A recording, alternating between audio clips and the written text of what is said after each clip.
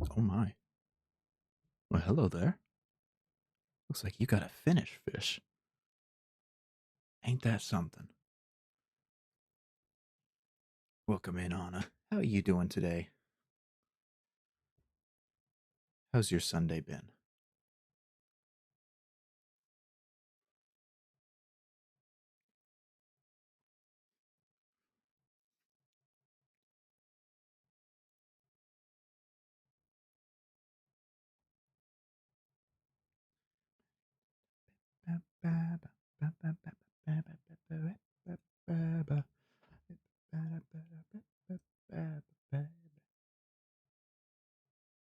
There we go.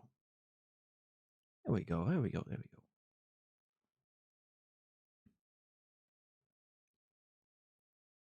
Here's an ad. Was there an ad? Was there an ad?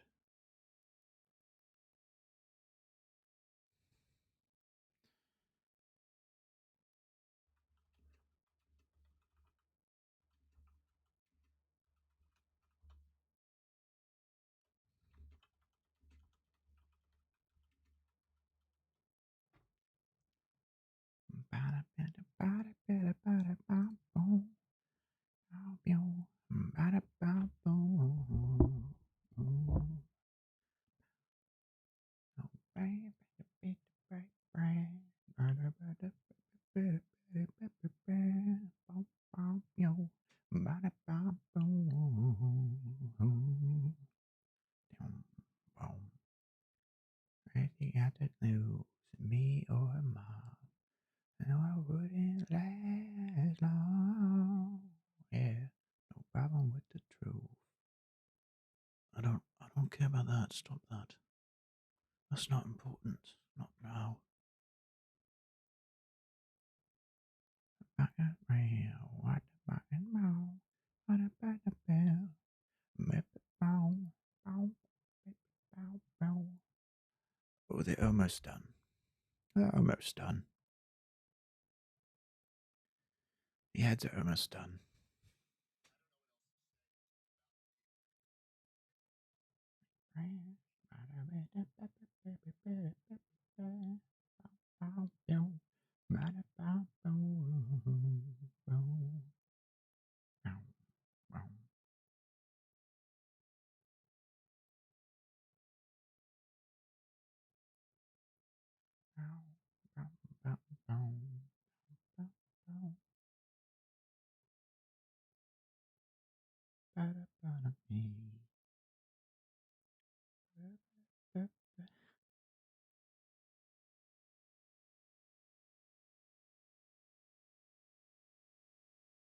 Holy moly. Oh, be better decorated. Well, that's not too bad. That doesn't sound like the worst. I woke up on time, so that was nice. And then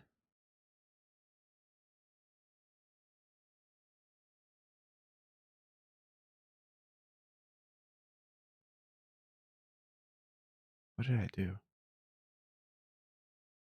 I had cereal, and then I played a little bit of Zelda, and then I helped move a car without an engine. Then I vacuumed, showered. I was setting up some little timer things. Little timer things.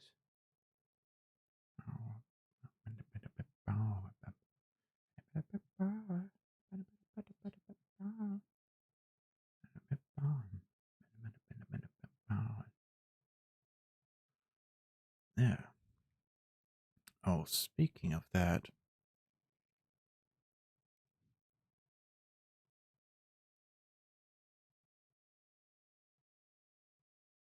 need to need to where is it? Where is it? Where is it?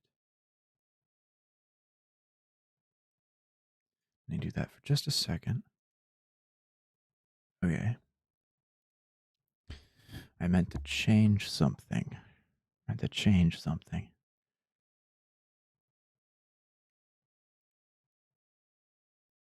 Okay. Okay. Okay. Fishing is a little different now. Fishing is a little different. See, now you got to redeem channel points for fishing.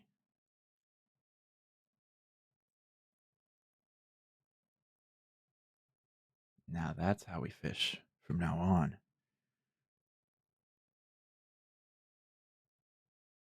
Nice. I love metal tubes.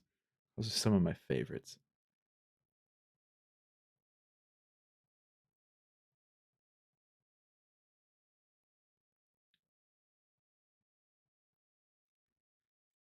Yeah, I love them.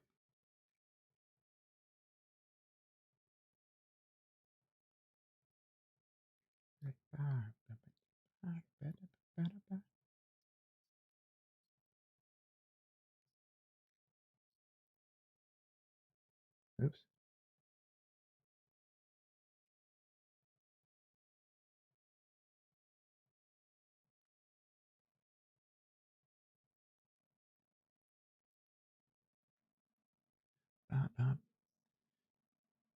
I almost have 500 gold. That's awesome.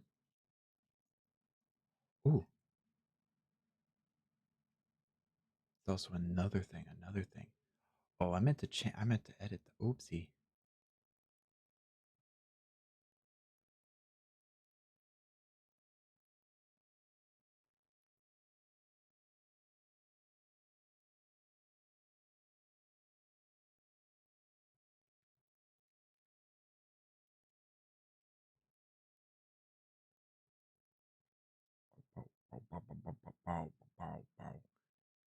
Yeah, I meant to do one thing. There's new commands. I forgot I was waiting for this. But now that there's channel points, there's new commands. Not even necessarily new commands, but ones I had set up that couldn't be used.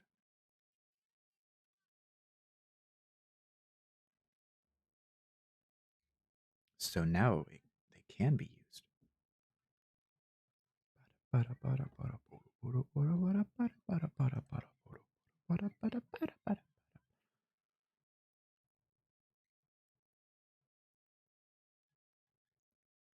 Okay, where was I? Channel. Yes, yes, yes. Anna, there's new mini games. Oh, there's new command mini games.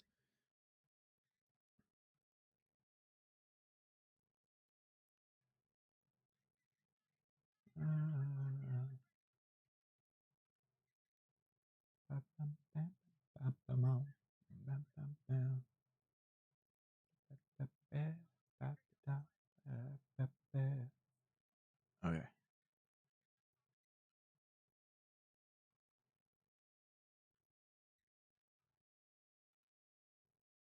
wait. Now I have to remember them. I have to remember the commands and then put them in the description. Okay. Man. Modules.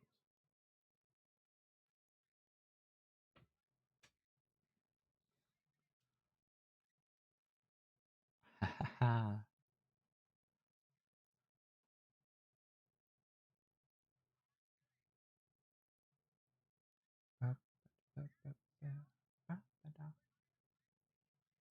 Ah, yes. I need to edit these, edit these.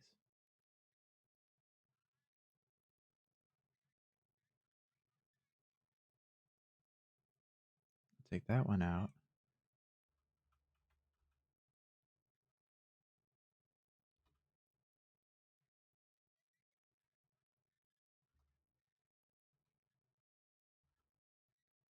Ammo.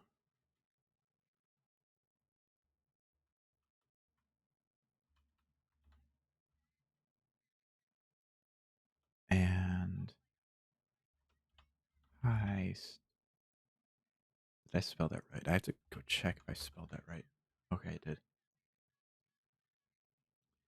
Nice. Do-do-do. There.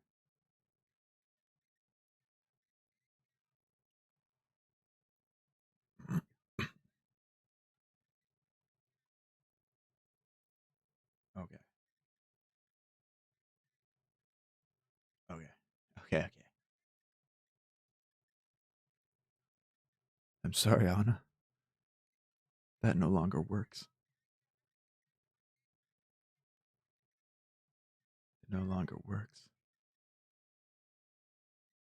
You gotta use channel points.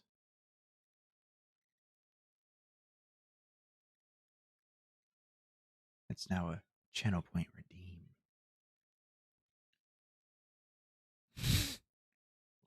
That's how I originally wanted it set up. But also, there may be a way to get more channel points other than just like watching. Let me try this.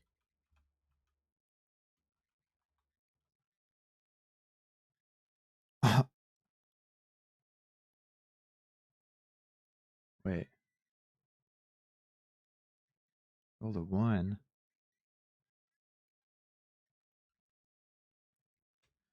I don't know exactly how the gamble works, but there's gamble and there's also heist.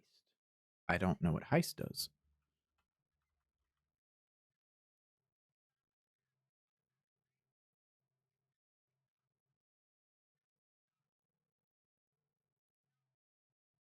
I don't. Five. Let's do 5 points. Oh, look at that. We got a heist as well.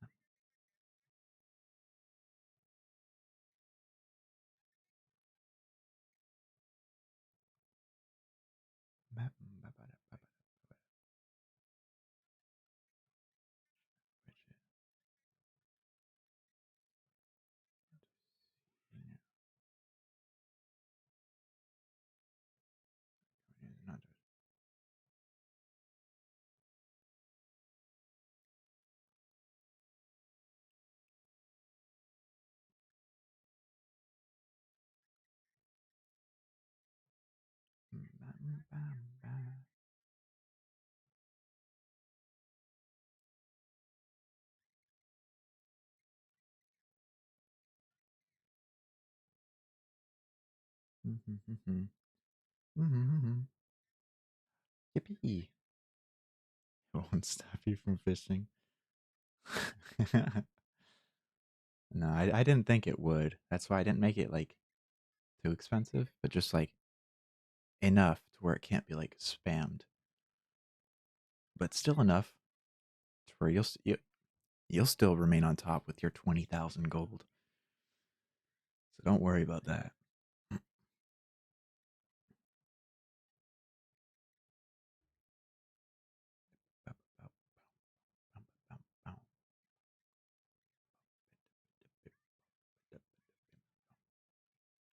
Crew pirates and raiders check their flintlocks and sharpen their cutlasses as they disembark for Blackheart Island. Ho ho! The entire crew escaped Blackheart Island alive. They celebrate with a chest full of gold and a belly full of rum. Oh, okay. So if we survive and get a chest full of gold and a belly full of rum, we get to double our points. But I assume that perhaps the opposite is true, where we'll lose that points, or maybe we won't gain anything.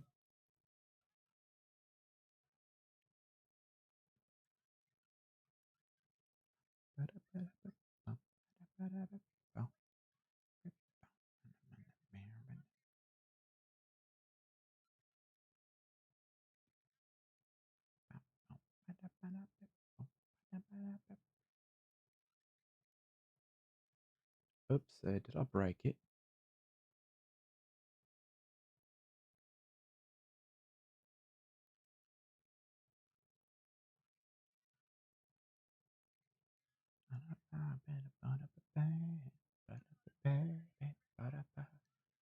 Ah, there we go.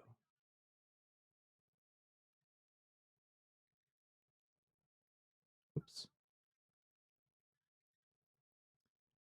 A legendary manta ray only worth 488?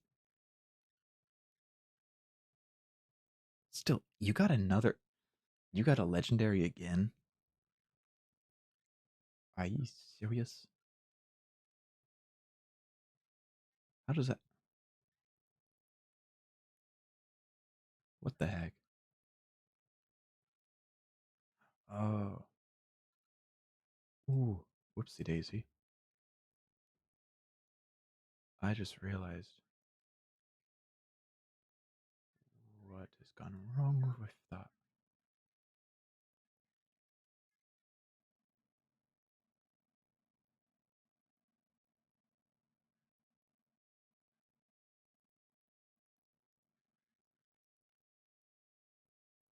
Up, up, up.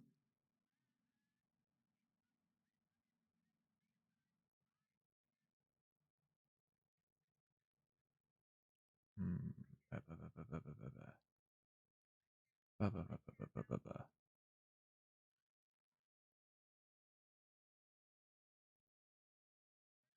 Well, it may not like me, but fishing does. Oh, yeah. You're fishing's favorite. You are Lurkbait's favorite. And it's not even close. It's not even close. Hold on, I need to. Oh, yes, I got it.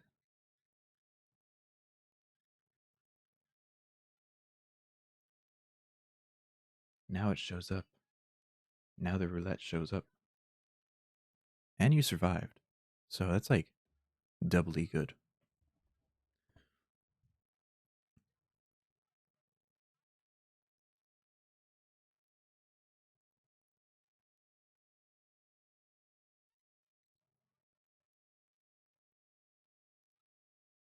Oh, it was here, here, here, here, here. Ah,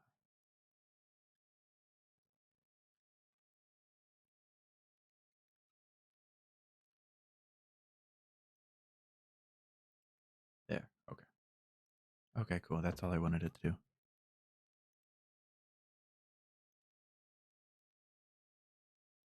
Okay. Okay. There. I didn't realize that the cooldown I had set up, it was a cooldown for everyone. So now that's gone. And now I can on. There we go. That's better.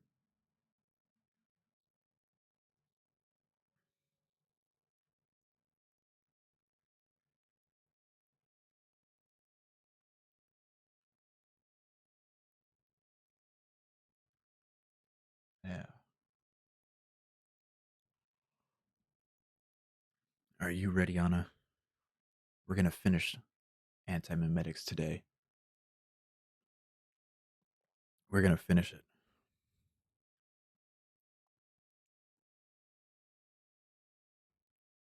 Oh, it's time. Where's my mouse? There it is.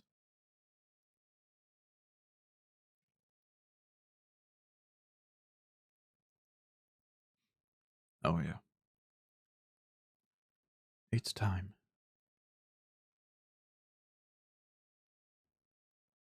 At least I think it's time. It's time enough.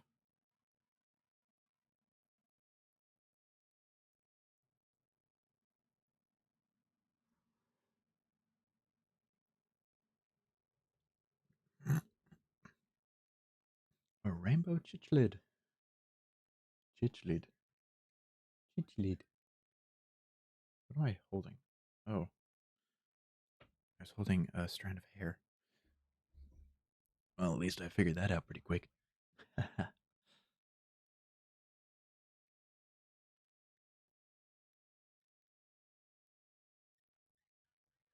Actually, maybe.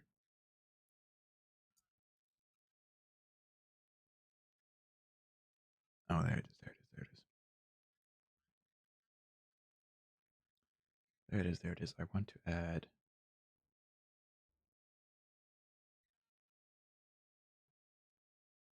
I think I will do 1 minute.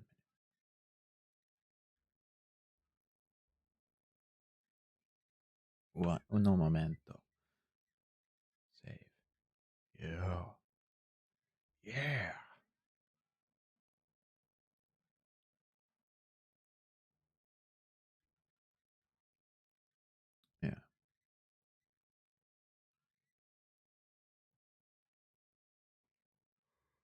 Yeah. Yeah. Tired. Ay, ay, ay. 63 gold. That's not too bad. Okay. Here's the thing. Probably should do writing. Hmm. We're done.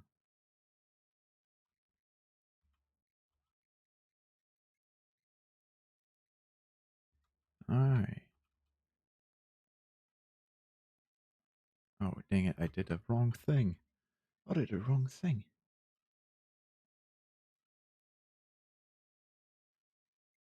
We'll leave it where it's at.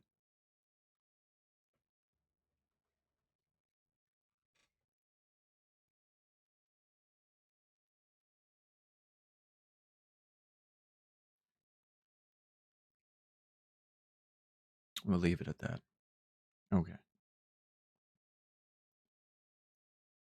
Oops. Oh, yeah. Turn that on.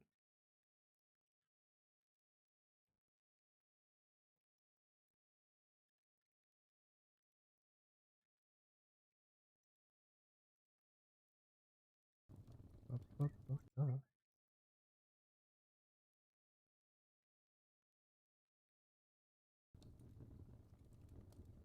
we go. There we go. Oh, yeah. We're getting cozy now. It's getting cozy. I need to eat an apple slice. Uh, uh, uh, uh, uh, oh. Oh, I forgot I hadn't eaten anything after I brushed my teeth. And I had a blueberry, and it was sour. It was very tart. Oh, oh, oh. It's funny because sour like candies that are sour don't get to me. It's only like fruits, like sour tart fruits. That's what get to me, but not candies.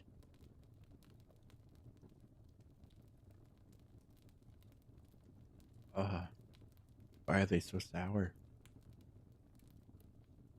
Oh, oh, those are really tart. Those are really tart. Oh my goodness.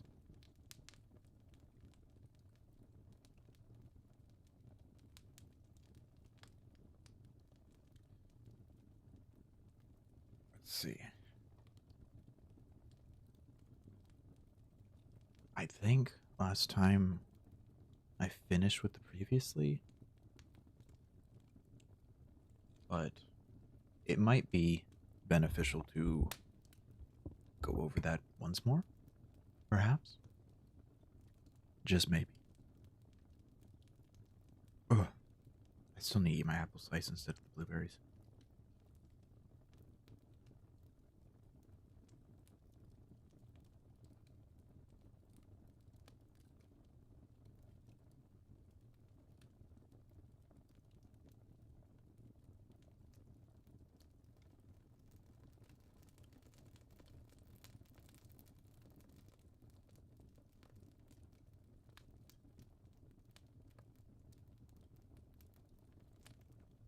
Uh oh.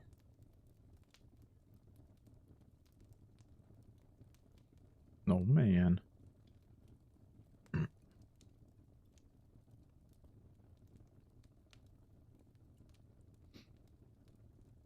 Actually, no, I think I will put that back. I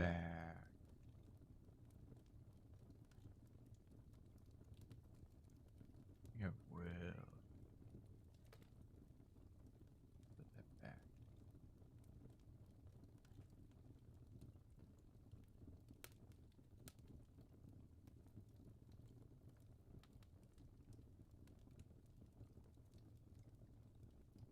Yeah.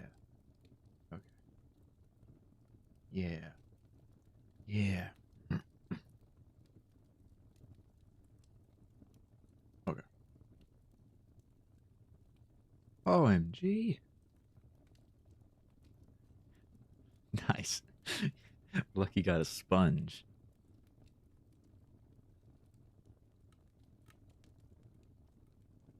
Why is the sponge is only worth 2 gold? But it's epic. How can an epic sponge be that low? Also, welcome in, Lucky. Welcome in, everyone. How are you all doing? How are you all doing? How's your Sundays going? It's still Sunday, unless you've gone to bed and woken up. Yeah, I always need a sponge. Absolutely. Absolutely.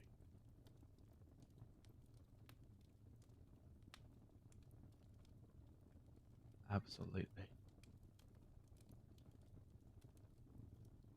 Oh, yes. But there's new commands. No, no, Anna. It's not Monday yet. You haven't gone to bed. Unless you're waking up in Monday. Alright, I try to fix my old original 3DS, but it's too much work to do myself or pay someone, so I might be getting a new one. That sucks. At least you're doing alright. Maybe you'll wake up tomorrow and it'll just be magically fixed. Ahoy, mate, crab. Okay, let me show off the new commands. So we got gamble. I'm gonna turn you all into gamblers. 50. Ooh.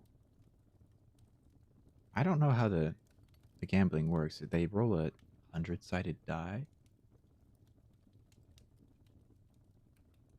Okay, well if Streamlight, okay, if that's gonna happen, then I'm just gonna turn them all on. Might as well.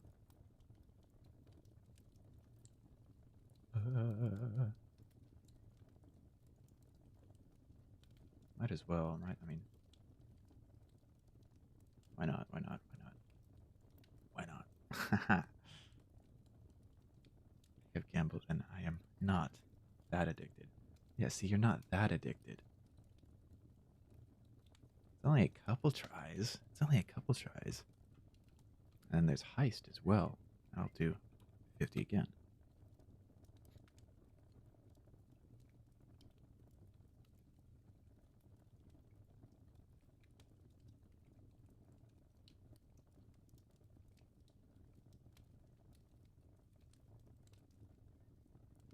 Ahoy!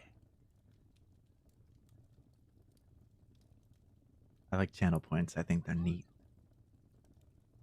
I'm gonna get some artsy stuff done this week. Gonna get some more redeems done.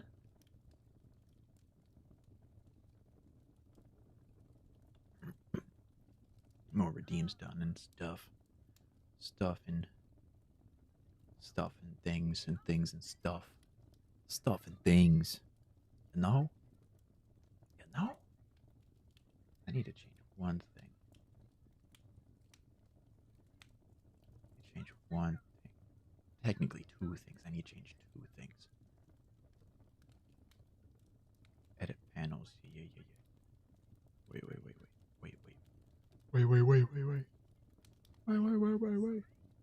Oh, okay. It's good already. Okay, that's fine.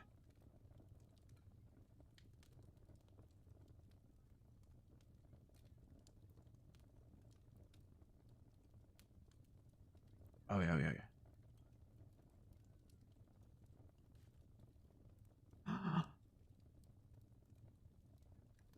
Can't I can tell myself to stop, but always in the back of my head, it's like, oh, what if? Well, Lucky,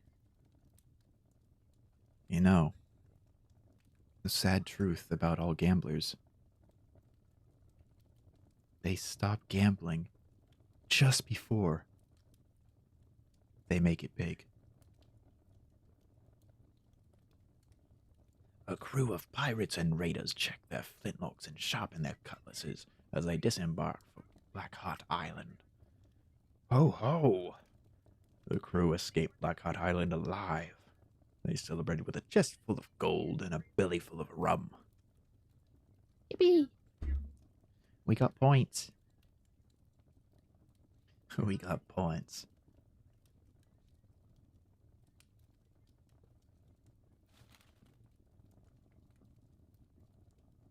Is the message gonna go? Hmm. Hmm. Are these channel points or just points? I think they're channel points. I'm pretty sure you're using channel points.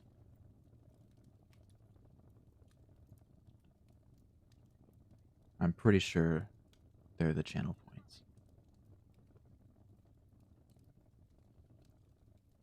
It's a little hard to tell because since it's my channel, I have infinite points. But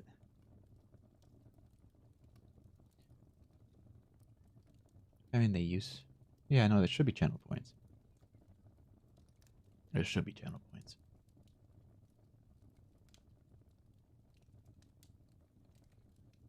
Why is? Is it gonna? Is it gonna? Is it gonna do the thing?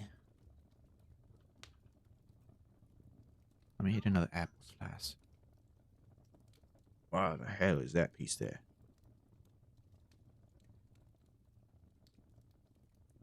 Oh my god. Okay. Okay. Where is it? Oh.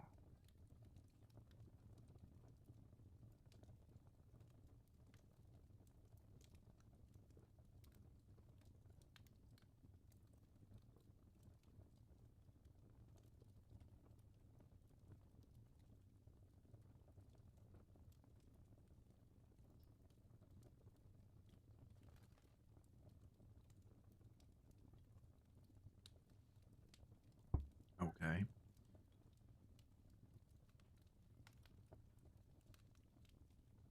Wait. Wait a second. Hold on.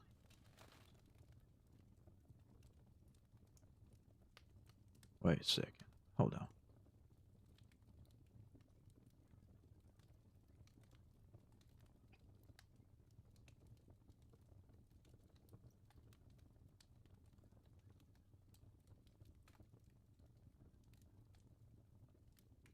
Oh, god damn it.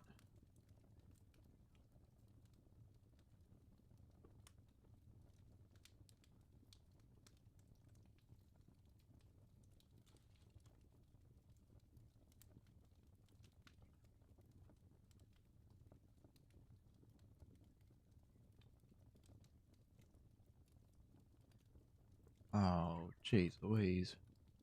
You got a junk. I read your total gold first. So I was like, oh my god, that can was worth that much? What the flip?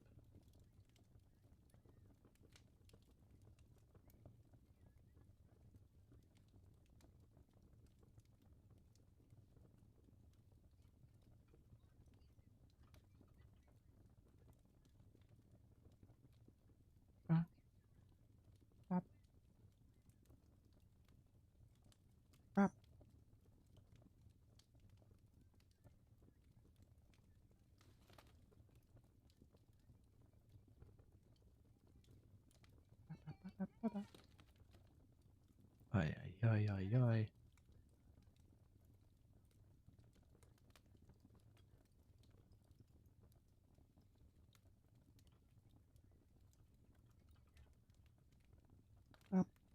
Are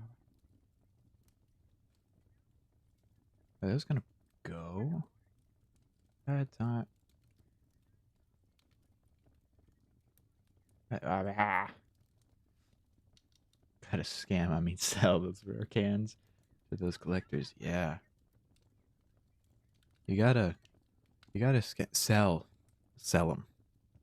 You know, sell them. Bad time. Okay, wait.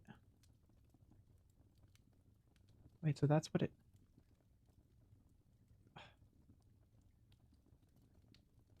Oh, I'm dumb. It was... Oh my goodness. I'm dumb. Uh,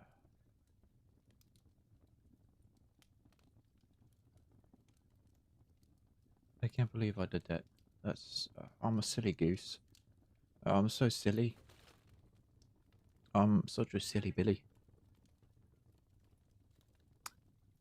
I set up ad... Oh, ad zone progress.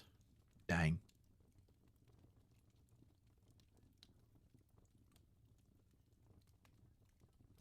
There we go. It worked. Can I set it up like an announcement?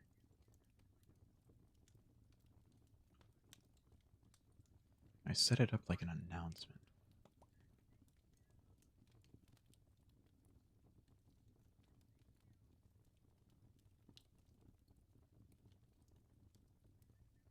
Hmm.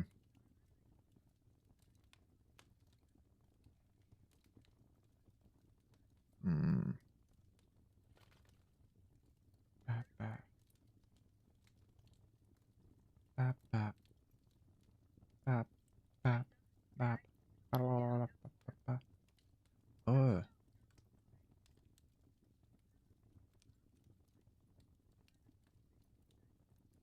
Ho, ho, ho, ho. Oh. Oh. I almost forgot. That could have been bad.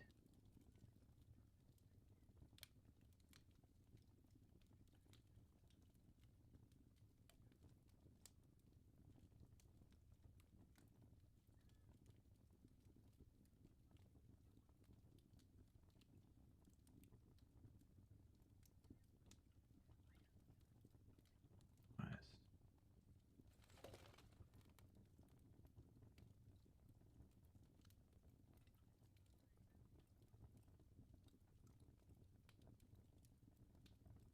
Ba-ba-ba-ba-ba-ba.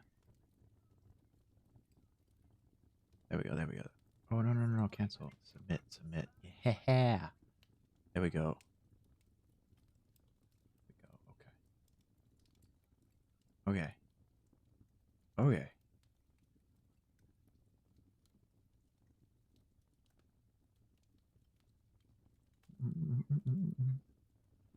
Ba, ba, ba, ba, ba, ba, ba.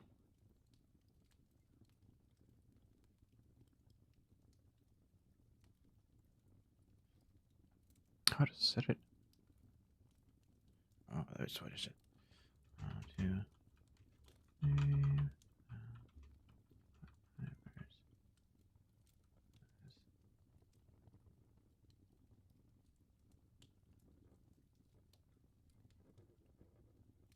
Announcements.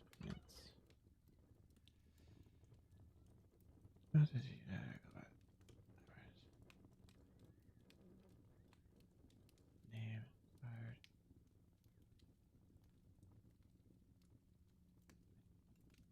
messages.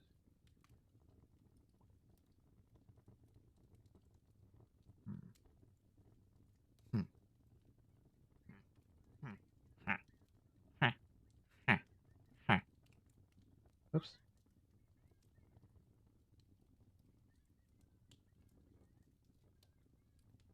Ha. Ha. Ha.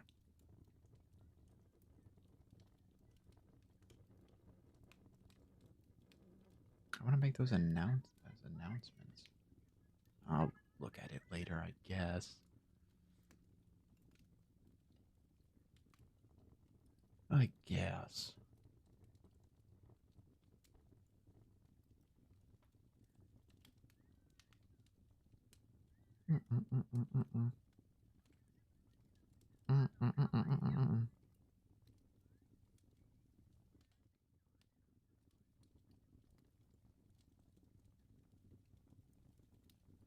Oh.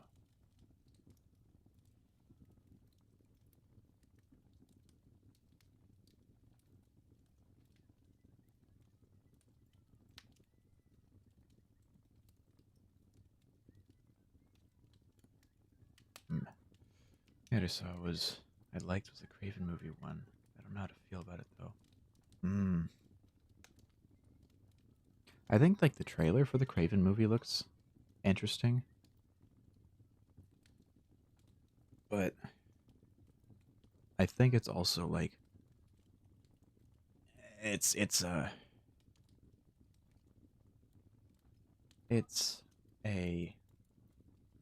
Sony made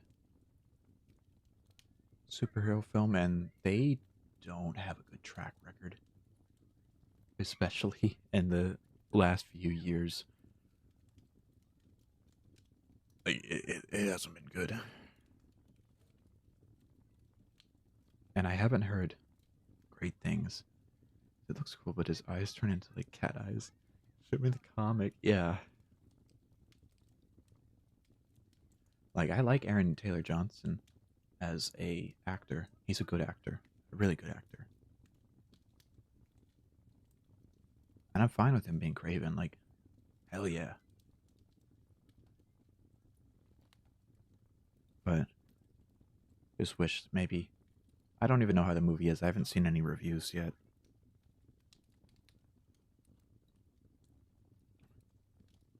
I don't even know what to expect from it if I ever see it. I probably will see it eventually. Eventually, maybe. I mean, I never saw Morbius or uh, Madame Web.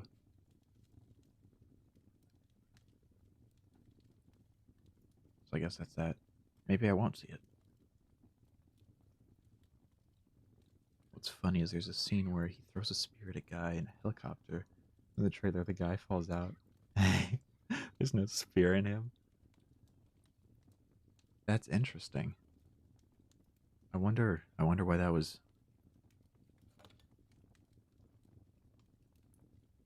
Huh. I'm worried and it was as bad as I thought. Oh no. Oh no. That ain't good. Yeah, I don't.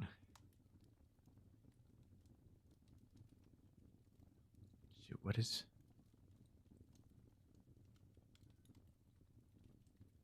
The Venom movies are fun. The Venom movies are fun ones. I think those, so far, are like the only decent ones they've made. I don't know how they can make this many movies and them all being like as bad as they are. Yeah, I want it like that.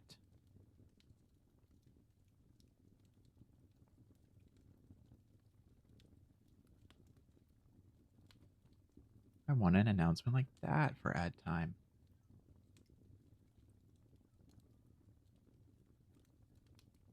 Oh well, I can figure that out later. That can be later.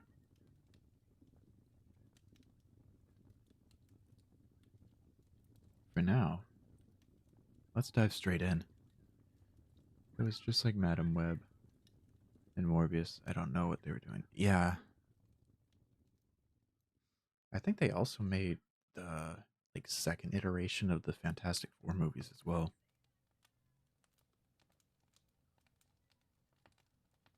But whatever. Anyways, okay. So I think we'll just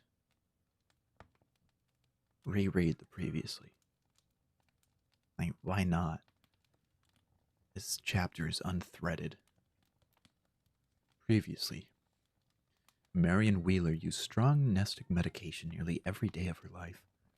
Among the identity warriors of Mobile Task Force Arua Run, it was never in doubt that, on the occasion of her death, she would ascend into the new sphere.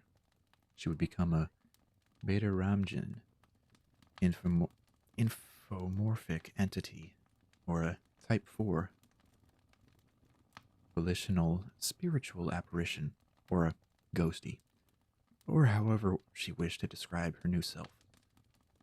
Then, she would join the citizens of Haven and continue the anti-memetic division's fight from higher ground, likely with fearsome effectiveness. Kind of a hot take, but I believe the movies with like Chris Evans as the Human Torch were the best Fantastic Four movies. Those ones were also fun. Those ones were fun, yes. The OG Fantastic Four movies with Silver Surfer in the second one. Yes. I thought those ones were fun. They're like, I think they're like on the same like kind of like tier as like the Venom movies. They're just fun movies. They might not be like great movies, but they're fun. They're fun. I like them. They're enjoyable watches. But Wheeler died under terrible circumstances. The Class Z drug, which killed her, did more than reinforce her memory.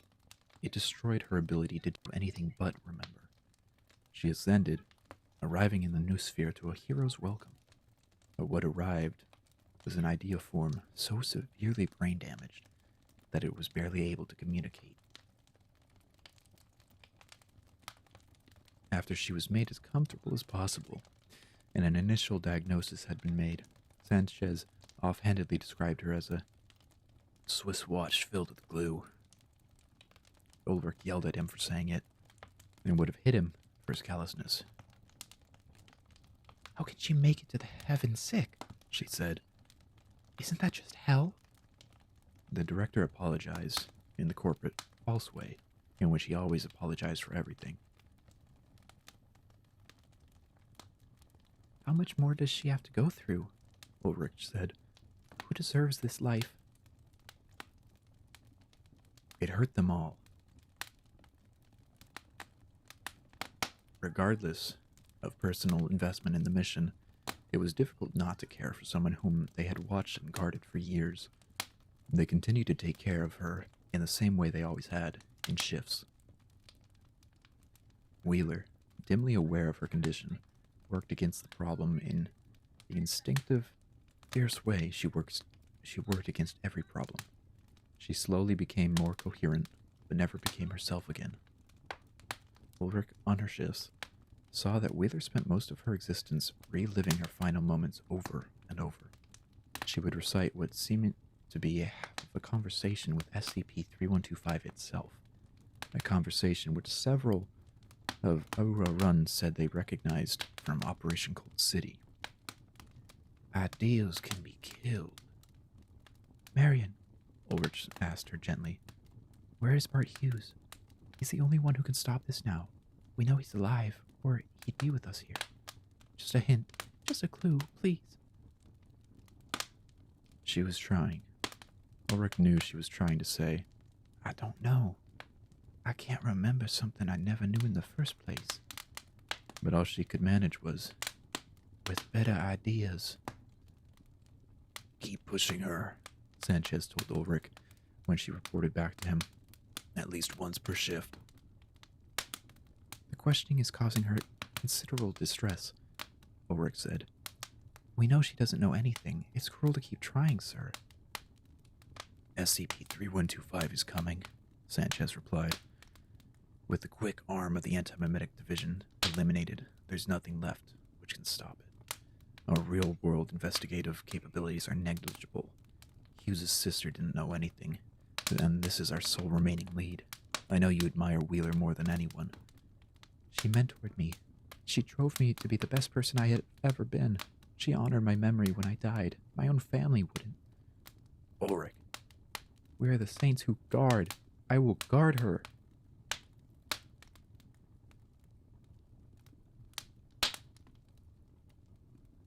Sanchez paused. Ulrich's devotion to Wheeler, and the lesser devotion of the others, irked him mildly. He viewed Wheeler as, well, competent enough, but ultimately a failure. She was as much of a failure as everybody else in the division. with only the uninteresting distinction of being the last of the failures. But he was vulnerable to that kind of rhetoric Ulrich had just employed. It stoked a kind of fire inside him. Evan knew he would use it in his own communications often enough, for exactly the same purpose. "All right," he said. "The trawl in reality is continuing. There's a faint chance we'll find something of the substance. Carry on as you were, no questions." So that's the previously. And now we move on to the content. The real meat and potatoes of this chapter.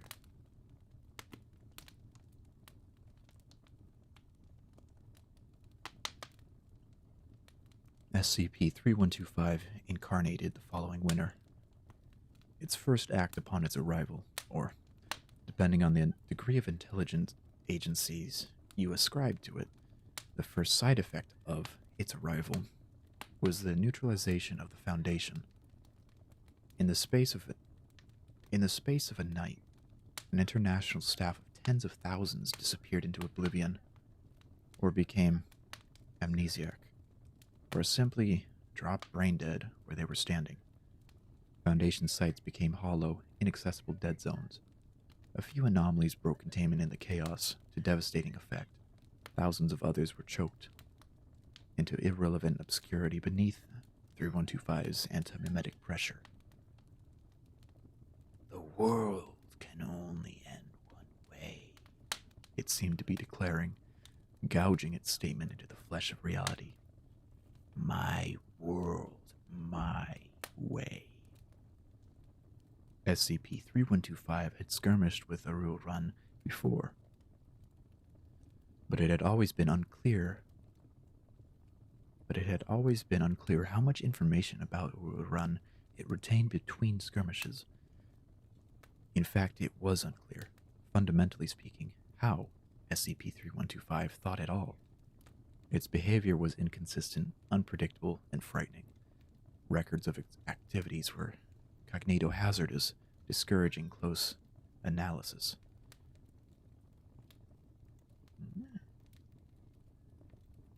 An epic candy. Corridores. That's a decent haul. It's a decent haul. Oh yeah. In the end, the question proved to be academic.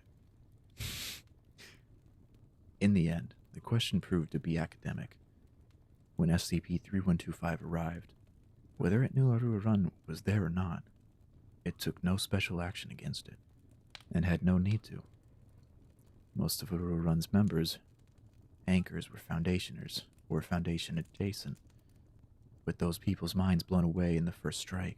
The dense web of mutual memory which had held the task force together since its formation tore loose. More than half of the task force was cast into the void and died, the final, real death they had evaded for years. Around dawn, Eastern Standard Time, Sanchez announced that it was no longer possible for Aru Run to stay together as a single entity. He split the remains of the task force into three. Ulrich and the malformed memory of Wheeler were assigned to the same sub-team. Sanchez gave final instructions to continue the search for Bart Hughes, or any kind of ally among the living, be they Foundation or GUI. Be they Foundation or GU. I keep saying GU. SCP-3125 must listen to Frank Sinatra since it did it its way. It did it its way. Absolutely. That was good. Sanchez gave the final instructions to continue the search for Bart Hughes, or any kind of ally among the living, be they Foundation or GOI or civilian. But the instructions were confusing and incomplete. It was because Sanchez didn't have an iota of faith in what he was saying. He couldn't see a way to the far side of this. It was about little more than survival now. It was about figuring out terms on which to face death. Ulrich never saw him again. Go, cat went missing. Oh no. Uh-oh. Yeah, no, go ahead. Go find your cat. That's awful. I hope you find your cat, Anna. I really hope you do. Go get Kitty. Go get the kitty.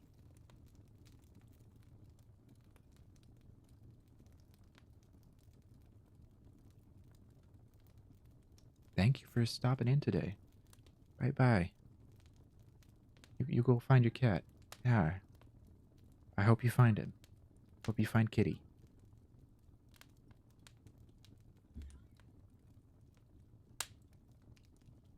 Yeah, you gotta make sure it's safe. Oh no.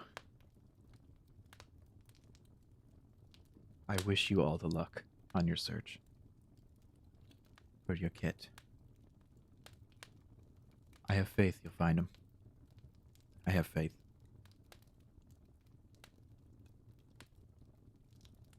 I have faith.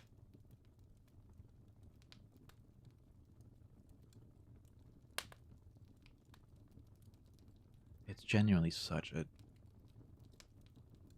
Oh, it's such a frenzy whenever, like, a pet goes missing. Or, like, isn't in the yard or the house. I've had that happen a couple times with the pets I've lived with. It's scary. It's a very worrying time. I wish you the best of luck, Anna. I hope you find him. I know you'll find him. Ah. Ah. Oh. Ah. Oh. I forgot the blueberries were sour. Oh. Oh. Oh, that was tart. Oh. Okay. Okay. Okay. Back to the story. She fled, with Wheeler and the others in their little sub-team, across the face of a new sphere which was rapidly becoming uninhabitable.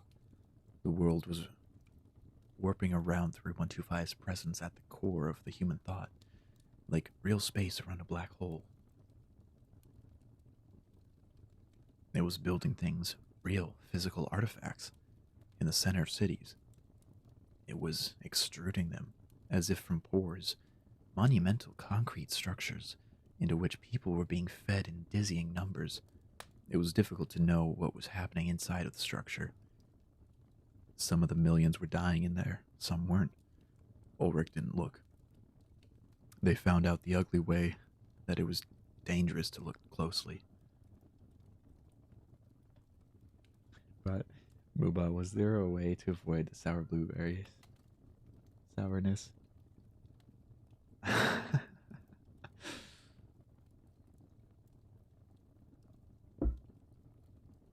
I mean, the only thing behind me is a tub of animal crackers. I mean, I have animal crackers too in front of me, but it's not gonna avoid. I think all the blueberries are sour, and I'm gonna forget again, and I'm gonna eat them, and I'm gonna get the sour face again. It's only ever fruit that gets me, like that gets me to react to sourness. Sour candy, like, rarely does it. It's the tartness, not the sourness, the tartness of it. Ulrich wasn't looking. She didn't find out until it was too late. She felt the thread of memory come loose and followed it, panicking, past its flapping end and down into physical reality, where there was nothing. A collapsed tent, a scuffed out fire pit where everything important had been piled up and burnt. Who was she? Another Arul Run operative asked her. Ulrich had never spoken about it. I only knew her for 2 days, Ulrich said. When I was younger, she saved my life, that's all. That was it, she realized. She was a career foundationer, an experienced mobile task force operative, for God's sake. She had gone through unimaginable horrors and stacked them up as experience and kept going. But this, Julia's tent, and silence, and no Julia, was the worst thing, she had ever seen. Short of hope and resources, the sub-team had split again, this time into pairs. Ulrich stayed with Wheeler, clinging to her like a rock, remembering her and being remembered in turn. A cooperating pair could survive untethered for a little while, but not forever.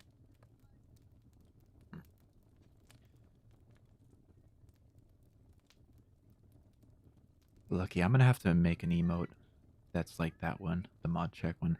I like that one so much. I I don't know why. I really like that one. I think it'll be perfect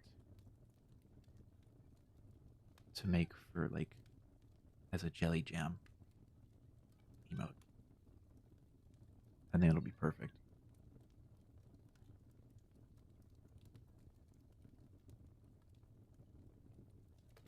It really is. Well, they're going at opposite times.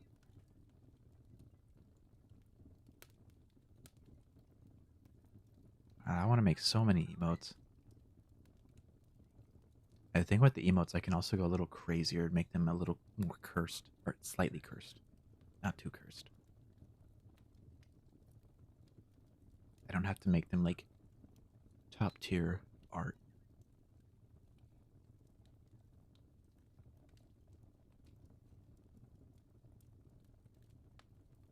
Okay. They found shelter on a distant edge of the new sphere, in a clutch of arcane structures left there millennia earlier by a long dead human culture. They were followed, though they didn't realize. As long as you like the final product, it's all that matters. Absolutely. Abso-fucking-lutely. So true. One night, Wheeler managed to talk. She said, Adam. It was the first thing she had managed to say, which wasn't a direct quote from her own expiring moments. Ulrich was shocked by this. You remember him? The sentence came out agonizingly slowly, as if each syllable was like climbing a mountain. I remember everything. Ulrich stared. She knew that Class C amnestics made it impossible for the subject to forget. She also knew that they could cause long erased memories to reassert themselves. Some of them, anyway, depending on the mechanism and intensity of the erasure process. She had hoped that Wheeler's memories of her husband were permanently gone, because she knew they ended in a terrible place. I don't know where Adam is, she had to tell Wheeler. It was the truth. Nobody did. Run operatives had, with so many, observed the erasure of Adam Wheeler's mind. But, out of respect for Marion's decision and to preserve Adam's safety, they had intentionally diverted their attention during his relocation, destroying the records. He might be alive. I don't know. She didn't know which alternative was worse. Daisy, Wheeler said. Look. She was holding something in her hands. A pitiful glowing idea form. A thought of someone. It was him. A thread of memory which led right to him. It was some kind of miracle. It had to be. That Wheeler had picked him out from the livid, insensate mass of victims which now formed 3125's core. He was nearly unrecognizable. He was overrun with SCP-3125. At first glance, it seemed to occupy every nerve in his body. But there was a flickering seed in the back of his mind, a final remnant of what he had once been. It wasn't growing. There was too much pressure, but it was trying to. He was pushing back. Ulrich boggled. She had known that there was something weird and highly rare about the way Adam Wheeler's mind was structured. A kind of thick-skulled resistance to external interference. In fact, she knew that thousands and thousands of people in the world shared that immunity. But that was another way of saying that, among the billions, such people were fantastically rare and difficult to locate. Efforts by Run to locate them and recruit them as allies had failed. They did not look special or behave radically different from others. There was no sign, or there was no signal flare which went up. It was possible that they were all dead. It was conceivable that Adam Wheeler was the only one of them left in the world.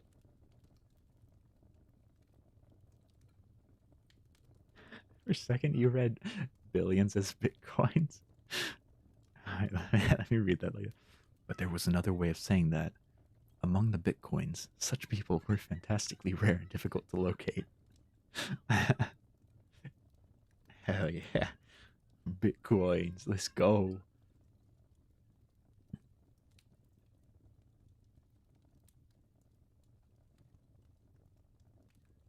Your ad is about to start. I'll get ads in a few minutes. We'll get a little further.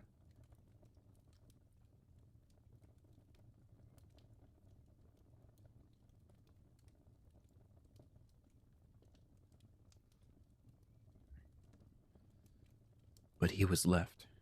He was alive. I see him, Ulrich said. Wheeler didn't respond. I'll get him out of there, Ulrich said. Her stomach was knotting up with the sheer thought of attempting it. I'll bring him to you. Wheeler didn't respond. 6 original, coherent words had exhausted her. She was crazed with frustration at how incapable she had become. She felt as if she was pinned beneath a huge lead block of memory. It hurt to think. It hurt to exist. Ulrich's ability to interact with the physical universe was extremely limited. Other operatives of Run have been able to create full-on poltergeist activity, changing the temperatures of rooms and throwing furniture around. But she was not that kind of specialist. She could do little more than place phone calls and write on walls. Those abilities weren't likely to get Adam Wheeler moving. Simple words were never going to reach him. The man wasn't even truly conscious. What Ulrich could do was something the task force dubbed identity offense. She could interfere with the eternals of living minds to make things happen. Usually enemies, usually the mental equivalent of blunt force trauma, to make them die. But she could act with surgical precision if it was called for. Operating on Adam Wheeler was difficult and time-consuming. His mind was tough, and it was continually bathed in SCP-3125's radioactive presence. Ulrich would cut, and then wait as Wheeler's mind self-healed, which took days. And then she would cut again. The seedling metaphor served well. The operation reminded her of tending a plant. If nothing else, the whole procedure took real-time weeks. The patience required to keep her hands off for days at a time was nearly inhumane. The patience required to keep her hands off for days at a time was nearly inhuman. Wheeler said nothing else in that time. She was conserving energy. It felt as if she had a finite number of words left in her, and speaking each one brought her an inch closer to the end. She had to wait. He'll be here, Ulrich said. Soon.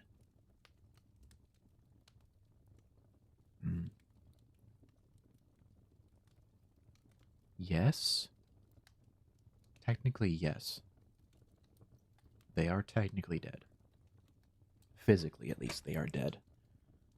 But then now they're like ghosts. So yes, they're dead, but they're also like ghosts. They're Foundation ghosts.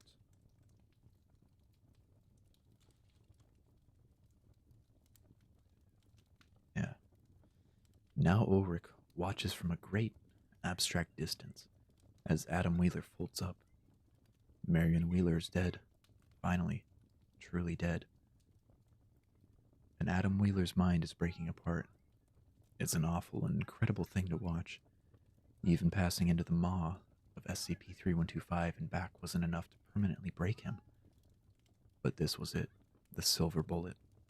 This was the way to hurt Adam Wheeler in such a way that he would never recover.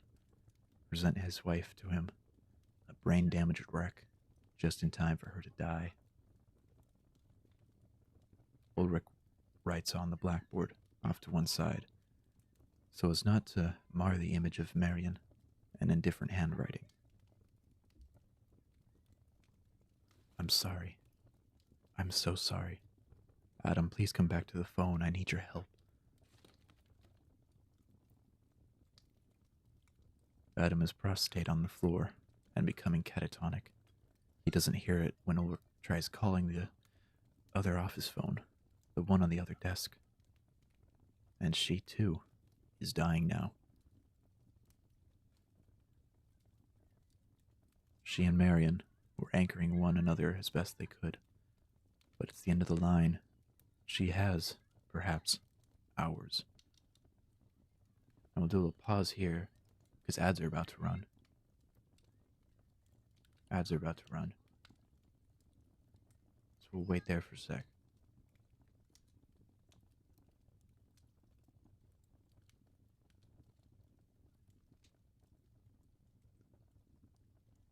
Interesting.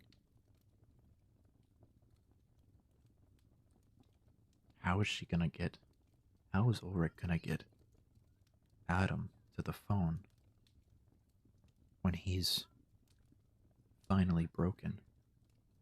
He's broken now.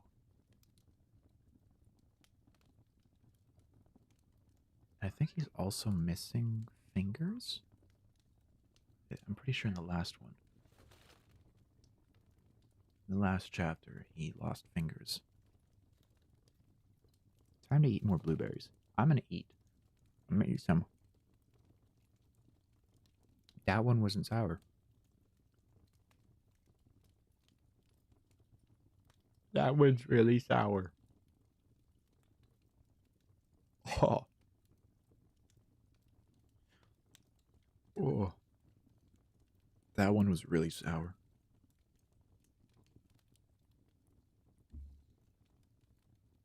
Very sour.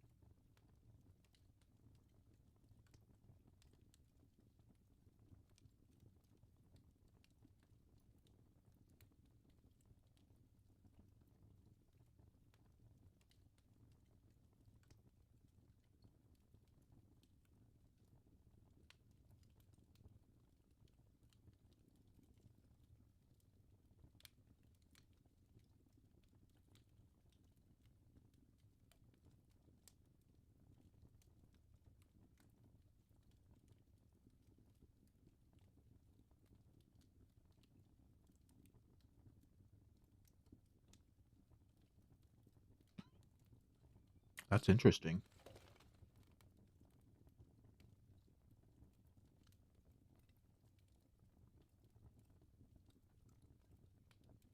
Very interesting.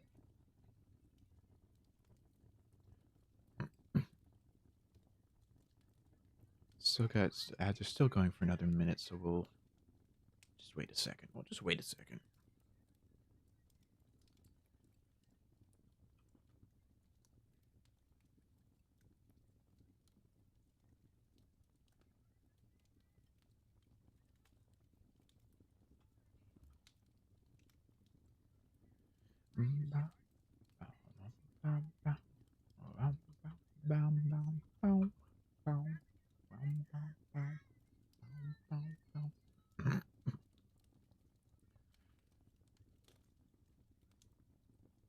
We'll do that.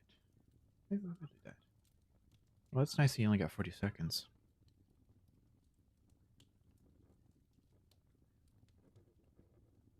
I wonder what determines how many ads, or like how long people actually get ads for. Because the whole block of ads is 3 minutes. which is interesting. It's just like a TV channel now. Also, I ate one blueberry and it was good. And then the next one was uh twice as sour as any of the previous ones had been. So, it was just making up for the one that lacked the tartness.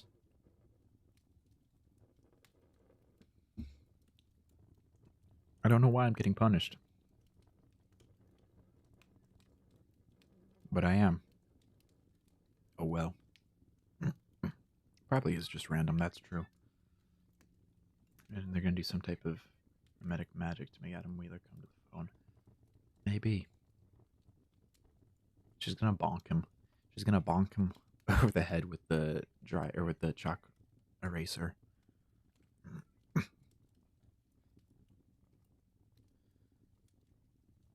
All right, she says to no one. There is no one else left.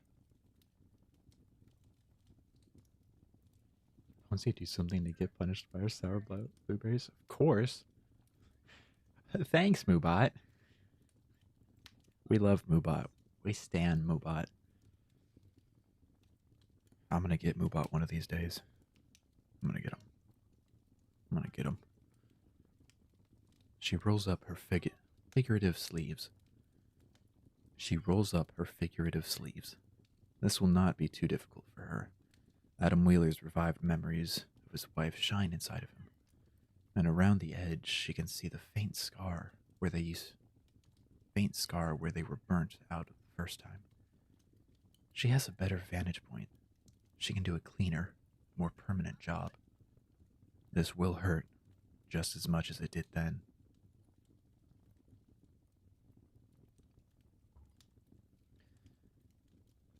I need her, Adam says. He's still face down. Don't take her, please. Ulrich writes, You need to save the world. There's nobody else. Adam has the whole fate of the world on his shoulders. That's insane.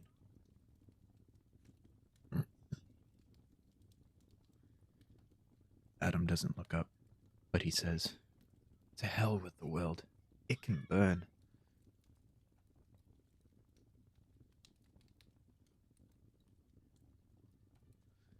He recovers the second time. He's fine. Upbeat, game, eager to get moving. She explains everything she can. Seriously, just the keywords. The Foundation, the anti-memetics division, the situation, the objective. He absorbs it all surprisingly well. He asks cognate follow-up questions, which is always a positive sign. This thread of memory, which was sustaining you, he says. Don't I count? I'll remember you. Your memory could be strong enough, she replies, but you just don't know me well enough. Ah, that's regrettable. Ulrich tells him, in detail, how to find Site 41. It's going to be an immense trek, made significantly longer by Wheeler's need to avoid urban areas. She describes the anti-memetic shroud which obscures Site 41 and most other Foundation sites. A shroud she and the rest of Uru Run found to be totally impenetrable. A shroud which Wheeler, if he prepares himself, may be able to walk straight through. Ooh. Wheeler's a super powered person now. He's immune. He's the one that can save the world. He's that last avatar. Don't know why I went southern, but it is what it is. She warns him about the psychotic, hurricane-like anomalies and the violent roaming agglomerations. Of SCP-3125 occupied non-humans. She describes a few techniques for avoiding their attention. She describes not to voice her private hope that, As a recent escapee from 3125's interior, Wheeler will still smell right to them and be able to pass. She doesn't want him becoming overconfident and incautious. He's awakened his chakras and became the next avatar. He's unlocked his ancient sage powers. She explains basic survival skills. I hike, I camp, Wheeler says. Still, he has never hiked or camped in an occupied foreign world. He has never gone months without electricity and plumbing. They find that they have plenty to talk about. They are on the phone for long enough that Adam notices that the red sun outside the office window isn't moving. It hasn't risen. It hasn't set. Either the world stopped turning completely, or the thing hanging out there isn't the sun. Unknown, Ulrich has to tell him. There was a foundation which could answer this question once. It seems like this foundation had the world's better interests at heart, Wheeler says. In Haven, Ulrich laughs, weakly. The foundation was never so simple, she says. Miss Ulrich, I sense we're coming to the end of our time together. Yes. Let's scroll down again. The odds stacked against you were tremendous, Wheeler says, but you saved my life. And the odds stacked against me are, well, still appalling, but significantly better, thanks to you. I'll do my level best, and I will remember you, even if it doesn't make a difference. Kill this thing, Mr. Wheeler, Ulrich says. When you get the chance, don't hesitate. Aye, Wheeler says. And at the same time, someone behind Ulrich laughs, sharply, once. She turns. There's a man there, standing with her in the new sphere. A gaunt, younger man with an awful, open-mouthed grin. He has been waiting, silently and excitedly, for an unknowable amount of time for Ulrich to notice him. And now that she does, he gets everything he could possibly want from her reaction. A rush of delectable horror and alarm. Then he cuts her off, killing her instantly, before she can get one syllable of warning to Wheeler. Wheeler hears nothing. A faint click, and then a dial tone. He hangs up. Oh no. I believe that young man was Red. That is Red was the avatar, the human avatar of SCP-3125. He's found them. Red has found them. Chapter: Wild Light.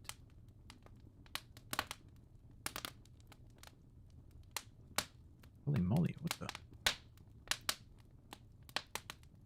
Previously, the meeting room is containment unit S167-00-1006, which is the skull of a stillborn Cryptomorpha gigantus. The hollowed out space inside of the skull cavity is a prototypical Vegas room, a place where what happens stays. People go in, they come out.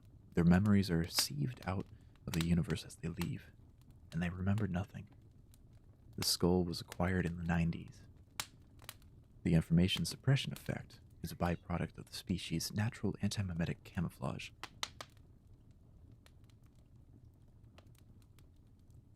A phenomenon which rendered the colossally tall creatures somehow nearly impossible to observe in the wild. It's a phenomenon Dr. Bartholomew Hughes and his team spent years figuring out how to replicate. They've got it now. They can synthesize C. gigantus bone, intruding it in prefabricated pieces from steel grids. They can bolt the plates together to make a hermetically sealed boxes. Passive memetic insulation, no need for complicated machines. It's got a lot of potential. The skull is 45 meters long, 16 wide, and 15 tall. It resides at the center of a vast purpose-built containment unit of its own, surrounded by the rest of the same gigantic individual's bones, laid out in meticulous radial patterns for space efficiency. The ossuary occupies about a third of the containment unit's floor area. The rest comprises immense industrial vessels, which hold its harvested organs. Some of them are actual vessels, repurposed cargo ships loaded with brain matter and skin tissue.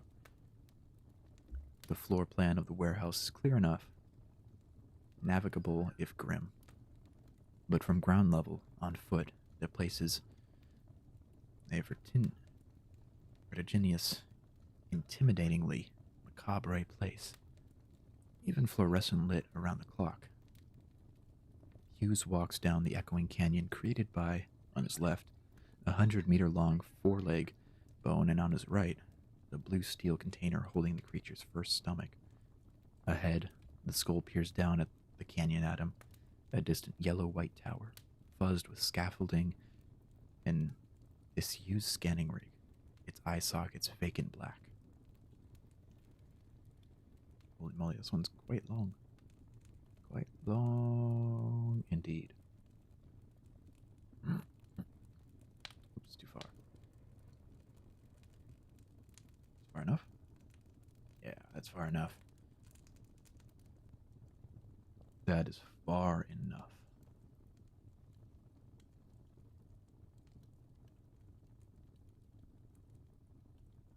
That is far enough. As he walks, Hughes has to remind himself continually that these are all the remains of a single organism, one of the tiniest examples of its species.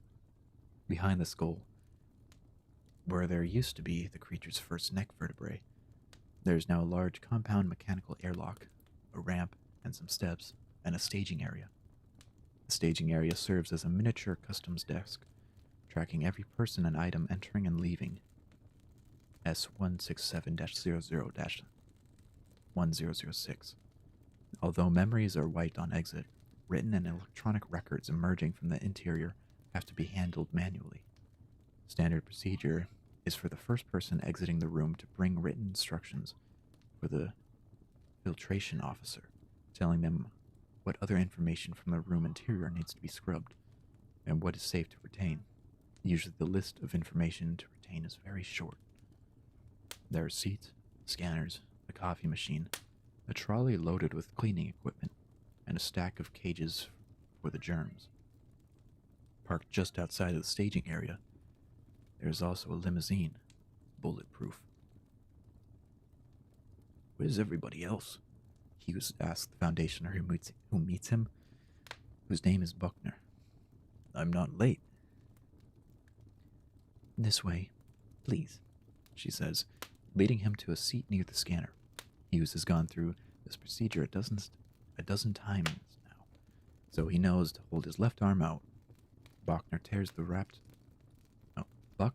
wrapper off a sterile bracelet-like sensor and clamps it around Hughes's left wrist, then observes a nearby screen. They went in almost an hour ago, she says. Hughes frowns. That's not usual. Why would they tell him a different start time? Why would they need an hour of preparation time before he showed up? Did they say anything? Of course not. Hughes hasn't the slightest clue what this meeting is about, or what any of the previous meetings were about, or even if they have a common topic.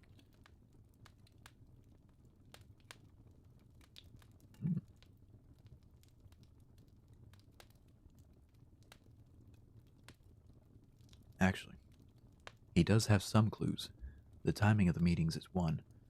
The first took place early this year, and when they emerged, amnesiac, they were clutching written instructions from themselves to continue meeting monthly. Around October, the meetings became weekly. They had 3 last week, and after Friday, they created a new schedule. They meet for 90 minutes every morning, starting today, Monday. It's not Monday, it's Sunday. A more significant clue is the list of attendees. Other than Hughes, 3 high-caliber researchers from his own organization are in attendance, along with the directors of Site 41, 45, and 167, the last of whom is Michael Lee, the Foundation's chief of anti-memetics and Hughes's direct manager. He steals a glance at the carked par. The carked par. He steals a glance at the car parked behind him. There's also this guy, or gal. Hughes doesn't know for sure to whom the limo belongs, but the list of people in the world who have the authority to drive a street vehicle into the Foundation containment building is extremely short. Well,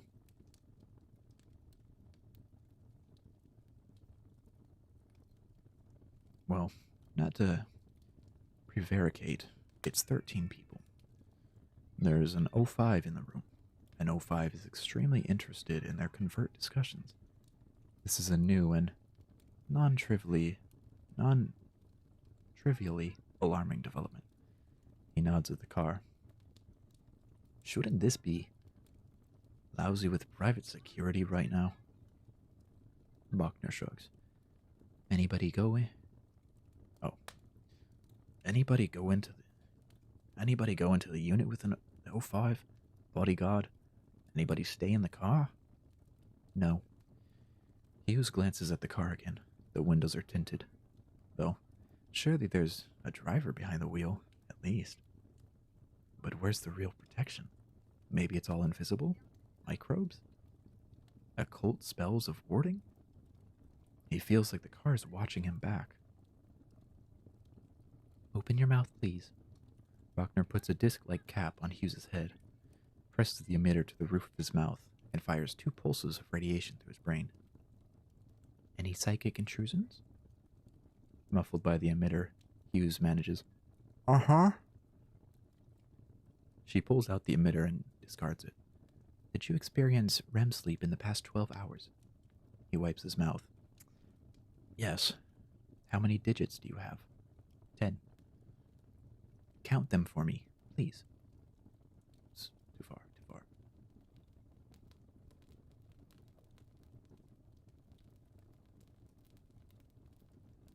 Too far again.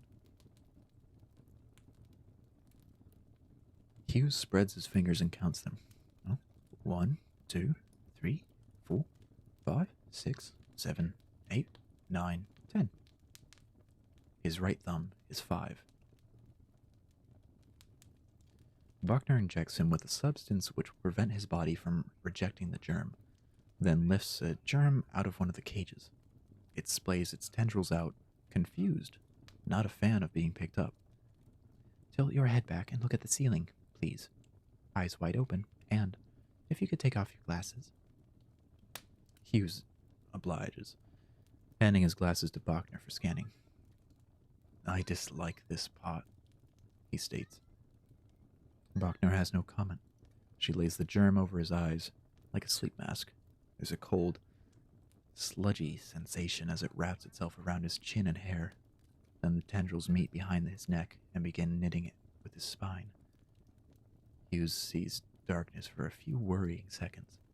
Then a circular indentation forms in the germ's hide over the top of his right eye. And there's a feeling like part of his brain dislocating. And a fake eye opens where his real one would be. The fake eyeball is around 4 times the size of his own, though it is singular. Its 4 pupils grant him decent depth perception, and he can see a little way into the ultraviolet. Oh. The germ is acting as an external block of short to medium-term memory, and as a proxy between the conscious Bart Hughes and the real world. When the meeting is over, the germ will be removed and incinerated, along with all memory of the meeting. He's got like a biomask. A biomask to mask his own presence. How interesting.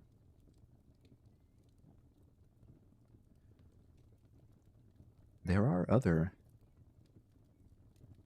amnestic approaches.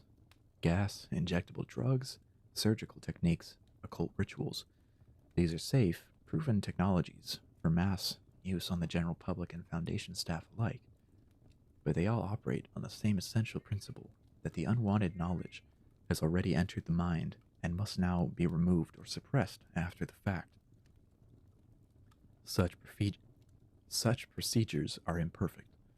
Memory removal can leave critical fragments behind, occasionally enough for people to rebuild dangerous holes, and nestic technologies for causing suppressed memories to reassert themselves are continually advancing. Recent developments on the latest generation family of biochemical nestics, Class C, seem likely to produce a substance which renders all after the fact memory erasure techniques irrelevant. The only amnestic defense against Class C will be decapitation. So, if there's a if there's advanced warning time, it's better to physically compartmentalize to air gap, to outsource the memories to another organism entirely, and never let them touch your own mind. You can't be forced to recall something which you genuinely never experienced. That's why the German's there. It's a complex and dynamic field, one of several fields in which Hughes is a world expert.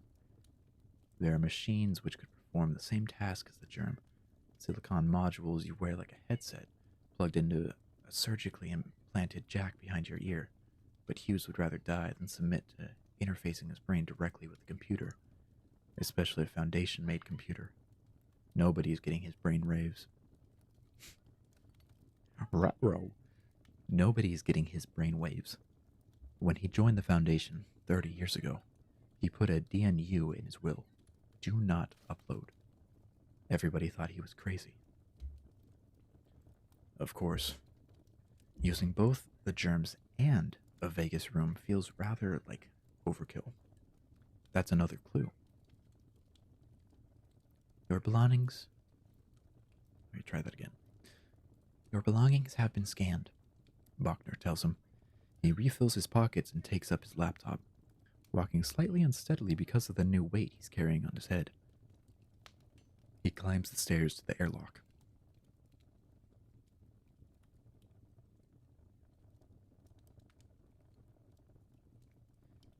Hughes would be the first to admit that a typical Foundationer has appalling taste. A typical Foundationer picks brutal functionality over aesthetic pleasure 100 times out of 100. And a depressing percentage of Foundationers don't even comprehend the distinction. Hughes sees this reflected in the architectural choices and interior design of the Foundation's buildings and offices, and in its labs and containment facilities, which commonly cultivate a hopeless, bleak cliff edge atmosphere. He sees it in its machinery, its devices, its tools, and even its font choices. Hard edges, clashing colors, failing aircon, impersonality, clutter, claustrophobia. And so, S167-00-1006's interior is a surprise and a delight. Hughes actually sighs. It seems like someone hired a designer. The place is spacious and modern, well lit, with select walls painted in bright secondary colors. There's not a bit of exposed concrete in sight.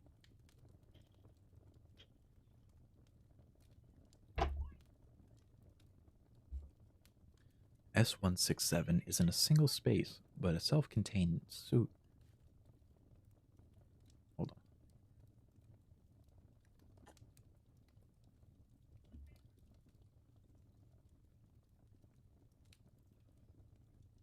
on. S167 isn't a single space, but a self-contained suite laid out on 2 floors. There's a central meeting area with a double-height ceiling, a long oval table, and Herman Miller chairs. Along the left wall, there are smaller breakout meeting rooms with frosted glass walls and doors. Above those, reached by a flight of stairs through the kitchen area, and in the back are some additional rooms, restrooms, and storage. The carpet is gray and orange, a non-repeating hexagonal pattern. The place is well ventilated and smells of coffee.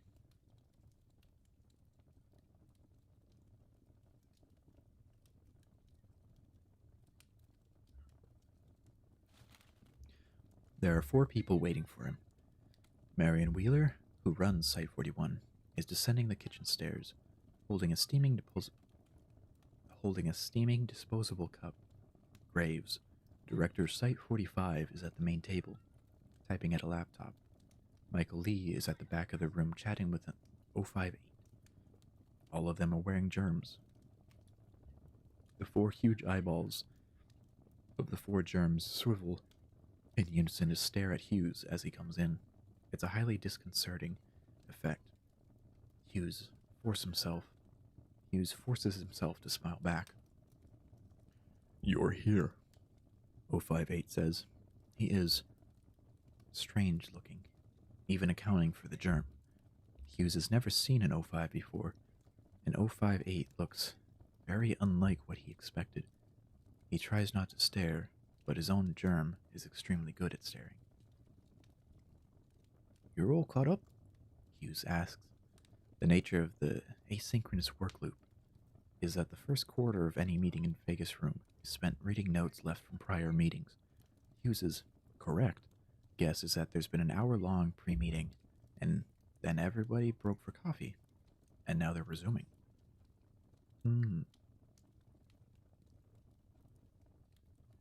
I see. "We are," 058 says. He takes a seat at the head of the table, with Graves to his left. Lee sits to his right, and Wheeler to Lee's right. 058 indicates a particular vacant chair opposite Wheeler, where a printed document is waiting for Hughes to read it. Hughes sets his laptop down, hesitant to approach the document. "You still want me to read this now?" "Take as long as you need." "Where's my team?"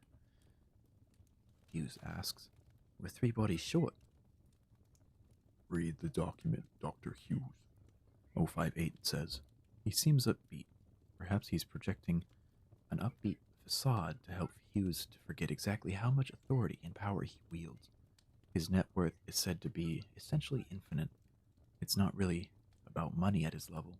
He and his kind can do anything. Hughes sits and reads.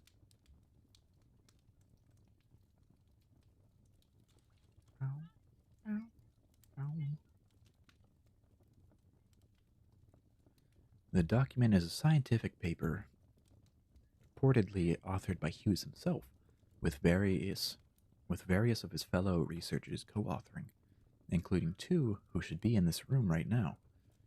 Hughes doesn't recognize the paper's title or content, but that's nothing special in his line of work. The text is written in his own formal academic style, so he has no reason to doubt its authenticity. It's a brisk read, very dense and to the point, written for a target audience of other memetic scientists. In the abstract, it announces the observation of a new, titanically powerful and dangerous anti-memetics, provisionally designated SCP-3125, for which the authors plan to seek polyon classification.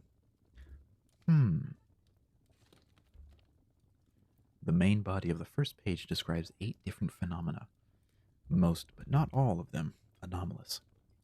But the most but not all of the anomalous ones controlled by the Foundation and having SCP designations. From a cursory glance, the phenomena appear to be totally unrelated, either to one another or to the proposed SCP-3125. Hughes suspects he could derive the implied link between them, given a few minutes, but elects to read on. He flips the piece of paper over. The whole document is just 2 sides of A4. The other side is mostly mathematics. There is 1 graph and 1 equation and a brief technical description of 2 highly novel memetics transformation procedures, which the authors dubbed amplification. Then there's something like a jump scare in the text form. There's a crucial leap. Oh, there's a crucial logical leap.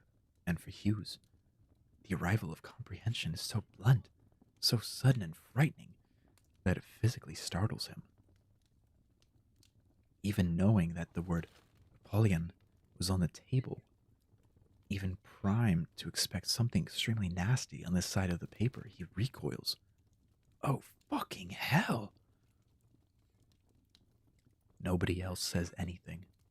They wait, expectantly, for Hughes to gather his thoughts and draw some conclusions. Uh-oh.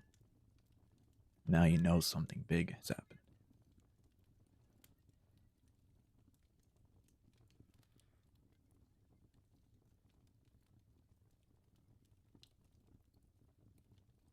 He reads the rest of the paper, figuring out what it's going to say, almost live as he reads it.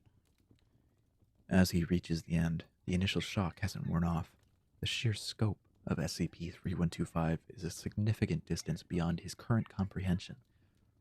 He's had a glimpse of it through a keyhole. He would need time in front of a computer to play with the results to get a grasp of it. No, he needs to build filters first, the equivalent of lead-lined gloves, to let him manipulate this radioactive idea complex with some degree of safety. He feels like it may have glimpsed him. And now we'll take a little break, because ads are about to start. Rather not continue the story with ads playing. That's a tusk moment.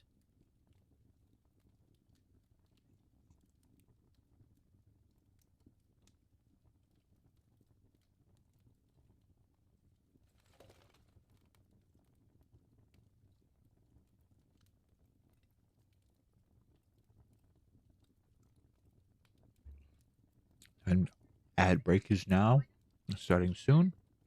That means get up, stretch, get some water, go to the bathroom. That's what I'm going to do.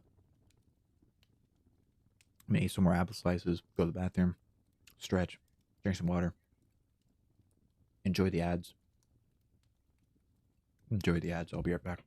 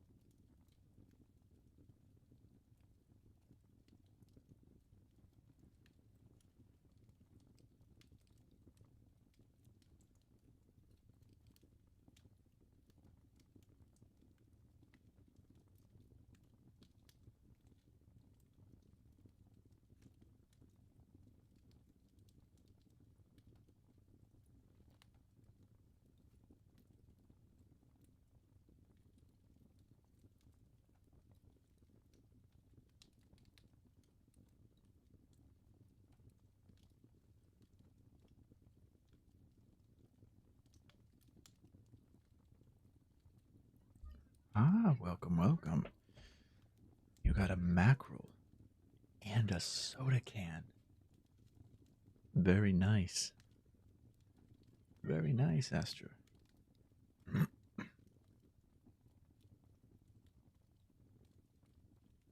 Seems like ad time is over.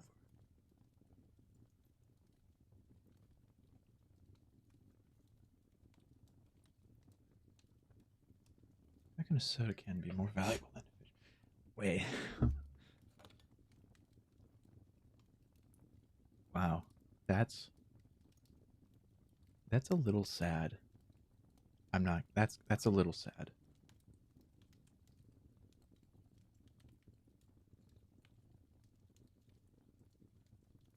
You know, that soda can is 4 times more valuable than an epic 2-star pineapple. So, I don't know. I don't know. That's a really good question.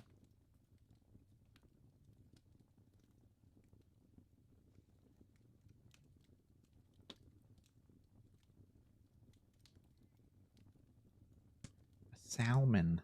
A salmon.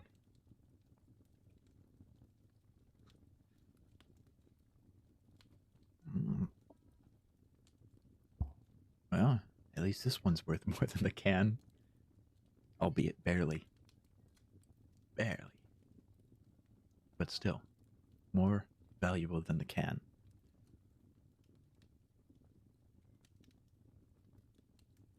How are you doing today, Esther? How's your Sunday? Or maybe how was your Sunday? Both work. Both work. Both work in the context of the question. At least I would assume so.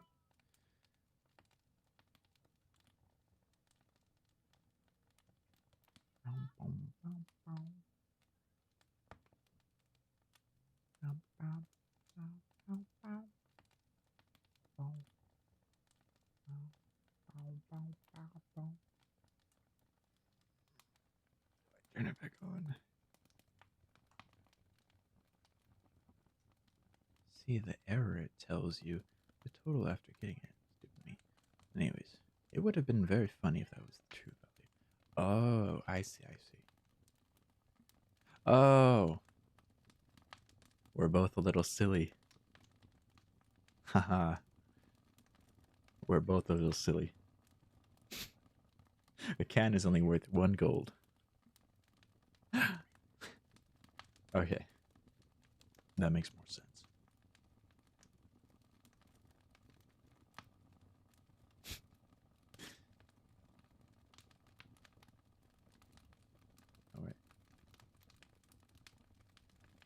Alright. Oopsie doopsie. I had it turned off. Whoops. Whoopsie. Whoopsie daisy. Anyways, yes, yes, yes. Now time to resume a chapter. Where...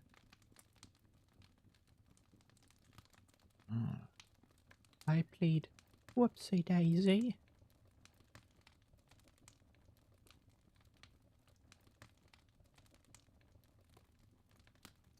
The defendant is hereby ruled as not guilty. Their plea of Whoopsie Daisy is credible enough. Smack, smack. That was my imaginary gavel.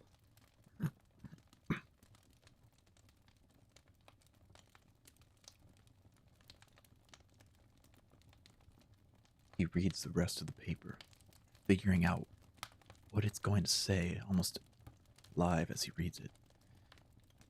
As he reaches the end, the initial shock hasn't worn off. The sheer scope of SCP-3125 is a significant distance beyond his current comprehension. He had a glimpse of it through a keyhole.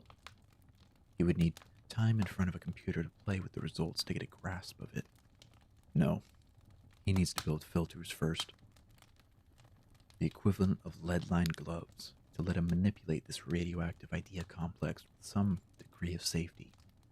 He feels like it may have glimpsed him. Apollyon classification is reserved for highly destructive active anomalies which are functionally impossible to contain, something past Keter. An Apollyon class anomaly is an anomaly more or less guaranteed to ultimately destroy the world, no matter what is done to stop it. The only thing which can avert that particular XA class scenario is if something else, likely some other Apollyon class anomaly, destroys the world first.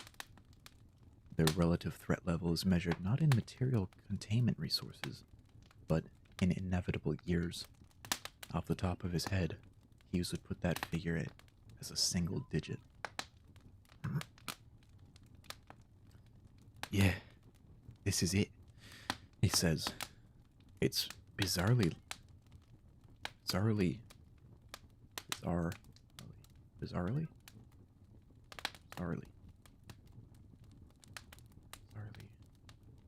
it's bizarrely liberating. This is the one that's gonna kill us. He looks around the table. Did we obtain Apollyon classification? No. 058 says. No. 058 smiles thinly. Current thinking in the Overseer space is that Apollyon classification is a confession of defeat. It's bad for morale. It cultivates defeatist attitudes. Aside from the special classification, Keter is considered the top of the hierarchy as of right now. All extant Apollyons are likely to be re-evaluated and reclassified Keter over the next year or so. Other than that, what do you think? Hughes says, You want containment procedures? We've had this conversation a bunch of times before, correct? Let's imagine this is the first time. 058 says.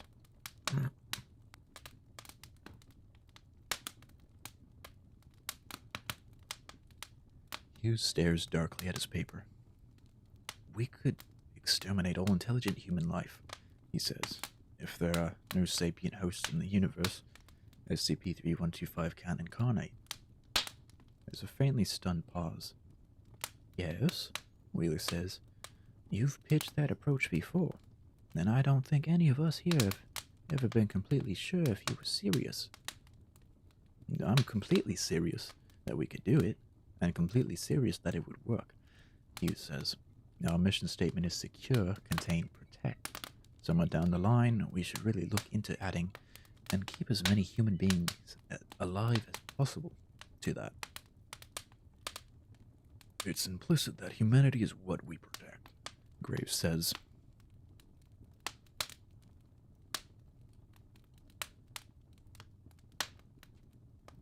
Secure the anomalies, contain the anomalies, protect the anomalies. How does it scan otherwise? We're getting off topic, Wheeler says. We're not exterminating all sapient life. We could immediately terminate and suppress all memetics and anti-memetics research worldwide. Hughes says we would have to systematically dismantle the whole scientific field forever. Stop all experiments, scrap all the research, and brainwash all the researchers. If nobody actively researches this field, nobody will ever find 3125. It stays buried in the furthest reaches of ideatic space indefinitely, like radioactive wastes. He looks up at the ceiling. The problem is interesting. Ironically, the most practical way to do that would be to develop an artificial meme, one which encodes the idea that memetics research is intrinsically worthless and harmful, enrich it with religious and pseudoscientific virals, and release it to the general public. A year after it got out, we'd be tearing our own labs down, unless the anti-memetics division's institutional immunity to that kind of external threat was strong enough to stand up to the pressure. Interesting scenario. Even if we don't go in that direction, we should definitely think about wargaming it in simulation. See what other outcomes are likely. But, Wheeler says, no, hiding it wouldn't work.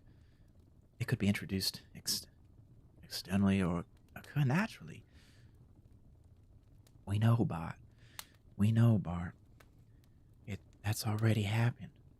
SCP-3125 is incarnating as we speak. Look at these precursor anomalies. We're in what you've called the foreshadow. It's here.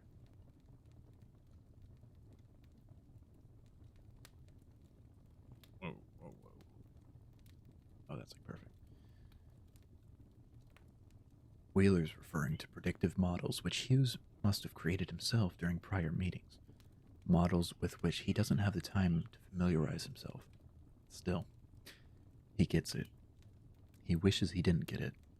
His fear comes from a completely different place from most people's. The sheer alien scale of the adversary is enough to intimidate most into petrified submission. From a cursory read, SCP-3125 looks like a nightmare scenario. It's going to turn human civilization into something beyond Hughes's ability to imagine. But that's every Monday in this job. And in any case, Hughes doesn't have much of an imagination. He is intimately familiar with almost the entire SCP database, and he's a world authority in anomalous containment. The few areas of science he doesn't have genius-level ability in, he has trusted colleagues who do. They are all solved problems, locked boxes. This is different.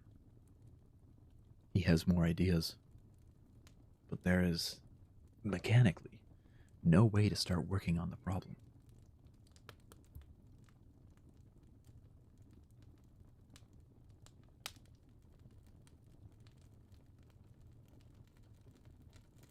It would eviscerate him the moment he tried to comprehend the entire problem. He'd need to design and build the box while already inside the box he was building.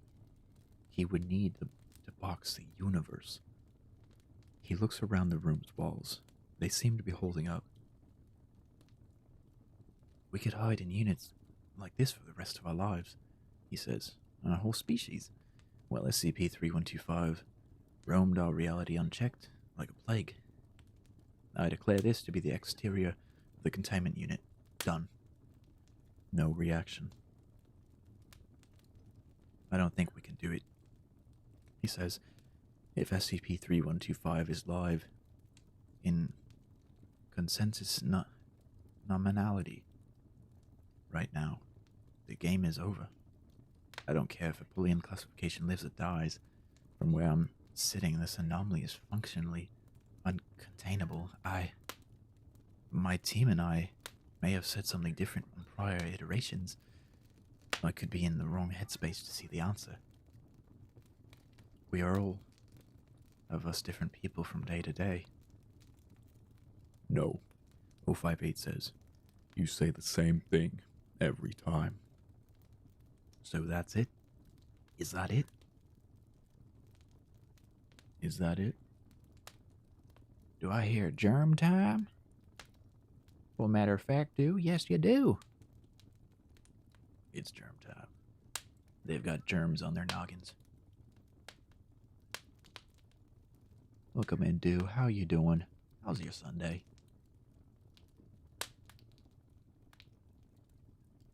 There we go. Oh, no, I can go. No. 058 says, the objective of the Foundation is protection. In the majority of cases, this involves the secure containment of anomalous entities, the establishment of special containment procedures such that such entities can be kept safely and indefinitely. Standard guidance is against active neutralization and to avoid destruction at all costs. Everybody in this room is aware of this. However, senior Foundation officials such as me have the right to waive that guideline under certain narrow conditions. I am exercising that right. I deem that in our reality, SCP-3125 cannot coexist with human civilization. We are going to destroy SCP-3125 forever. Does that change your outlook any? Special neutralization procedures?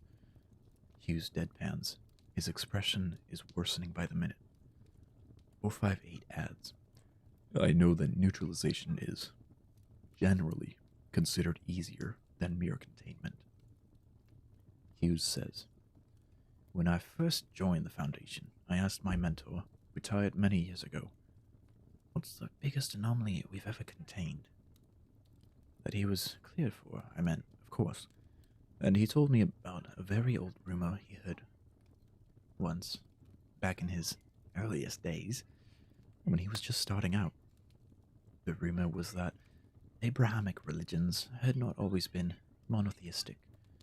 Originally, they were three capital G gods, and sometime in the past 150 years, the Foundation had killed two of them. I believed him. I was very young and inexperienced and naive, and kind of in awe. It wasn't until years later that I thought back to that conversation, and the fact that I'd never heard that rumor or anything like it from anybody else, and realized he had been bullshitting me. And now that it's decades later still, and modern empletic technology is 100 billion times more advanced than it was back then, and I built 30% of it, and I look at what the anti-memetics coalition handles on a quarterly basis, and I know better than anybody on the face of this earth what is or is not possible, and he trails off. They're all waiting expectantly for him to say something. He can't get there. He's in the wrong frame of mind. Maybe he's in denial. Maybe the solution is an idea he doesn't want to take on board. How ironic.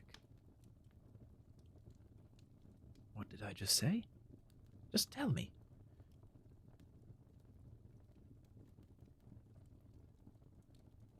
Your team suggested that just because SCP-3125 is the most powerful empletic threat ever observed doesn't mean it's a...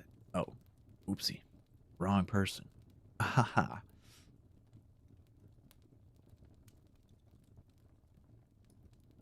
What did I say? Just tell me. Your team suggested it just because SCP-3125 is the most powerful empletic threat ever observed doesn't mean it's the top of the hierarchy. 058 says, you suggested that it would be possible to synthesize an idea an order of magnitude still more powerful than SCP-3125, specifically designed to neutralize 3125 and under our control, a counter meme. That could be possible, Hughes hazards. It would be insanely dangerous. It would require tremendous resources and 10 to 20 years of real-time work, completely uninterrupted. To avoid observation, we'd need to be hermetically sealed away from the exterior universe for the entire time. We'd need a lab as big as a launch arcology. Wait a second. His brain has just caught up. He realizes the context in which he's saying these things, and he's been working for the Foundation for a long time. It's done, he says. The lab. It's been built. It was built decades ago, in secret. And we put our best researchers inside it, and now the work is done. That's what we're meeting for. Now. We're ready to go. We're figuring out how to deploy the countermean. That's brilliant. If I'm right, that's brilliant. Am I right? Bart, Wheeler says, when you joined the Foundation, you were taught that a day would come when you would have to, with very little preparation, sacrifice much or all of your existence to protect what most needs protecting. You've worked here for 30 years, and all of that time, you knew that the sacrifice would be in your future someday. We were all taught the same thing. It feels to Hughes as if a shadow falls over him. He looks at Michael Lee, his director, who hasn't spoken yet. Lee says, you're right about that lab is built. Construction was complete in the last 48 hours. The construction crew has been amnesticized and dismissed, but the work hasn't begun yet. That's what today's about. Hughes says, that's where my people are? That's where your people are, Lee says. They're in the bunker, waiting. We have your cover story prepped. We're faking your death. It's time.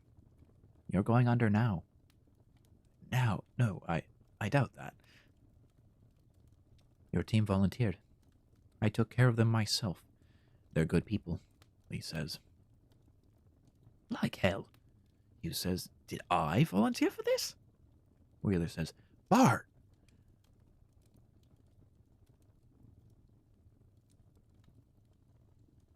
Hughes says, any prior version of me who agreed to this was a goddamn moron. I disavow his opinions. This is a prison sentence. I don't want to spend 20 years not being able to see my son. I don't want to be buried alive in work. I have... He trails off and stares through the table, eyes defocused. He was about to say, I have family. But he doesn't. There's still his sister. She's Foundation like him. But he can't talk to her, and she can't talk to him. They've tried. He tries another tact. This has a low probability of success. The time frames are bad. It's 2008. SCP-3125 will be here by the end of 2010s. It has an excellent probability of success, Graves says. Define excellent, Hughes says. Better than 50%, if it's you. Graves produces a thick report, which presumably backs him up. Hughes peers at the document. He can see his own name on the cover. God damn it. 50% is good. If he were anybody else in this room, he'd seize the chance with both hands. Graves goes on. You convinced us that this had to be done, and that you had to be at the center. You were prepared to make this sacrifice. He opens the document to a page in the back. The eyeball of his germ roves the page rapidly and finds the passage he wants. Allow me to quote your own words to you. SCP-3125 represents an omniversal scale threat. It threatens neighboring realities to ours. It threatens microverses and within our macroverse. It threatens universes which embed ours as fiction. Go ahead and think of it as a prison sentence, if it helps. 058 interrupts. Rescind your consent if you'd like, but the next place you're going after this is the bunker.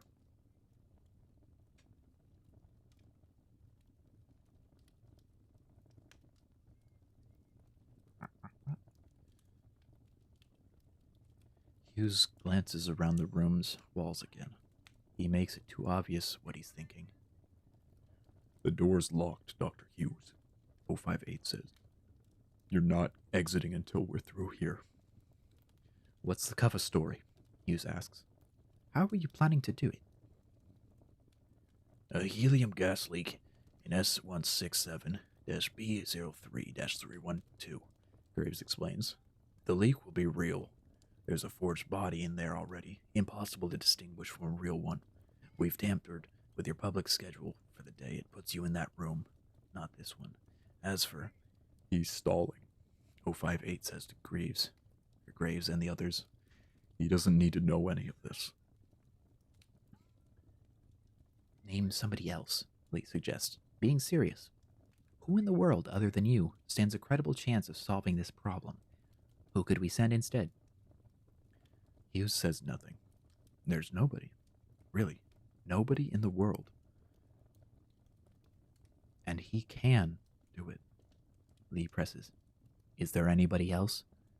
Even if they didn't want to, who has the skills we need? Who isn't already in the vault? The world shifts positions a little. Lee's standing now. Wheeler looks around alertedly, gripping the arm of her chair. She has a fountain pen in her fist, uncapped. It's like she just remembered something. 058 glances at Wheeler, puzzled at her reaction to, apparently, nothing. Hughes doesn't notice anything. It's just me, Hughes says. It's just you, Lee says. That's good enough for me. Hold on a second, Wheeler says. Lee pulls a gun out of nowhere. Hughes's germs' enormous pupils shrink to violet pinpricks. Hughes's germs' enormous pupils shrink to violet pinpricks. There is no part of any plan. Everybody in the room knows it. Oh, apologies. This is no part of any plan. Everybody in the room knows it. It's a real gun. It's impossible that he could have it. Wheeler starts to rise out of her chair. Her own sidearm is locked in a box outside. Lee aims at Bart Hughes's chest and fires twice. The first round pierces him in the lung.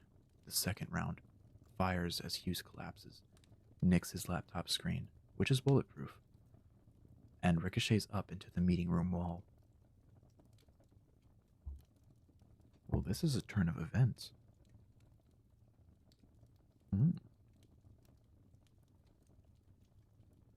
Whoops, too far. Too far. Too far. Oh, but a little too far. Lee turns, now aiming at 058. He gets 2 more rounds off, each causing an ear-splitting electronic shriek and a flash of luminous green light as 058's protective ward absorbs the energy. Wheeler lunges at Lee from behind his gun arm, deflecting it upwards with one hand while plunging the fountain pen into his throat with the other. Lee struggles. Wheeler pulls hard, opening his throat all the way up. Lee's fingers loosen, and she spirits the gun away. Lee gurgles in agony and stumbles backwards, clutching futilely. Lee's fingers loosen as she spirits the gun away. Lee gurgles in agony and stumbles backwards, clutching futilely at his wound. He smashes his head, well, the germ he's wearing on his head, against the glass meeting room door, and slides down it into a spreading red lake. He's neutralized. There are 2 seconds in which nothing happens. 058's eyes meet Wheeler's. Your thoughts, he asks urgently.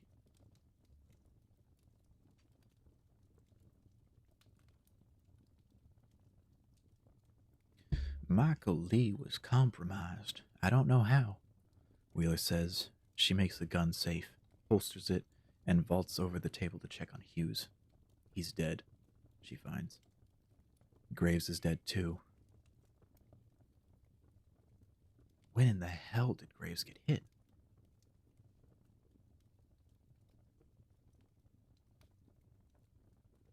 Oh, when in the hell did Graves get hit? What just happened in this room? This whole site could be compromised from top to bottom. I have follow-up questions. 058 begins. A bolt of lethally intense heat and light interrupts him. A bolt of lethally intense heat and light interrupts him, scorching the wall behind his head. He ducks. Wheeler turns to track the source, aiming the gun with bloody hands. Something is lasering its way in through the containment unit airlock. It's a powerful laser, wielded with robotic precision. It's happening almost too fast to see. My personal security, 058 says.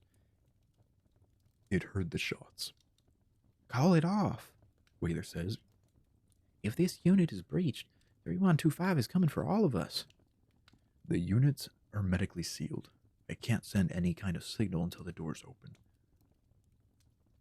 That's a problem. The airlock splits and is torn away in segments. An enormous gloss, black armored mechanoid looms in the gap, crouched to peer into the room. It looks exactly as if 058's limousine got up and started walking. It's still impossible to guess whether there could be a human pilot inside it. Behind it, in a distance, Lochner is immobilized, sealed to one of the staging area chairs with a sizable glob of transparent orange glue. She screams, Help!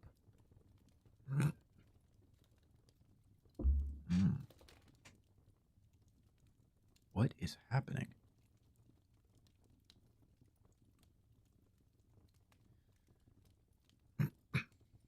For Wheeler, it feels as if a black wave rolls over her, pouring into the containment unit from outside.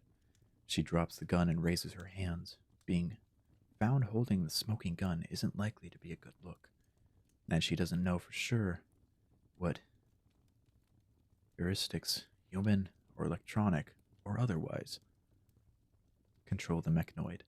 It could be prone to making bad decisions. Transformers, more than meets the eye.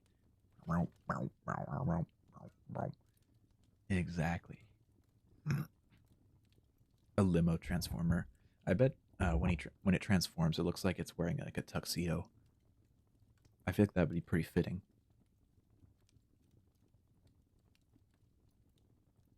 Stand down.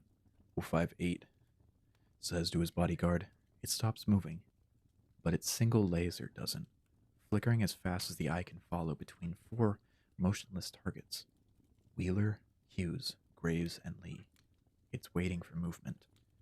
Lee, not completely dead, twitches. The laser pulses once in retaliation, atomizing his head and germ. The laser settles down to a shorter pattern, looping between the three remaining targets. Wheeler doesn't move a millimeter. And it's ad time. Or at least, ads are starting soon. So this is a little reminder. Get up, stretch, get some water, go to the bathroom. Even just shake about, just wiggle. I'm going to take a moment to eat some more apple slices and blueberries. The blueberries are very sour. They're very sour. Very sour. Oh, oh, oh, oh, oh. Okay. Those ones, oh, were extremely tart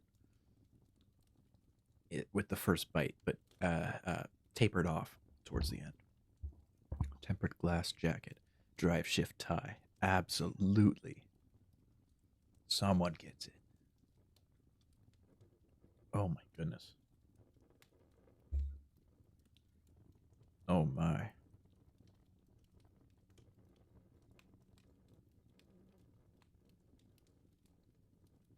Okay, those ones aren't as bad.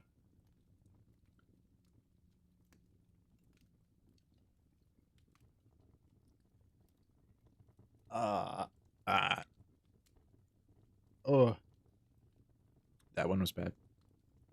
Oh. That one was bad.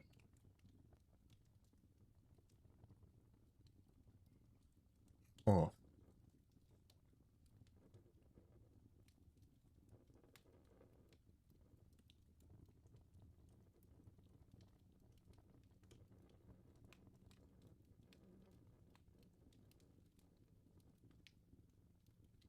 Got another 2 minutes of ads.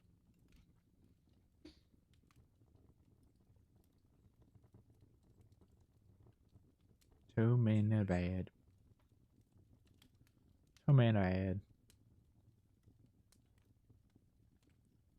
2 minute ad.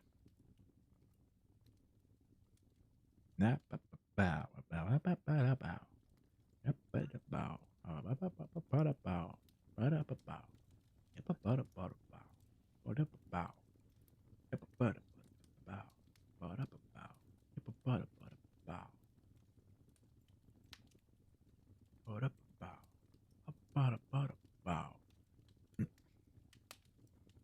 Hmm.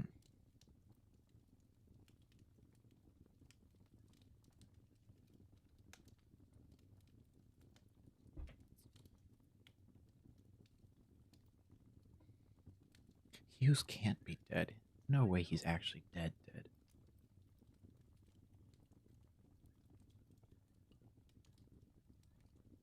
No way. No way he's actually, like, totally dead. If he is dead, then that means the whole plan is done for. It's all done for. Which sucks.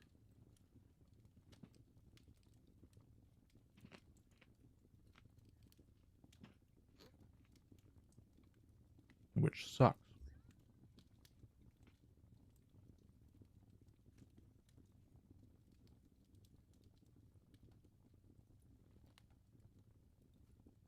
Okay. Seems like ads are over now. And we take a moment to resume.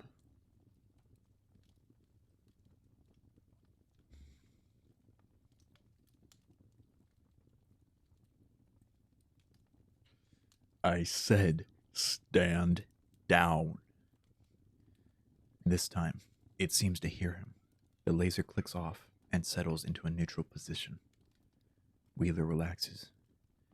Lee was compromised, she says again. She hurries to the back of the room where a medical kit is mounted on the wall. We need to get you out of here. Then we need to sterilize the site. Compromised when? 085 or 058 asks. By whom? I was given to understand that SCP-3125 rendered its victims wholly bodily subordinate to it, biologically incapable of doing anything but propagate its core concepts. But Lee was still high-functioning. We've miscalculated something, Wheeler says. She throws most of the kit aside, keeping only a strangely shaped capsule with a thin nozzle and pink fluid inside. And the gun? We were all searched on entry. I don't know. Wheeler can think of several ways to get the gun into the room undetected. It could have been planted in the restroom by Lee on a prior visit. Bachner could be complicit. Perhaps others. She thinks there's an extremely strong chance that the 3 members of Hughes' team have been murdered too. It's all academic now. She applies the capsule to her right wrist and infuses the first half of the dose. It's fast-acting chemical amnestic.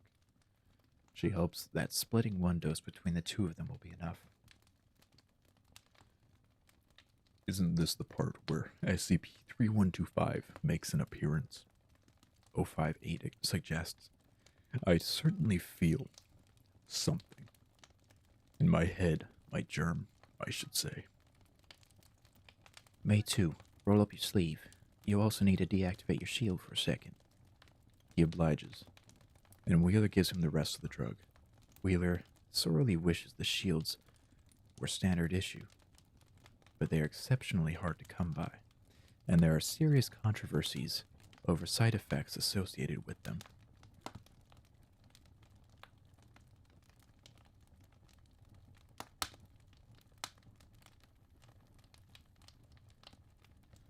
Outside, Bachner has been gurgling and standing to speak in tongues. Outside, Bachner has been gurgling and started to speak in tongues. Now she screams again. When Wheeler looks, something long and dark, sharp as a javelin, and bifurcating into filaments, descends from somewhere in the ceiling of the warehouse. It curls around the chair Bachner is glued to, and lifts her up into the air. A second thin feeler makes an appearance.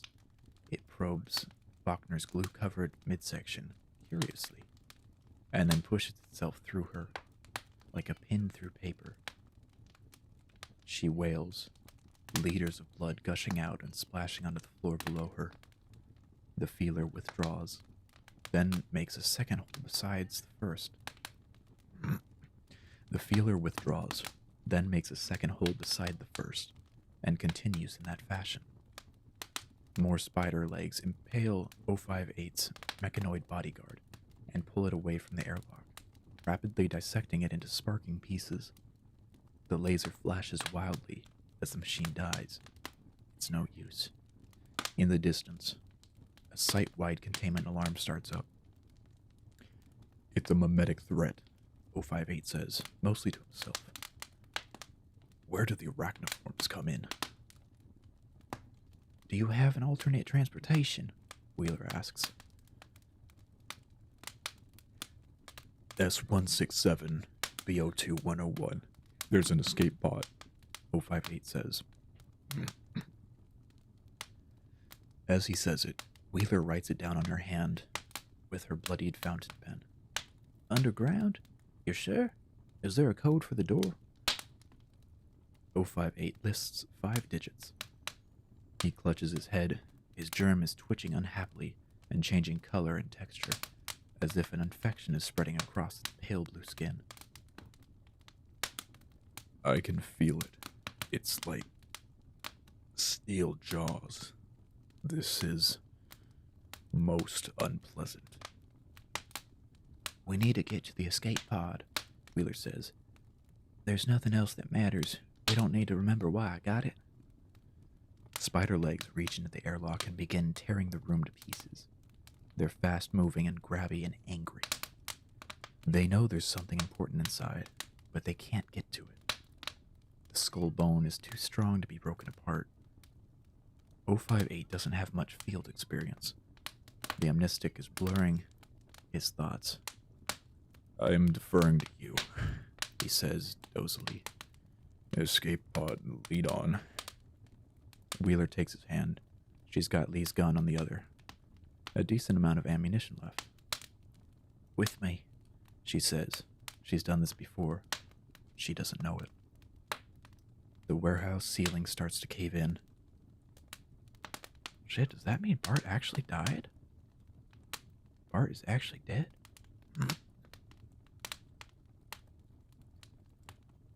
But what is it? Where is it? What does SCP-3125 look like? Its motivation, its origin, its modus operandi. How much of that can be known? Does it have to be known to solve the problem? Does it matter how intelligent intelligence is once it's inside the box? Once it's checkmated? And what actinic, mind-wrenching form could the countermeme take? How could human hands assemble something so devastatingly powerful and hold it steady? What human mind could wield it without exploding from the inside out? What would deploying that concept in anger do to human ideic space? How far out from the solution is modern memetic science? A year? A century? What insane impossibility has Hughes just committed himself to? He doesn't know anything. He knows Site-167 is coming apart, and something violent and psychotic is flooding its corridors and its people. A livid, roving swarm which makes every human into the worst possible thing a human can be. A thing which stands wrong, which looks wrong, colorless and furious. He races down the corridors, and then down ventilation shafts, which will take him deeper. He's small, and he has quick, slippery locomotion. He can make it.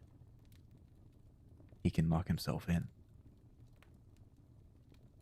He doesn't know what a germ needs to survive. All he's seen is the cages. He doesn't know Bachner's care routine. Does it live in water? In C. gigantis blood plasm? Is it fed a formula? He needs to reverse engineer his own biology before he starves. He doesn't know the model of his mind. It hurts to think. But he can think.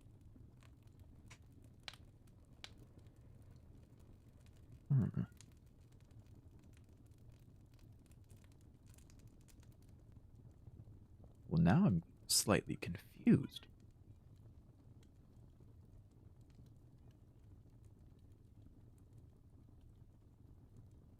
So Wheeler and 058 left the warehouse for the escape pod. I'm assuming this last paragraph is from Hughes's perspective.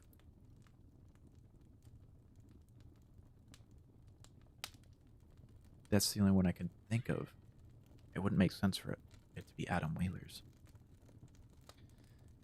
Chapter Blood Brain. Previously, there is no day-night cycle. Something like a week into his trek, Wheeler realizes that he can perform an experiment. He selects a building with a high ceiling to sleep in, a library. Before turning in, he sets up a Foucault pendulum. He suspends a heavy rock by wire from the ceiling and sets it swinging. The following morning, the slow pendulum is still swinging, and it has precessed. It's swinging at about a right angle from the mark he made before he went to sleep. That means the world is still spinning. On reflection, he doesn't know if it proves anything. It's not clear whether the sun or the moon still exist, or any celestial object at all other than the red-black eye socket. It's not clear whether the moon or the... Oh, messed that one up too. It's not clear whether the sun or the moon still exist, or any celestial object at all other than the red-black eye socket at the horizon. The eye never moves. It casts long, threatening shadows, while being bright enough to blind Wheeler whenever he has to walk in that approximate direction, which is about half the time. Regardless of the physical evidence, it doesn't feel as if he's walking on a real Earth, or fully awake. He feels like an ant, crawling across the face of a rough-hewn monolith, crawling into and out of the runes chiseled into the face of that monolith, runes which form an unstoppable apocalyptic mythology. He has migraines, and they are blotchy, multicolored zigzags in his vision. By the end of most days... Oh. He has migraines, and there are blotchy, multicolored zigzags in his vision by the end of most days. He feels as if the whole world is perpetually dropping away from beneath his feet, like he and it are both plummeting into an abyss. He has not been caught yet. The violent phenomena Ulrich warned him about have not appeared, which makes him increasingly lucky and nervous. He carries a loaded gun, which he's practiced with a little. He's a better shot than he would have guessed, using his right hand alone. His left hand, the mangled one, does nothing but shake. He has to keep it clutched to his chest while shooting. The gun gives him less reassurance than he'd like. It feels as if, were he to end up in a situation, it could metamorphose suddenly from a working firearm into a fiddly, metallic liability, an explosive distraction in his pocket. On occasion, on the horizon, he sees a skyscraper-sized figure stalking past. He holds still, or hides, and it doesn't see him. Other than that, the world is seemingly deserted, standing empty, like an overturned car in a muddy ditch. Open doors, lights still blinking. Wheeler feels detached, lucky, guilty.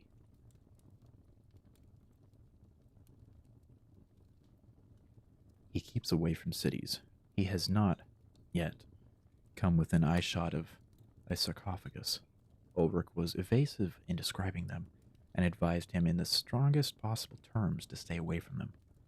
But on another night, he selects a bad place to camp, where the wind and local geography funnel the noise from one of the sarcophagi up to him from the valley. The noise, despite its faintness and distance, cultivates such intense and intolerable nightmares that he has to get up, pack up again, and walk further away, as many more miles as it takes. The noise creates, in him, things which he dearly wants not to be flashbacks. He goes into a shop and, along with packaged food and bottled water, steals a cheap digital wristwatch. It has a date function. Today is Monday, the 17th of April, and it's just gone lunchtime. Time is still passing. On some level, all of this is factual. It's happening.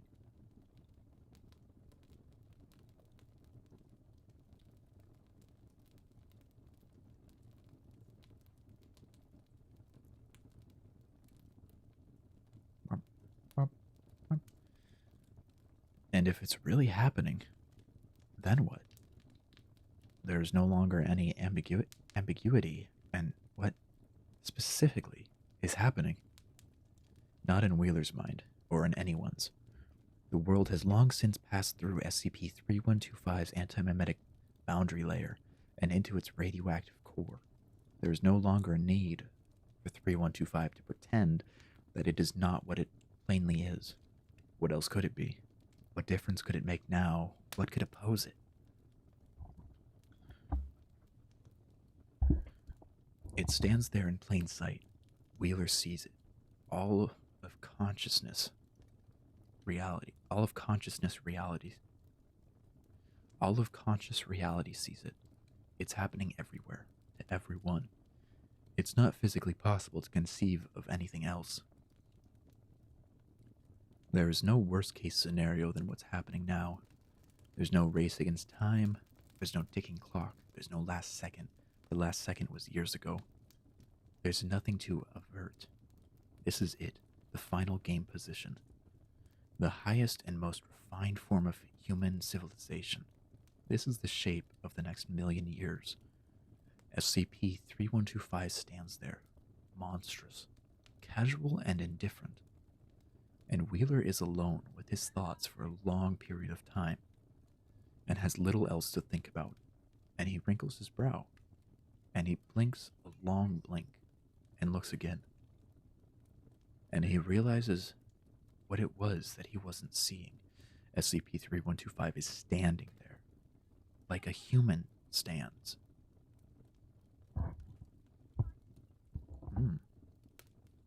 Simply standing there.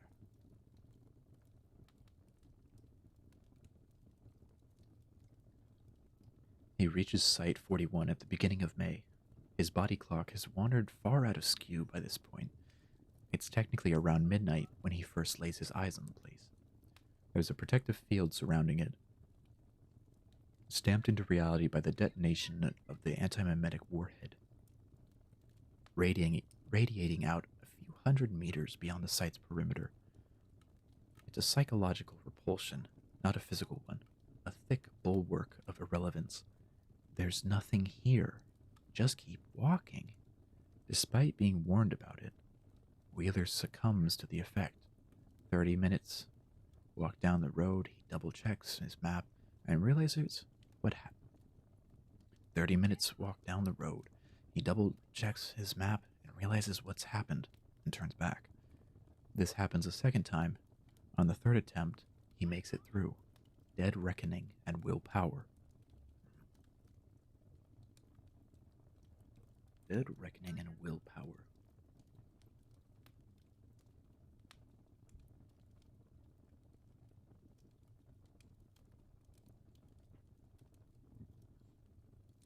For some reason, he had been imagining an ancient, dramatically overgrown ruin.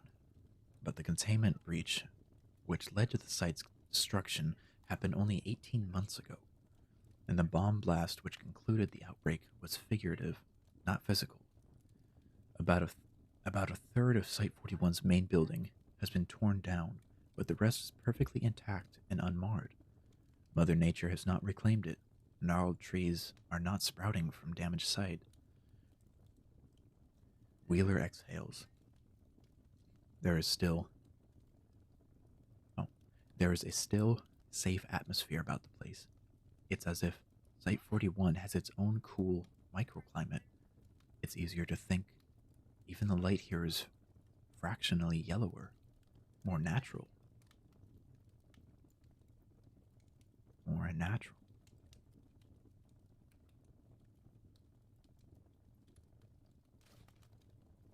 The site's main entrance is sealed with steel doors, but Wheeler circles around to the damaged side of the building and is able to effect entry over the rubble.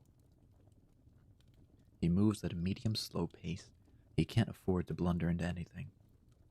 But if he goes too slowly, he knows he'll overthink the situation and become scared and have to retreat all the way out of the building. The late Daisy Ulrich promised him that the site was safe. She then went to rather disconcerting lengths to explain precisely what safe meant. No entities capable of spontaneously, actively harming a person. No entities in need of active dynamic containment procedures. A safe SCP can be left in a dark, locked room indefinitely with no risk, she explained. A nuclear bomb is a safe, she said, giving a canonical example. Well, he replied, up to a point. The site is safe, he tells himself, creeping forward. The most dangerous things he's going to find are rats, and he jumps back, aiming his flashlight at a frightening shape. Corpses. The corpse is seated against a corridor wall. It's clutching a combat knife, which seems to have buried up to the hilt in its own inner thigh, opening a gushing artery. Wheeler backs up against a wall, unable to look closely at the body, but equally unable to let it out of his eyesight, in case it does something. He feels faint. It doesn't help that at exactly that moment, the fluorescent lights in the corridor come up, triggered by his movement, giving him a much better look at the scene. The scene is about as bloody as any suicide can be. No thank you, he says. He backs all the way up the corridor and through the ruin to the virulent red place which passes for daylight. And there he throws up. Poor guy. Poor man. It takes a long time to talk himself back into it. He finds many more bodies. Some of them are in groups, having died during violent altercations or during more complex scenes which Wheeler cannot fully parse. Some of them are dismembered or just scattered pieces. Some of them appear to have been dead for significantly longer than the rest. They are little more than wafer-thin skin wrapped around skeletons, and there are strange things written on the walls beside them. Wheeler never works out why. There's still power. There's running water. At first, nearly every door he meets is locked, but he steals his nerves and returns to each of the dead Foundationers in turn, and retrieves their keys and security passes. Soon, he has the run of the place, with only a few highly secure control rooms and containment units denied to him. At this point, his task has become open-ended. If Hughes is not somewhere on Site 41, which he almost certainly isn't, Wheeler needs to find information leading to his true location. He needs data. He collects devices, phones and laptops and computer terminals, Foundation built with chunky form factors. Most of them need passwords or PINs, which he can't get, but a few can be unlocked using security passes or biometrics, which he can get if he carries the device back to the relevant corpse and presents their face or finger to the scanner. The devices still have power, too. Wheeler is unable to find anything resembling a battery readout on any of them. He is slowly learning a key lesson. Foundation builds things to endure. And though the Foundation as a group of people is absent, the physical systems they built are still here and functioning and ready. The SCP database is the most obvious icon on every device's home screen. Ulrich told him to look out for a particular sigil. It's concentric circles with 3 inward-pointing arrows. Inevitably, like an uncounted number of newcomer Foundationers before him, Wheeler loses a significant number of hours browsing the entries. Foundation has a specific and recognizable house style, which is to describe even the most mind-bogglingly weird anomalies in absolute mundane, factual terms. even heavily redacted. Different users see different amounts of redaction, but there is plenty of data which he can't access no matter whose identity he uses. It makes for bizarrely compelling reading. Very compelling for reading.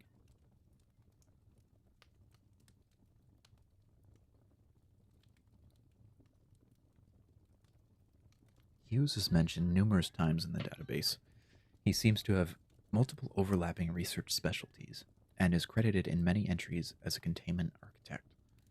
Wheeler takes detailed notes, assembling a picture of the man's career progression.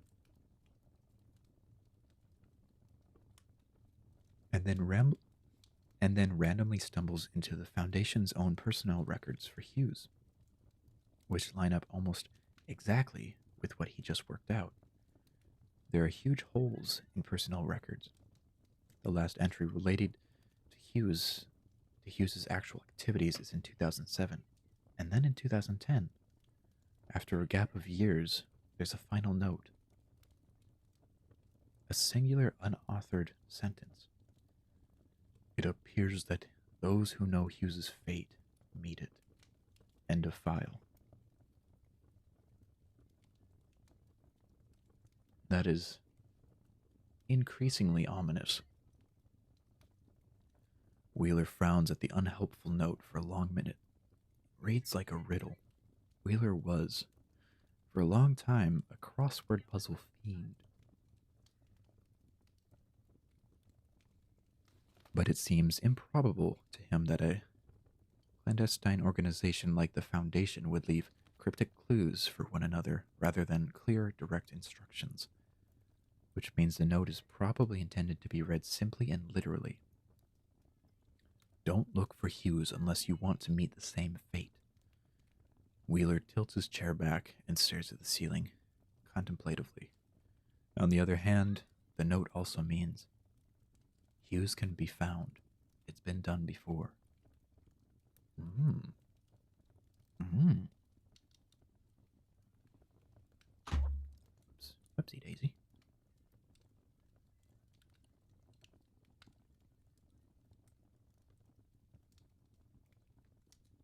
There's no day-night cycle, but he's worn out. His body is telling him that he needs to sleep. He sleeps on a sofa in an employee break room on the far side of the building from Red Eye. There's a snack machine and there are snacks in the machine, but he doesn't have any cash. He considers breaking the glass, but if he screws it up and cuts himself badly, there isn't a single doctor left in the whole world who could stitch him up. He considers and rules out looting the nearest corpse for $1. As he tries to sleep, something comes to him, an acute, anxious energy. It grips him by the shoulder. Get up, it screams at him distantly. You cannot resist. Oh, you cannot rest. Do the arithmetic. It's all still happening. Move. He rolls over and ignores it. And it bothers him, intellectually, that he can ignore it. He wonders if there's some vital organ missing from his body. He should be quivering with anger and terror right now, yes? Why, in his heart, is he so calm?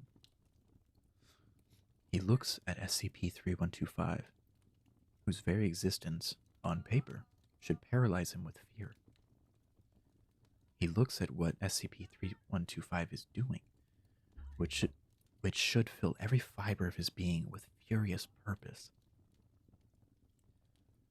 And he looks at his own significance to the whole endeavor, and his own guesstimate of the odds. He does the arithmetic, and the product of all those factors round down to damn near 0.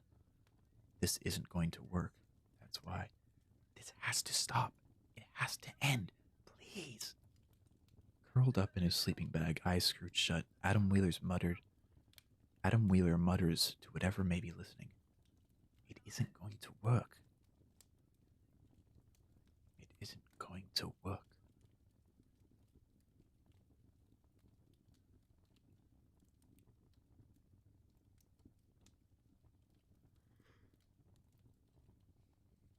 Near the site entrance, He can't figure out how to unlock the steel doors, even from this side. He finds a security office with printed floor plans of the whole site. He crosses off the rooms he's visited and the rooms which are destroyed.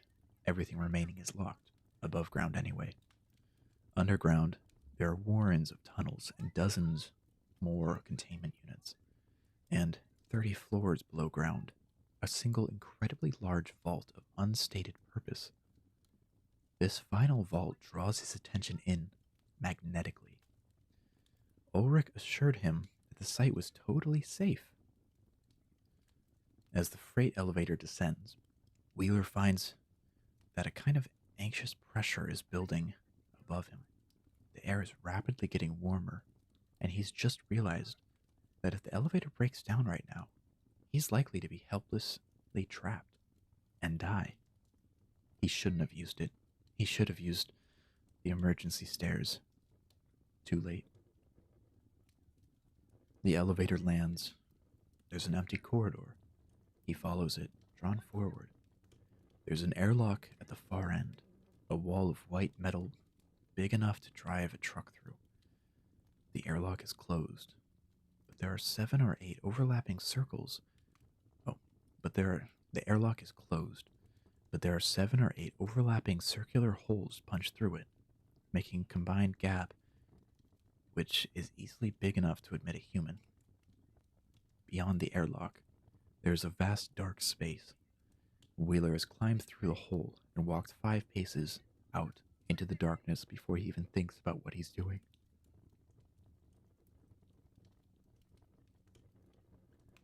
There are shapes out there, illuminated by the scant light falling from the airlock corridor. Lumps which could be more dead people.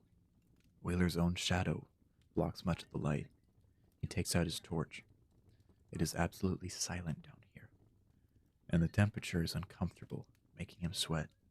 The rest of the huge vault, as far as he can shine his light, is totally empty. But his torch is not powerful enough to illuminate a space this big, so it's hard to be certain. And ads are about to start again, so we take another break. Break to stretch, stand up, bathroom, get some snacks, get some water, get a drink, walk around. I'm gonna eat another apple slice and some blueberries.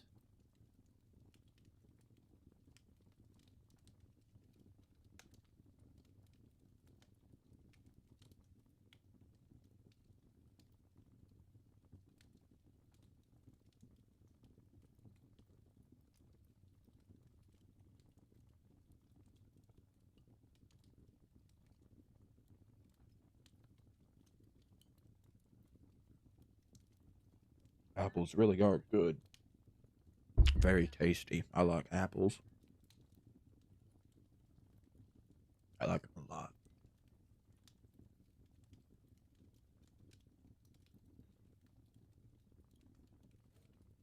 And I'll be right back.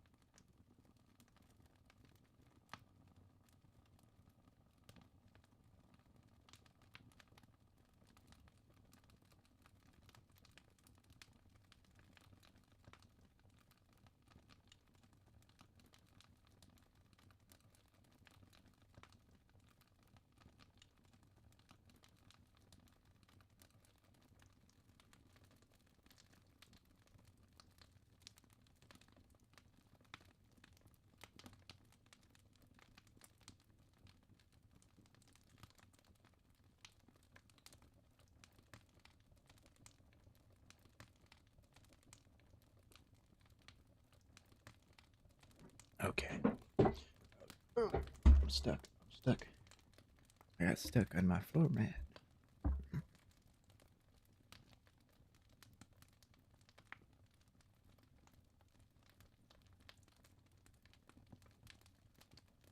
Now let us see.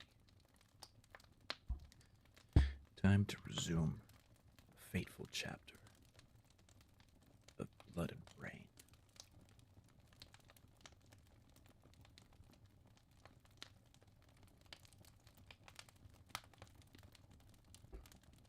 He advances. A loud tone is building in his ears as he gets closer. There are, he counts, 14 dead. 13 of them died in a rough circle around a 14th. A woman lying flat on her back. Just outside of the circle, there's a military truck with the inert remains of a complex machine mounted on its back. This, Wheeler surmises, is the anti-memetic warhead. There's a cable leading down to a control unit lying on the floor under the hand of the dead woman. Ah, he says with a note of regret. So you're the one.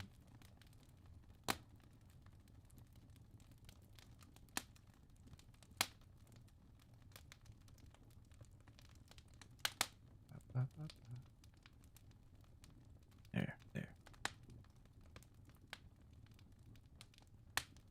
Her security pass looks different from the others. It has a bright diagonal stripe across it in red and orange. He takes it. There's a roaring in his skull. He can't see it clearly at first. Something is disturbing his vision. A gold-white spot in the corner of his eye. An artifact from the combination of an extreme darkness and bright torchlight. He squints. It says, Marion Wheeler, Site Director. He stares at it for a long time, weirdly disoriented. He doesn't exactly know why. It is, of course, a very commonplace name. If he had stopped to gawp at every other Wheeler he met, he would never get anything done. Still, she's the one with her hand on the switch. She's the one who ended this local outbreak. Out of every dead Foundationer on this damned site, she's the one who didn't die for no reason at all. He feels as if he should say a few words, but they don't come to him.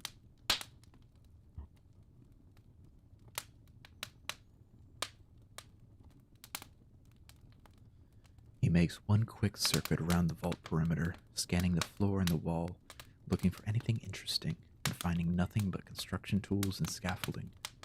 He returns to the airlock, and then the freight elevator. He glares at it for a long, frustrated moment,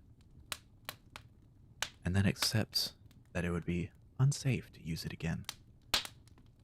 The emergency stairwell is perfectly well lit, but 30 floors is a mountain. 3 times on the way up, he has to stop to rest his knees.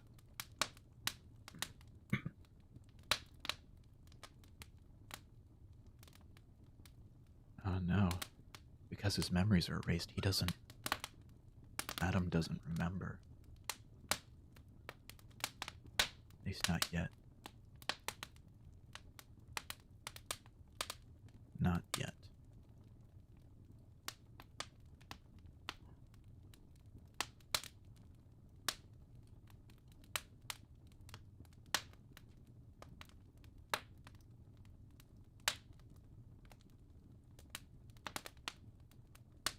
The site director's pass gets him everything.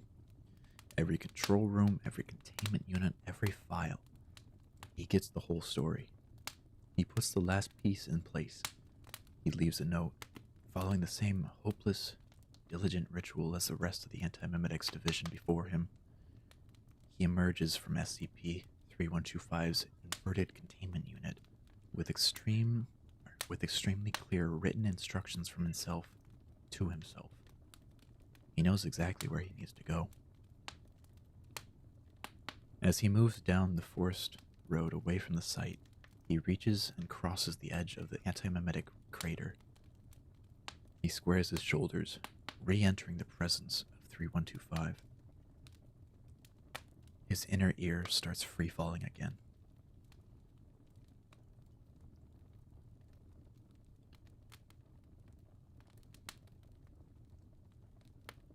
"Where were you just now?"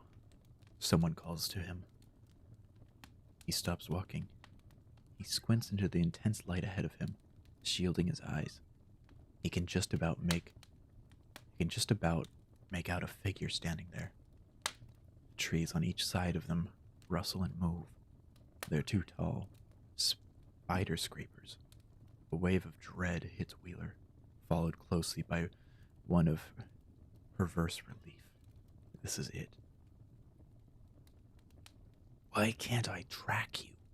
The unidentified man says. His voice sounds faint. "You're so weak.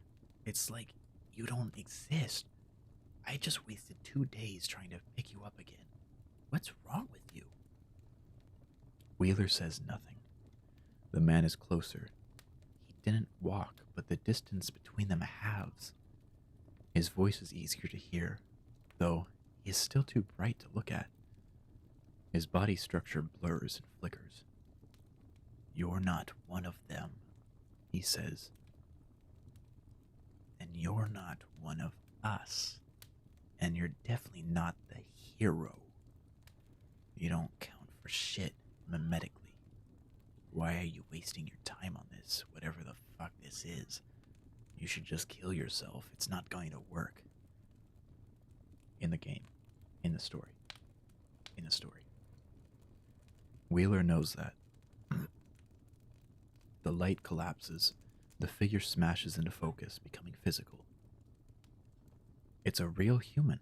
A skinny 20-something, scruffy, uncut hair, and a sketchy beard. He is shirtless, and there's a deep black pit in his clavicle. A hole where he has clearly been very badly wounded.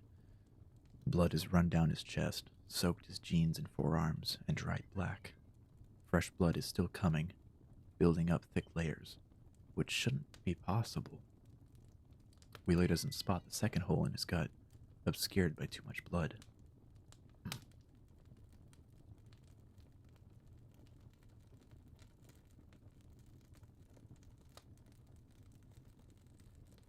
Wheeler is trying to keep his expression neutral. Let me scroll a little bit more.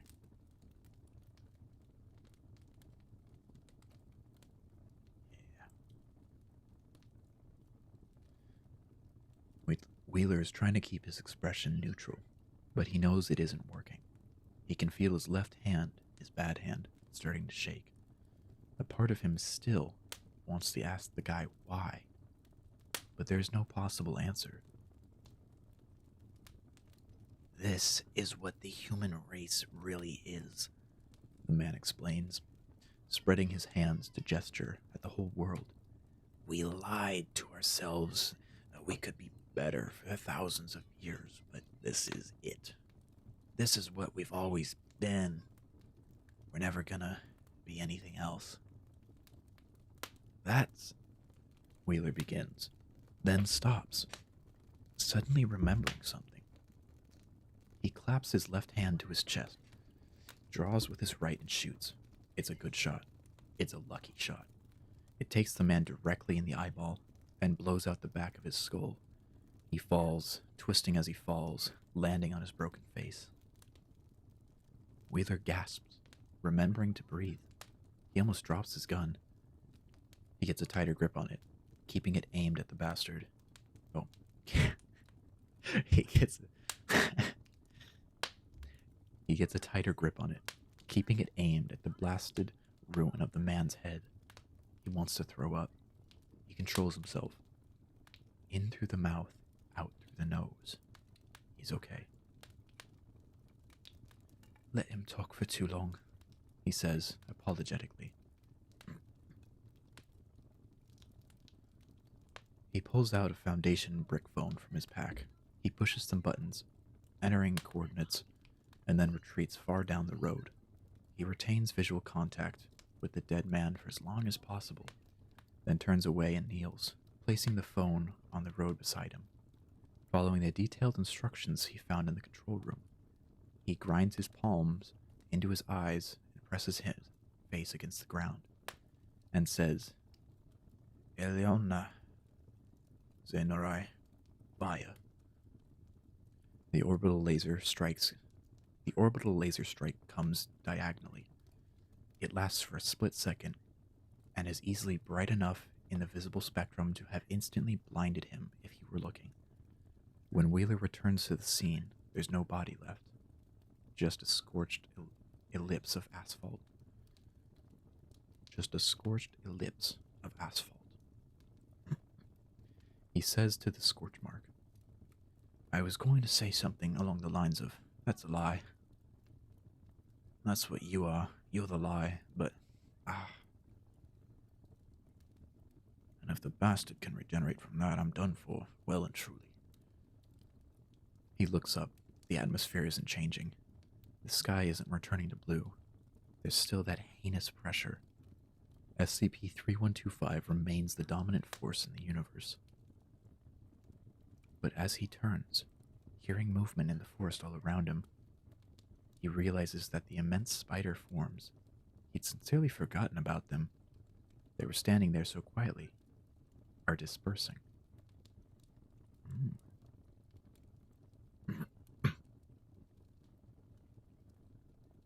One chapter left. The final chapter, Tombstone. Previously. All-memetic horror aside, Wheeler thought Site-41 seemed like a pleasant enough place to work, at least above ground. Decently spacious, if unattractive, decently spacious, if unattractive, offices, large windows, plenty of natural light, scenic forest views, safe. Site-167 is a hostile, sprawling industrial wasteland. 4 square kilometers of secure containment warehousing, research laboratories, and administrative offices. Wheeler is put in mind of a fossil fuel power plant. Buildings are grim, functional, and aggressively unattractive. There is no greenery. The ambient noise in the complex is a harsh roaring. It was built on a flat plain, and the wind races down concrete canyons and past sharp building edges. Ow. Just over half of the site, Wheeler discovers, has been erased from the face of the Earth by an orbital laser strike. There is an edge where the intact buildings and roads abruptly end, and beyond that edge there is nothing but blackened, level wreckage. Wheeler guesses that the laser shut down mid-redaction when the site's anti-memetic warhead was triggered. But he can't be sure of the exact chain of events. It doesn't matter. It doesn't significantly harm the odds. What he's looking for is below ground. Wheeler is at his limit. He has traveled too far, and he's been traveling for too long. He cannot exist in 3125's universe for much longer, sane. It is all still happening.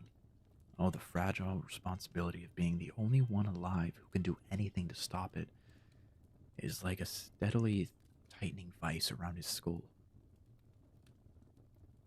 He is exhausted and slowly losing his vision to bright migraines, and dismally lonely.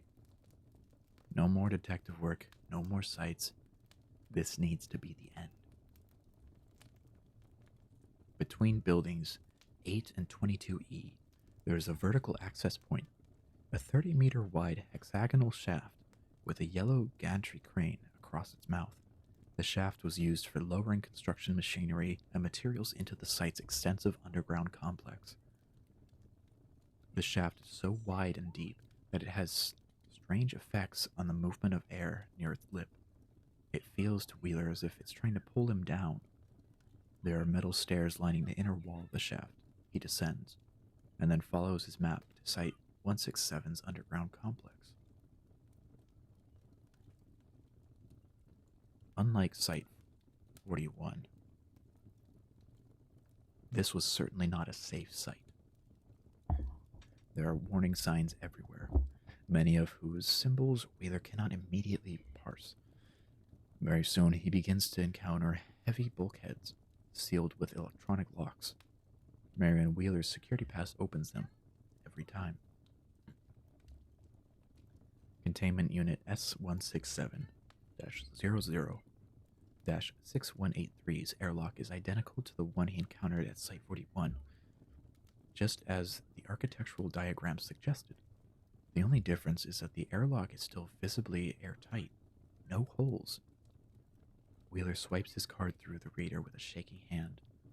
The door cycles open, revealing a sterile, white antechamber, stale atmosphered after years of disuse. He stands in the middle, waiting for the second half of the cycle. This is it. His heart is pounding. It's not good for him. He doesn't have a heart condition that he knows of. But how would he know? Every living cardiologist is in hell. He asks himself the final, worrying question for the final time. But if you're here, Dr. Hughes, and you've built the machine, and the machine works, why didn't you come out? He answers himself, as any kind of inoculation against the bad news he knows is coming. Because the machine doesn't work. Because you couldn't build it because you're dead. The inner door cycles open.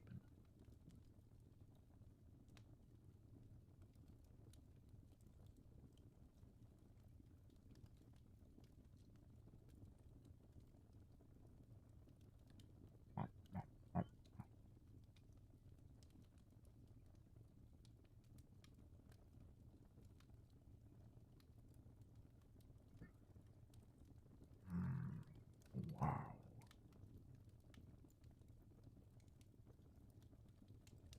Ooh. The atmosphere in the vault is tropically humid and thick enough to taste. It tastes unpleasantly organic, like lymph or some other obscure bodily fluid. There are overhead floodlights, of which perhaps 1 in 10 are still shining. There is junk everywhere. To Wheeler's left, there is a rough semicircle of monolithic autofactory units, each 6 or more meters tall, with piles of fabricated junk around them. Furniture, tools, food containers, hard foam bricks, circuit boards, spools of fabric.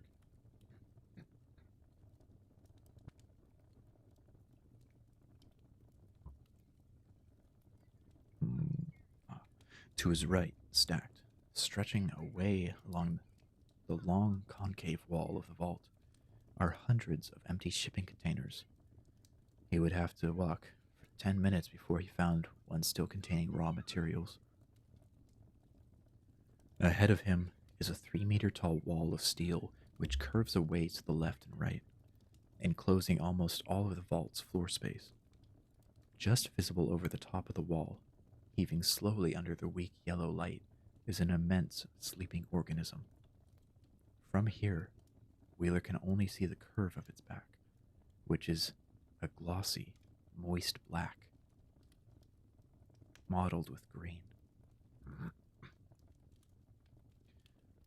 It is round, almost spherical, like an ice cream scoop of liver taken from a human 2 kilometers tall and dumped into this enormous, Wheeler gulps as he makes the association, petri dish.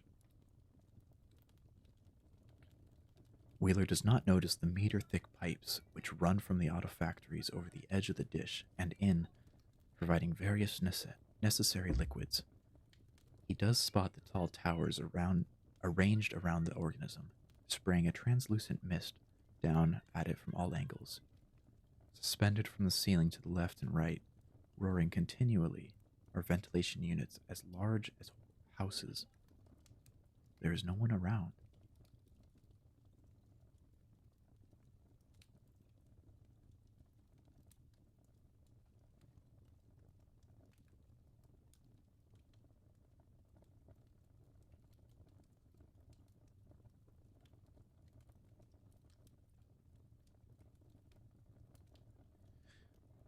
Whaler clears his throat and addresses the room as loudly as he dares.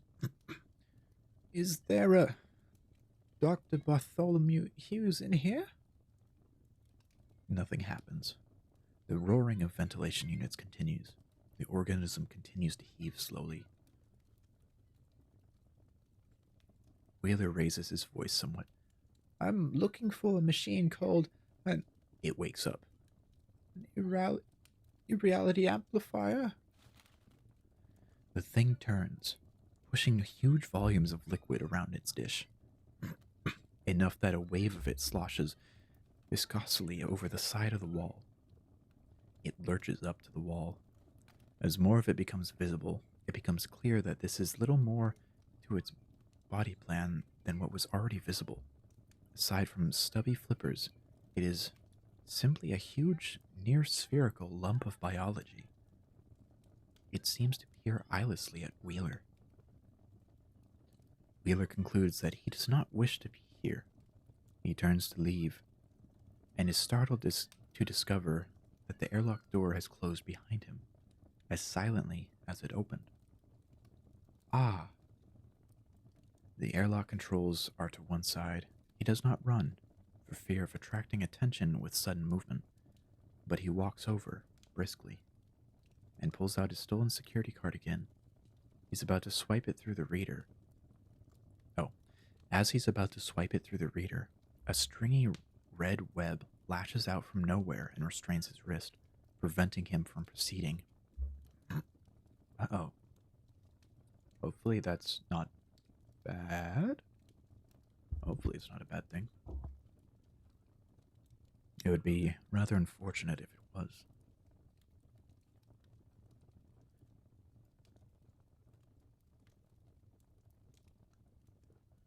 Wheeler struggles for a second to pull his arm free, but the webbing is gluey and has a freakish rigidity to it, as if there are bones inside it.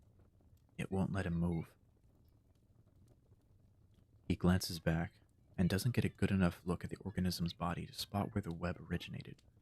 The organism has opened its eye now, a single eyeball tens of meters wide, which must account for a significant fraction of its body volume.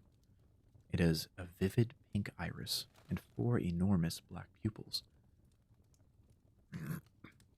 Its voice isn't truly audible. It arrives in Wheeler's head like maddening static, a mosquito's whine in stereo. Do you have it? Have what? No, doctor. No machine.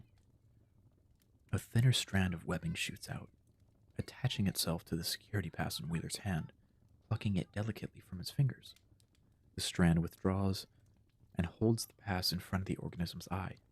Wheeler. Ah, Wheeler says. Yes, it's something of a coincidence, actually. The strand tightens, lifting Wheeler by his arm. He twirls uselessly, barely able to see what's happening. There is a blur of luminous pink, and he is plunged, screaming, directly into the largest of Bart Hughes's 4 pupils.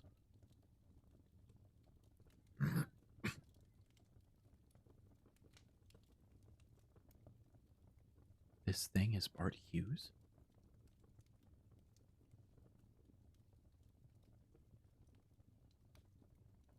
Aw. Oh, that is a revelation.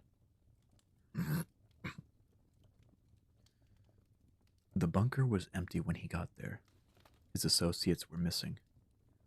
He was forced to presume them dead. Oh, he was forced to presume them dead. And, in a rare lapse of forethought, he had neglected to bite off one of his human body's fingers before fleeing the scene of the shooting. With no human tissue sample to work from, he had no way to clone himself a replacement body.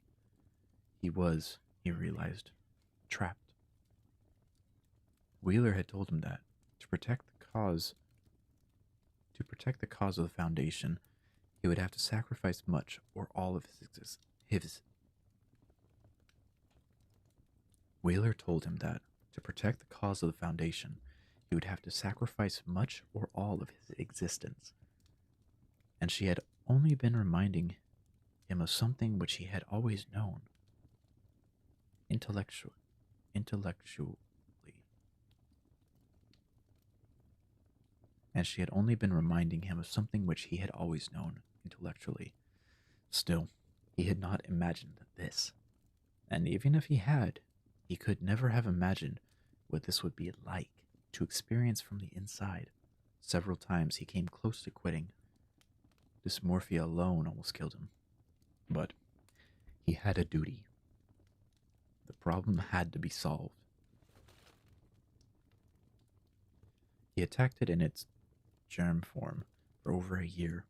He developed tools for himself, computer peripherals, and writing implements adapted for his short but dexterous tendrils. He built miniature chair analogs and other furniture. He developed for himself a little life, a fitness plan, some hobbies even. He slept in baths of nutrient sludge. Before the end of his first month, he had proven to his satisfaction that the counter meme he was searching for existed beyond the comprehension of human intellect. A human being's mind would figuratively burst into flames upon contact with it. It was quite possible that their literal body would too, as a violent reaction to the profound, unalterable wrongness of every aspect of the universe around it. To create the counter meme, he would need to start from a human carrier of a suitable, single-celled base idea, and amplify that idea artificially using a machine. By the second year, he had designed and built enough of the machine to know that the machine could not be built. Theory and practice were diverging too far. Tests were failing in troubling ways, which pointed to fundamental architectural misconceptions.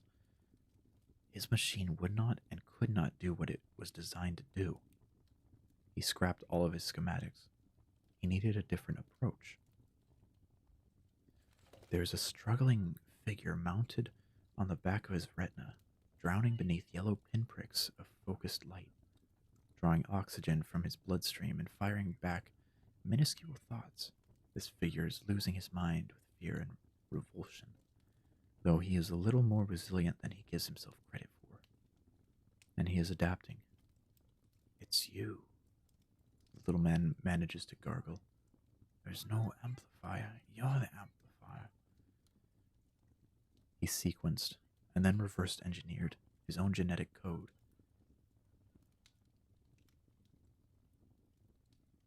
I know this is meant to be cool, but I'm kind of getting a bit jaded by these for over a year, over a week. Whenever this team is doing something, yeah.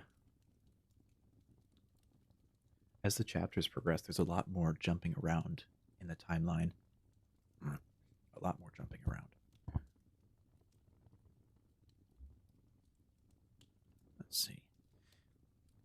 Now let's scroll down a bit.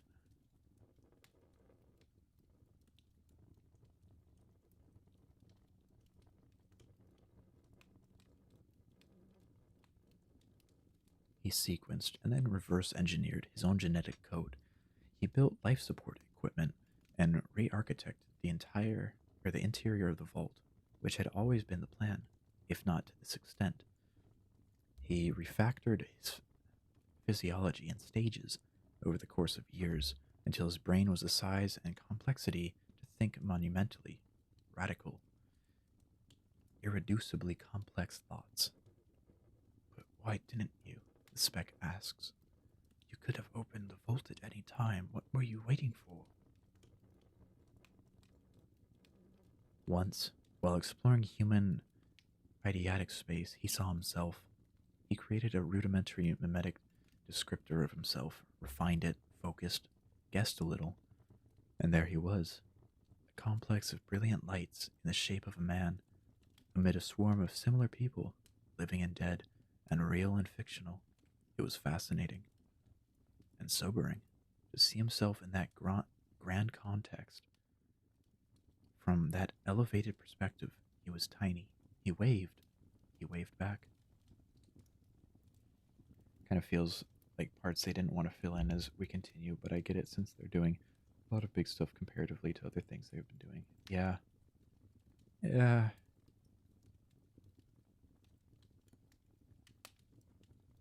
Oh, ads are starting soon again. Yeah, it does kind of like... I wish it was a little more coherent with the timeline, because, like...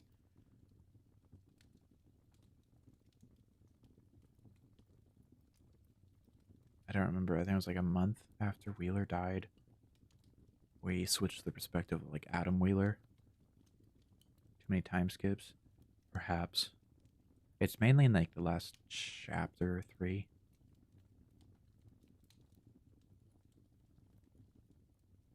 It could also be written purposefully like that, as to sort of confuse. Oh no, it's ad time. Uh-oh, uh-oh. What we gonna do? What we gonna do for ads? There's too many ads. No, no, no, no, no.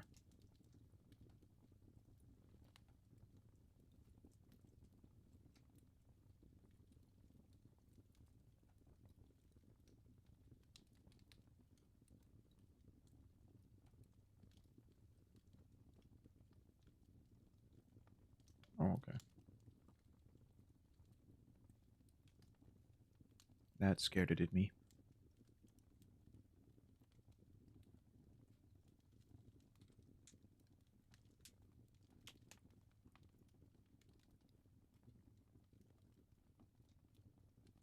Now we wait for the ads to conclude.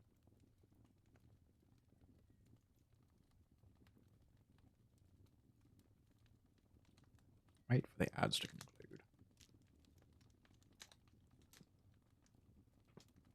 Cockroach time.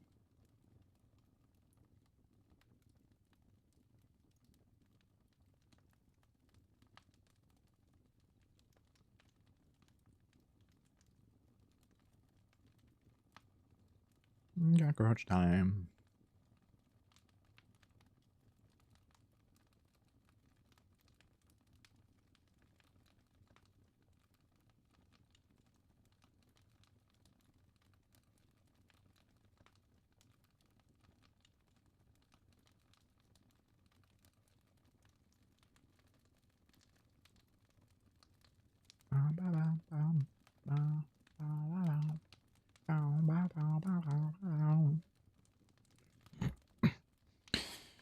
Man, I love chocolate chip chewy granola bars. Got 40 seconds again. Interesting.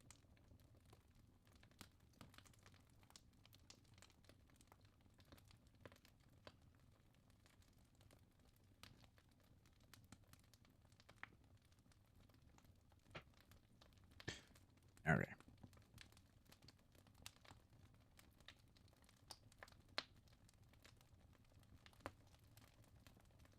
There we go. Okay.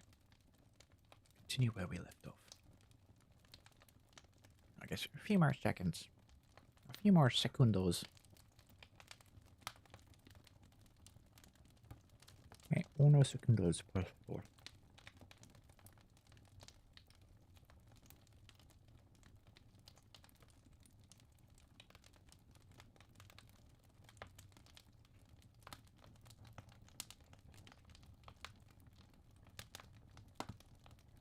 All right. Ads are done now. Everyone. Or they should be.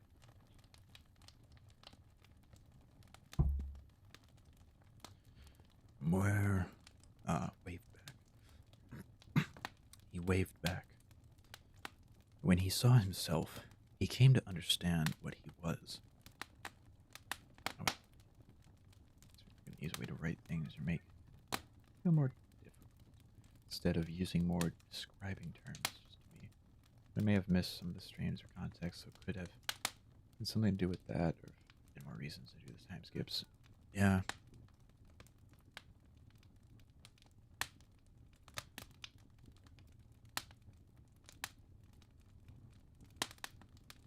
I'm not sure. I feel like they could have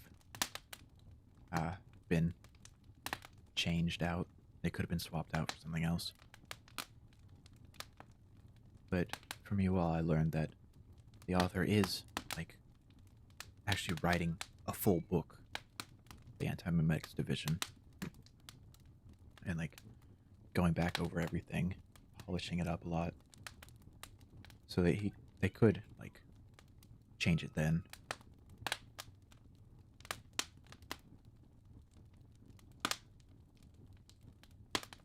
The reason I made note of time skips is because it felt like the early SCP entries where they tried to make something scary or very big. Yeah. That's fair.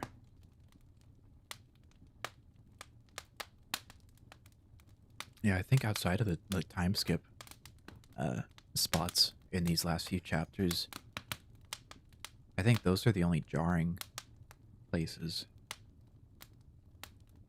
The rest of it is pretty solid.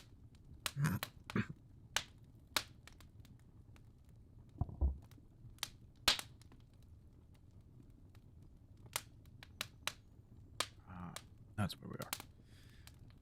And when he saw himself, he came to understand what he was, what his role was. He was the mad technical genius, the crazed inventor who architects the final weapon, but he was not the one to wield it. The spark, the base idea he needed to amplify, was not in his head, and was not in the vault with him. Mathematically, it never could have been. It was not the shape of things. It had to be delivered by someone else. The spec stopped struggling. He was looked, with some effort, to his left and his right. He has now, finally, seen that there are other figures mounted here with him on the retina. Older figures who have mostly been interpolated into the membrane and no longer have independent life with thought. This causes him no small amount of alarm.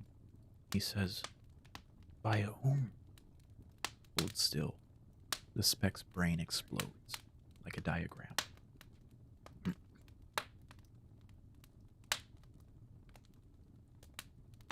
Oh. Okay. That's certainly something. There is a forest. There's a nice big house in the forest, and a garden behind the house, a trimmed lawn encircled by tall conifers. There is a rough circle of chairs on the lawn, and about 25 people seated or standing around or chatting in groups, with drinks and burgers, and there is a queue for the barbecue. Queue for the barbecue. There is a tall column of smoke rising from the barbecue. It is an outstandingly beautiful day, and nothing terrible is happening at all. Adam Wheeler knows he is broken now, because he can't accept this scene.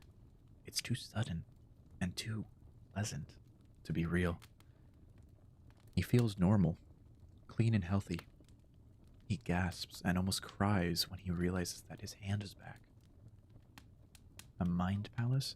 I think it might be.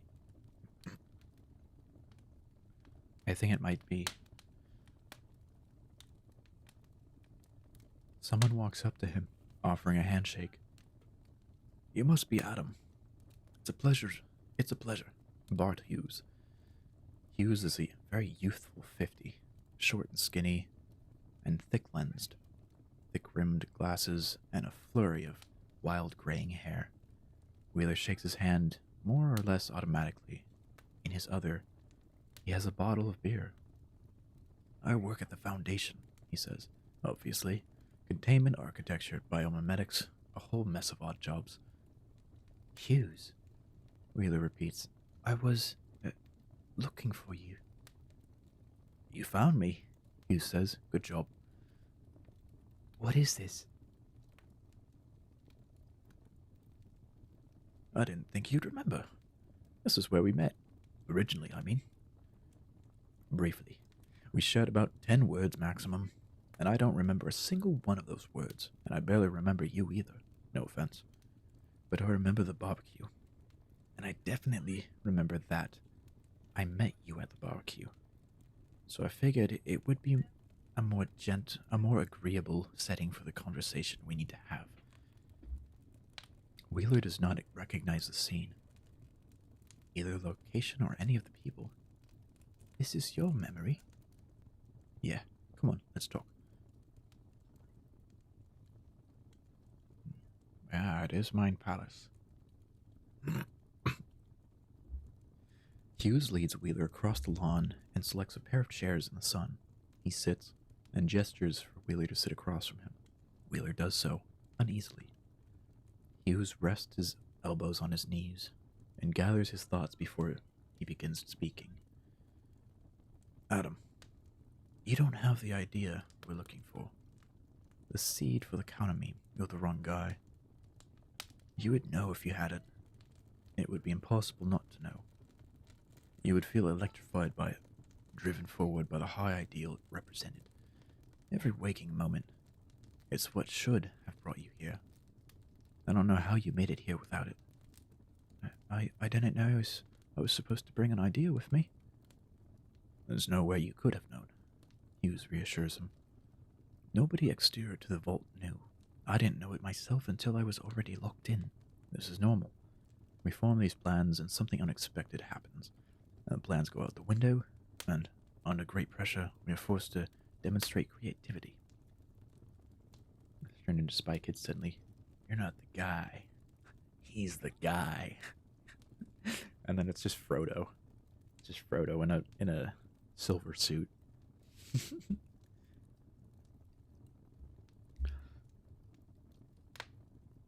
Elijah Wood will forever be Frodo to me. Nothing else. No other role. Only Frodo. He is only Frodo. He is that guy, Frodo. He's the guy. Wheeler takes a deep breath. He squares his shoulders. All right, where is it? I hope it's in North America. I don't want to have to go all the way back to Site 41, but I will. If you can wait that long. Hughes is shaking his head. You can't do that. Even if it was that simple. And there was just a place I could send you to collect it and, take out. You can't carry an idea like this. You'd never had the capability. You don't believe you never had to. You're the wrong guy. So, where does that leave us? Hughes turns, looking meaningfully toward the barbecue itself. Wheeler follows his gaze. There is a woman tending it. With her back to them, chatting with people in line for food. She seems to be the center of attention. Marion, Wheeler says. Oh, oops. Marion, Wheeler says. She had it, Hughes says. Well, to speak accurately, there's no singular it. It's a massively diverse space of possibilities. Millions of people in the world had different ideas which could have worked, but she was one of them. Was? Wheeler says. Yeah, she died. Hughes turns back to face him. He hesitates, drinking some more beer while he chooses his words. He's not a medical doctor. He does not have anything which could be considered a bedside manner. Adam, he says, I've been examining your brain. There are layers and layers of damage there, and a lot of it looks deliberate. Some of it may even be self-inflicted. You've had memories suppressed and restored and falsified and erased again, and on top of that, you've survived what should have been fatal exposure to the SCP-3125, and you've been through a great deal of completely non-anomalous trauma. So you would be forgiven for not having worked it out by now. The hole in your life. No, I know, Wheeler says. With some caution, Hughes asks, What do you know? She and I were married at one point, right? Slowly, Hughes nods. Wheeler says, I got there eventually. It felt stupid and obsessive at first, to draw that conclusion, self-absorbed. But there were all those facts, and they all fit. At the end of the day, I had to accept it. Hughes asks, And how do you feel about that? Wheeler interlocks his fingers distractedly. He doesn't know. He doesn't know if he wants to know. He's afraid to know. So, what if we were married? What does that give me? It's over. It's all done. Could be, Hugh says. What was she like? Hughes holds something out to him. It's an auto-injector pen, a stubby, luminous orange cylinder with a pointed cap concealing a needle. There is a fat black Z printed on its side. Wheeler recognizes it. In fact, he recognizes it as his own, but he finds himself not able to recall where he acquired it, or for how long he's been carrying it. Oh. But he will remember. There's a kind of singing in his ears. The sunlight in the garden is blurring, spearing out. He catches Hughes' eye, and Hughes is smiling ruefully, and his eye is lit up. A scintillating gold-white point of light.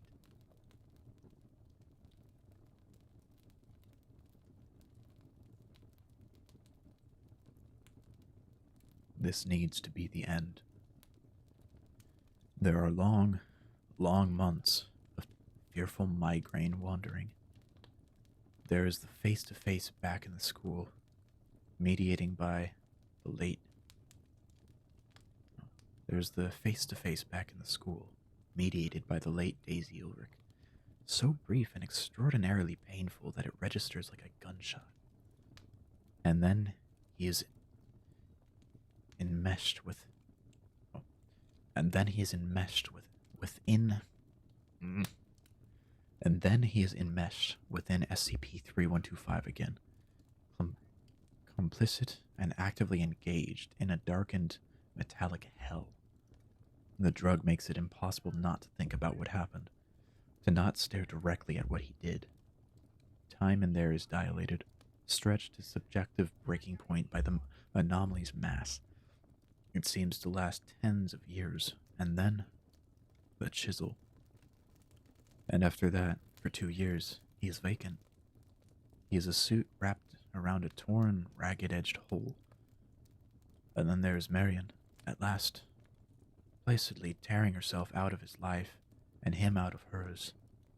And then it's hours earlier than that. The very worst moment, his awful sinking realization that she's no longer... His awful sinking realization that she no longer knows who he is. And then it's 2 days before that. It's 6:15 in the morning, October, pre-dawn and freezing cold. Marion is at her car door about to leave for work, but distracted by something important on her work phone. And Adam is lingering on the porch, seeing her off. He has a work trip of his own, tonight and tomorrow night, so this is the last time they'll see each other until... This is the last time they'll see each other. This is it. He digs his heels in, dragging their regression to a restraining halt. He calls out, "Marion!" She puts her phone away. She turns around. It's her. The whole of her. She is precisely the way he remembers her. She is the memory. Iconic and brilliant. She smiles at him for a long, ridiculous moment. She says, "Do you get it now?" "Why'd you keep me away from all this?" "Yes." He goes to her, and they kiss, and it's a classic. It's perfect. It's everything either of them remembers. He holds her tightly, and she hugs him back. Head height, as mismatched as ever, he sniffs. "You've had a hell of a time," she states. It is a simple fact. "I needed you," he says. "I didn't even know how badly. I didn't know. I didn't need you to help me. No, I didn't need you to help me. I just needed to stand aside and let you do the job instead. Marion, your job is lunacy. I 100% understand why you tried to keep me out of half of your life for so long, and I will never ask about it again." She looks up at him. It looks like she's about to say something, but the pain in Adam's brain makes itself known again, and he has to break off. The pain is forcing its way forward into the back of his eyes. The rate of regression is increasing again. Different memories from all parts of his life are clamoring at him now, and their combined volume is increasing, and it is becoming difficult to think clearly. Marion, though, is a part of most of the memories, not a constant. She has evolved and grown over years, but a common thread. He focuses on her. I don't have a lot of time to bring you up to speed, he manages. This isn't real. We're both sharing Barthuse's mind right now. I don't know how much you know. There's an anti-memetic monster called SCP-3125, she says. It killed me, and the division, and the Foundation, and now it's occupying our whole reality. It ruins humans. It's the worst thing that's ever existed. There's no one left but you, and you can't stop it. You can't even look at it. Hughes needs an idea to amplify. So you took a lethal dose. So you took a lethal dose of biochemical anesthetic to refine me properly, because that was the best idea you had. Does that cover it? Adam grins weakly, with great relief. His wife has caught up characteristically quickly. Just about. We live in ridiculous times. She steps back from him. She looks at him, and at herself, and at their fictional little scene, steadily brightening as the sun rises. She looks up at the unimaginable, gigantic memeplex that she has to kill. Inside its maw, human existence, all humans and all things humans have ever done, said, thought, or been, are burning alive. SCP-3125 is, in large part, the lie that SCP-3125 is inevitable and indestructible.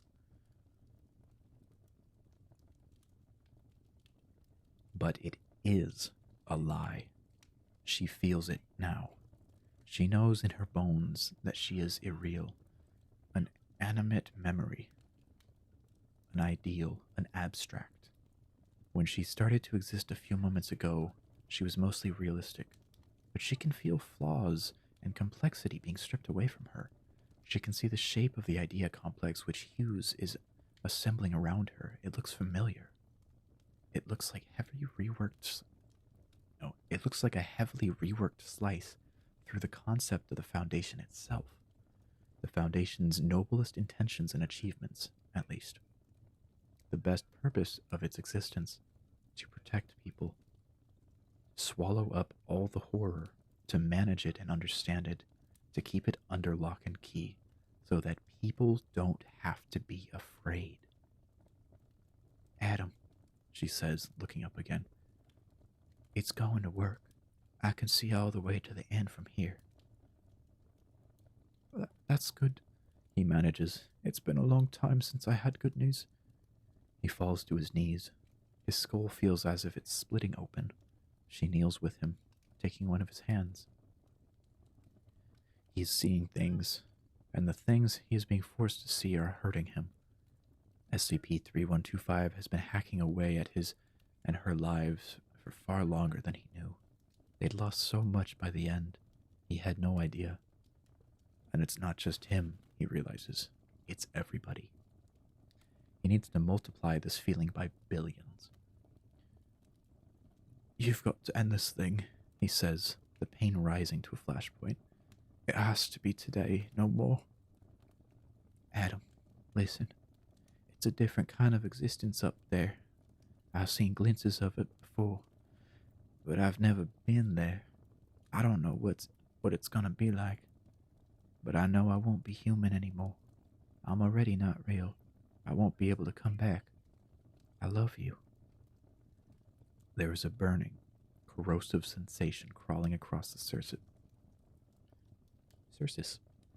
There is a burning, corrosive sensation crawling across the surface of Adam's brain, a crackle like cellular automata. I know, he says. It's okay. There's going to be no one to come back to. It was good to see you. I love you. Stand back. She stands back from him. She flexes what could be wings. You used to sing, Adam says. All the time. It's the first thing it took away from us, but I remember. The launch window opens.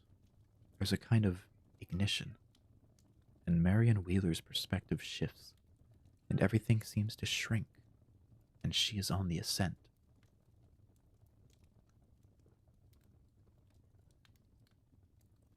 The part of SCP 3125 which was capable of communication has had its brains blown out. There is no longer anything to reason with. There is no quip. There is a song, but it's a song she sings for herself. The thing is titanic in its structure, brain-breaking in its topology. It comes from a space where ideas exist on a scale entirely beyond those of humans. Its wrongness and its self-consistent evil are so profound that it hurts to comprehend. At first, looking directly at it causes stinging astenic. At first, looking directly at it causes stinging astenic flashes in Marion's eyes, like ionizing radiation. But her perspective is still shifting because she's still ascending. And as she ascends, ceasing to be human, she sees through the adversary. Oh. She sees through the adversary and comes to understand instinctively how it is structured and how it is faulty and how those faults can be attacked. It turns to face her. When they meet, what happens in less a fight than it is mathematics, an equation settling at the end of a long, painful stretch of working a blizzard of cancelled terms. In the presence of wild light, vast tracts of SCP-3125, thought to meaningfully exist, prove not to. It is, in the new context which wild light provides, an ancient irrelevance. It folds up, limb after branching limb, winking out of existence. It releases its grip on everything human. The mathematics is good. It happens in exactly the ways Hughes modeled it, back in the bunker, using the memetic equivalent of fluid dynamics equations, taking thousands of processor years to simulate. After the finger limbs are gone, a livid red-green eyeball remains. The Foundation Wheeler protection abstract punctures it, lasering straight through it from front to back. A colorless shockwave spreads through the eyeball interior. Another quiet canceling out, leaving bright vacuum behind it, not even particles. And all that is left from the collision is the balance, a final wild photon, outbound to the deepest limit of ideic space, never to return.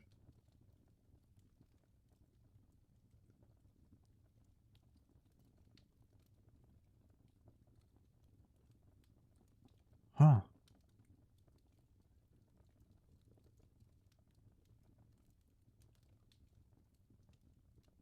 Huh. And now the epilogue. Champions of Nothing. Previously. What have we learned? It takes 058 a significant amount of time to answer his own question. He speaks with a measured, level tone. He is in no hurry.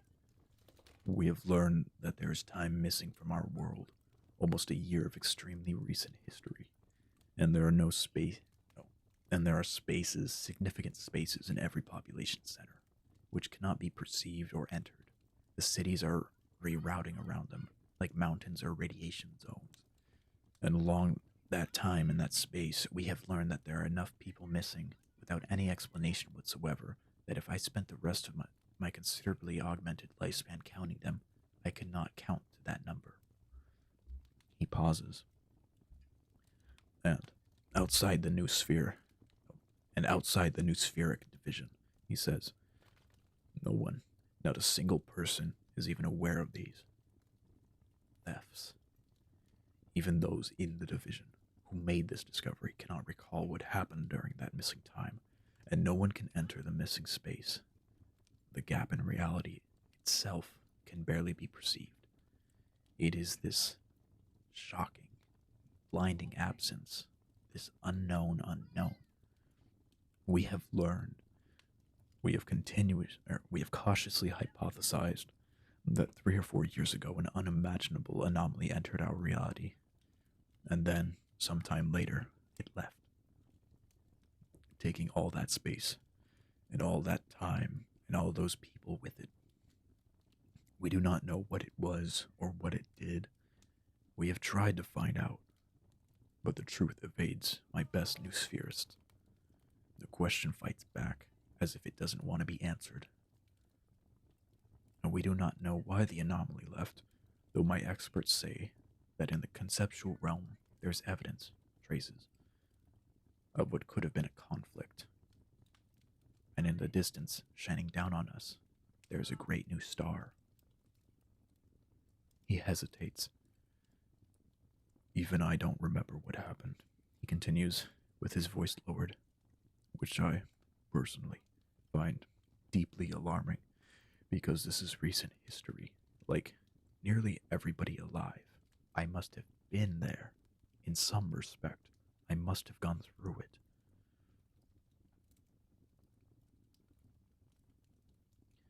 But if we have learned anything else, but if we have learned nothing else, we have learned this. Humans can walk away from and forget anything.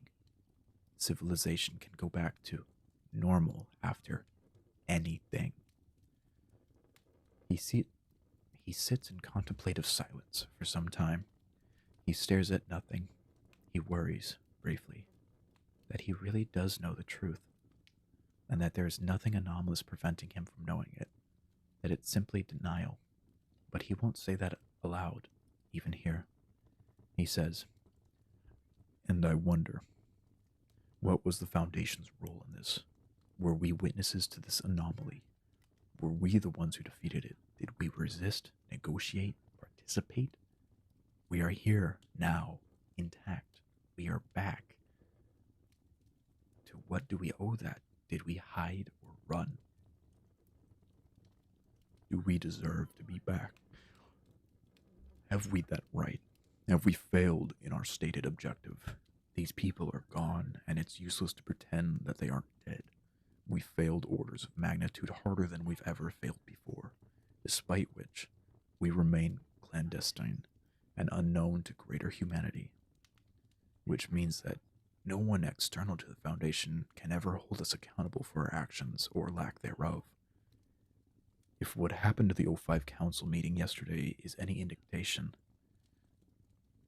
if what happened at the O5 Council meeting yesterday is any indication, we will certainly never hold ourselves accountable.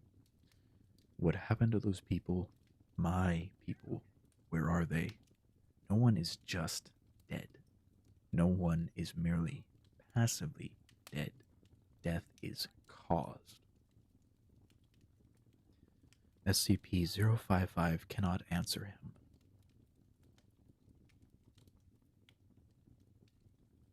He says, his voice rising, "These things happen, and we say to ourselves, never again. And 100 years pass, and they happen again," he says. "Last time, the time before this, the time none of us remember, the time which there is no evidence of any kind, but which I now realize must exist, that time when we told ourselves and each other, we must do better. What did we do differently from then on, and why didn't it work?" He says, "What does the Foundation need to be?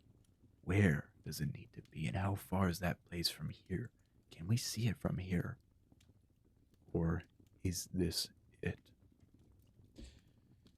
He does not know. After leaving the containment unit, he knows. He will not even remember the questions.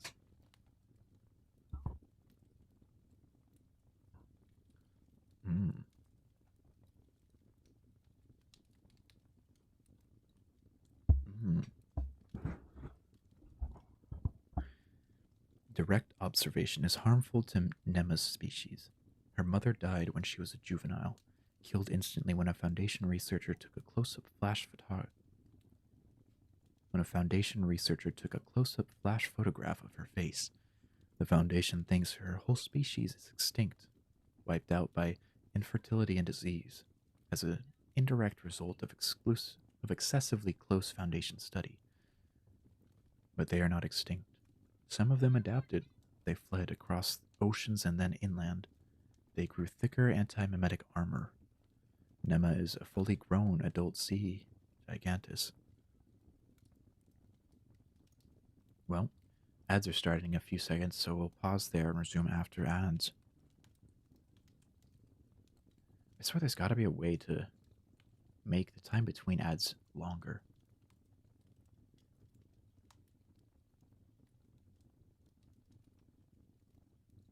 Maybe I'm just not allowed to do that yet. Maybe I'm not allowed.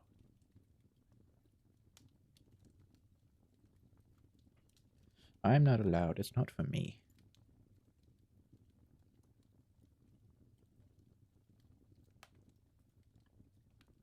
Not for me. No, no, no. I don't get to.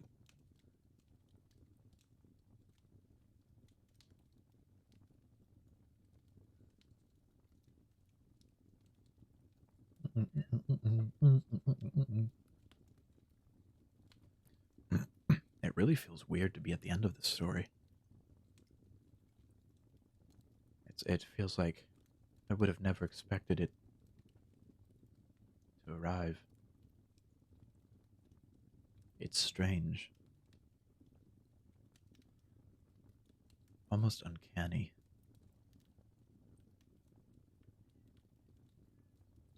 Almost uncanny. But not quite. Not quite.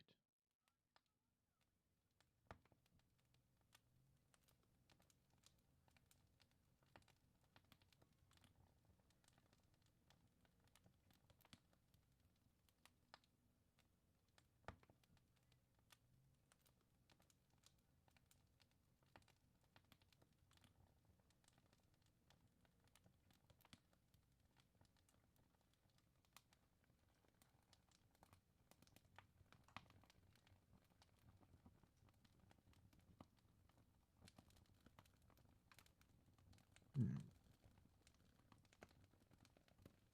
Hmm. Hmm.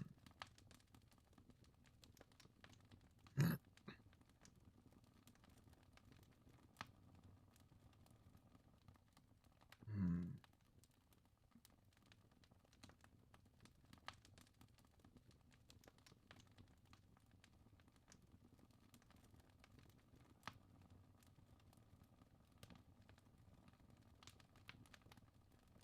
That's a lot to take in at the end of this.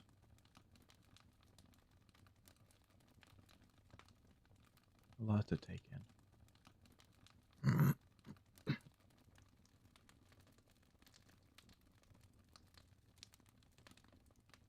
Process all of it. Let the processing begin.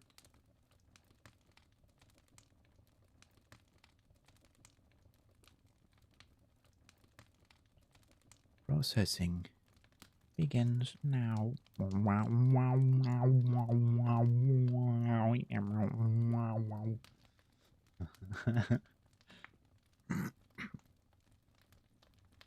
Ay ay. Ay ay ay.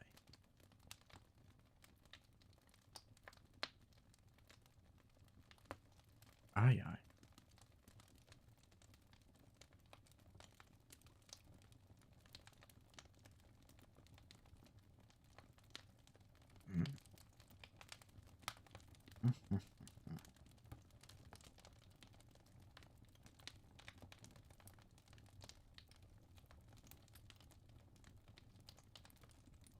Boogie around. And ads conclude.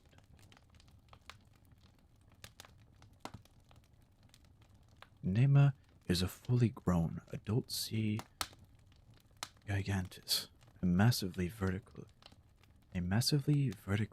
elongated quadruped, almost a kilometer tall at the shoulder. As 058's motorcade leaves Site 19, she is standing just beyond the site's perimeter, with the crumpled metaspider in her mouth. She is unable to perceive the motorcade or the site itself any more than any human foundationer can perceive her. They only barely walk the same earth. The spider is a 200-meter long bundle of legs, eyes, chitin, long body parts dangling from each side of Nema's jaws. The spider convulses ineffectively. It can't escape. It is the last one. The spiders were numerous and tasty, but the ones who walk very slowly have a broad diet. Nema bites down, biting through the last of the spider's legs, which begin to achingly slow tumble to the ground, accompanied by a gout of bug juice. Nema tosses the spider's mauled thorax in the air and catches it in the back of her throat. She gulps it down, mostly whole, still twitching. She raises her head and vocalizes triumphantly, a deafening, inaudible, infrasonic warble. The call carries all the way to her mate and children on the horizon.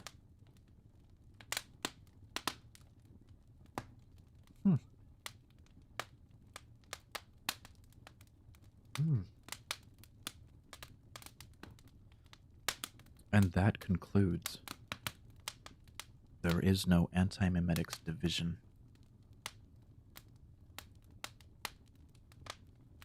That is the end. There is no more. There is no more. We forgot it all. There was never anything. There was nothing ever. Never anything.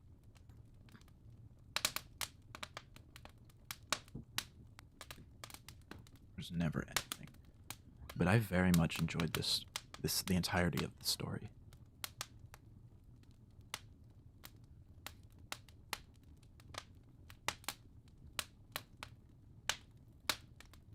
It definitely just keeps getting grander in its scale of, like, world peril and, like, threat. It definitely just continuously increases right up until the end. And then it seems as if, for the most part, the world resumes where it left off. Aside from the numerous spheres left by the anti-memetic bombs, or the anti-memetic warheads.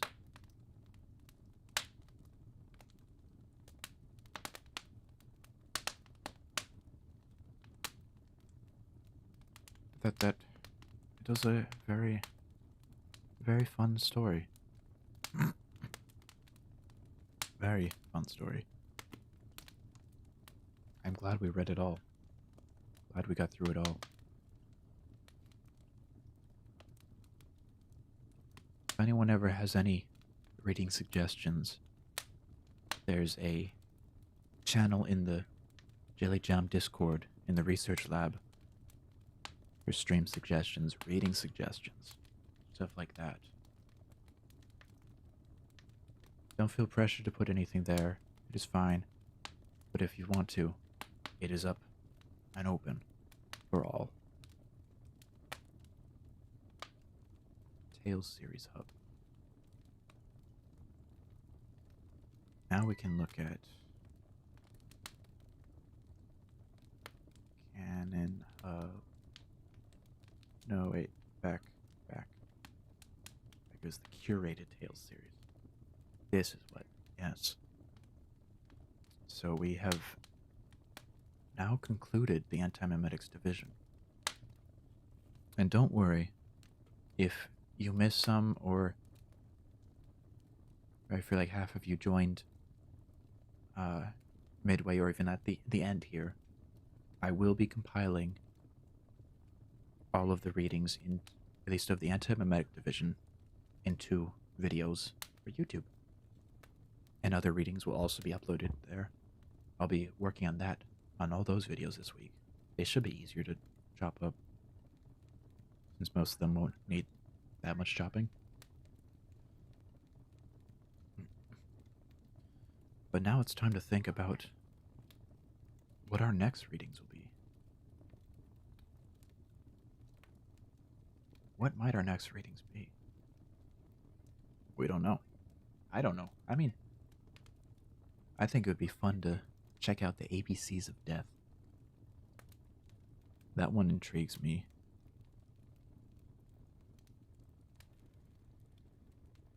We'd have to find it, though. Are we? I would have to find it. Dark stuff for sleepless nights. Oh, there's an anthology of creepy pastas. That is always an option, too. That one would probably be a good one.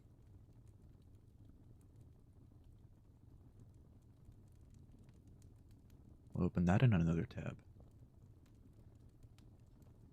I wonder where the ABCs Death are.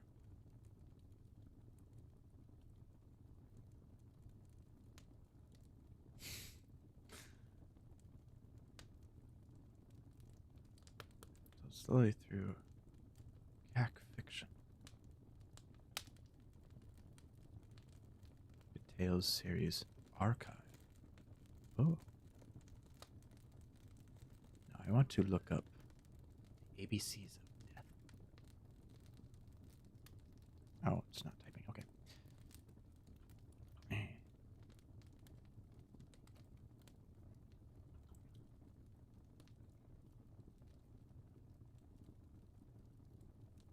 ABCs of Death. SCP Anthology 2022. ABCs of Death.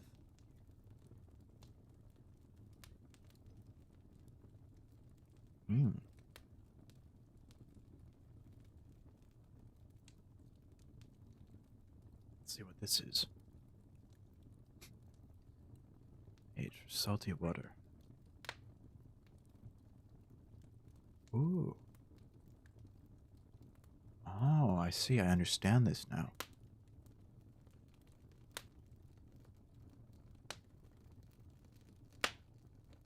Mm.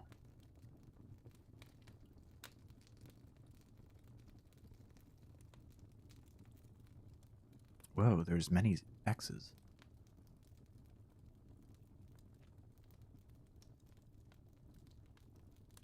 A, B, C, D, E, F, G, H, I, J, K, L, M, N, O, P, L, M, N, O, P, Q, R, S, T, U, V, W, X, X, X, X, Y, and Z. Now I know my ABCs. Next time won't you sing with me?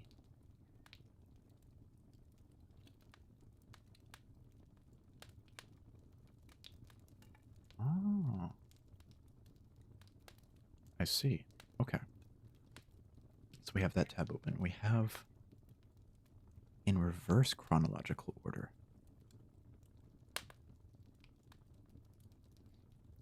I've got to say, I like the dark mode on this one. The dark mode is very pleasant to my eyes. Very pleasant to my eyes.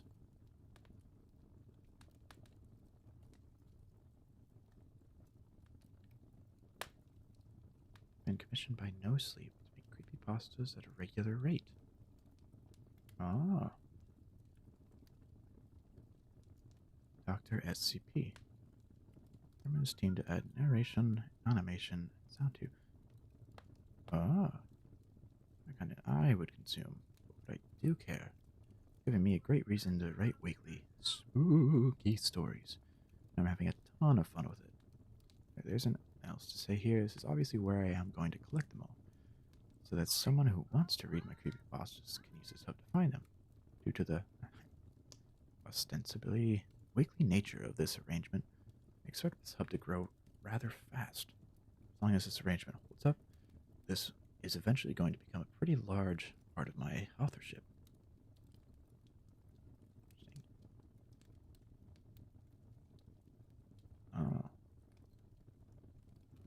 Last edit was not last January, but the January before.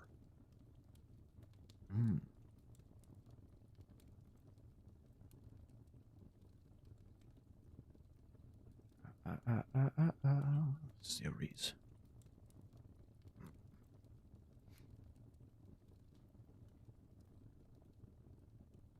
Let's go back to curated. Yes. Raging boredom.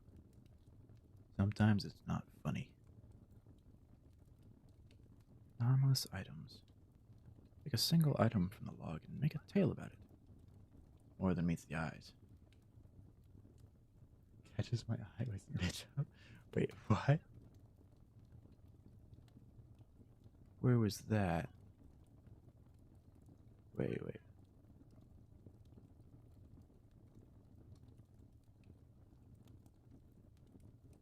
Hold on. Where was that? Was that when I was searching it up? Oh, you clicked on that head. Oh. Oh. Must have been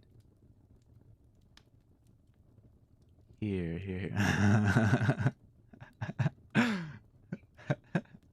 Okay, let's just look at that. Let's look at that one.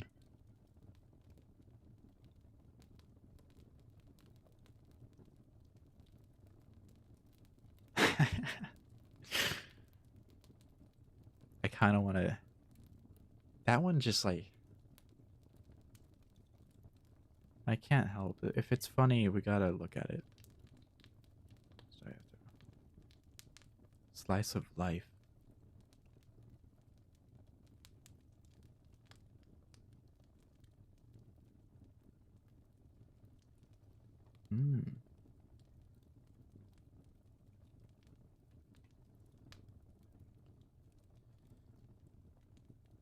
Around fantastical ways what's mean to live and die a person.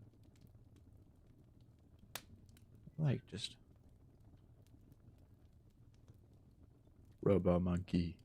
The Adventures of Siggy and Robo Monkey.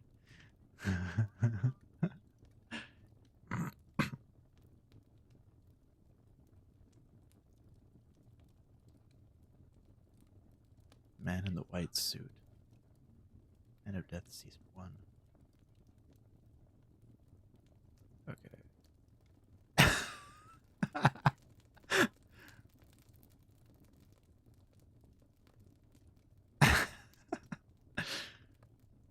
What is this?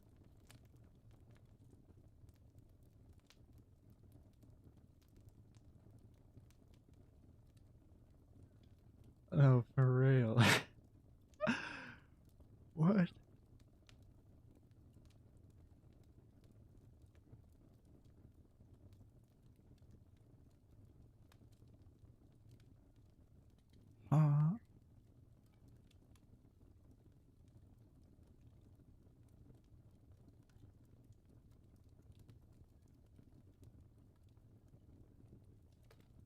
So these are just entries. Okay, that's interesting.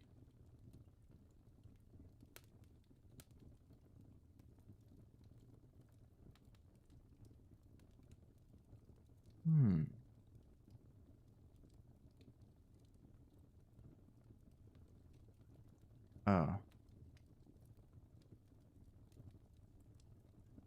Owie, my eyes.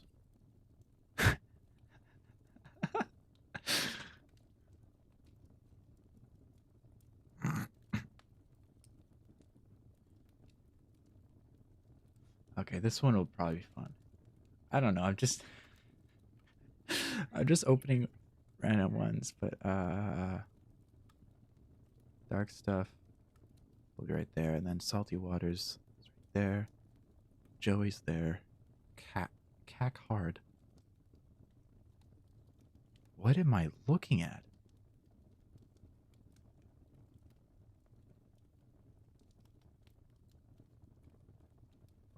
Farhos is so idiotic. This isn't canon, it's simply a hub to post crack fiction. Too stupid for LOL Foundation.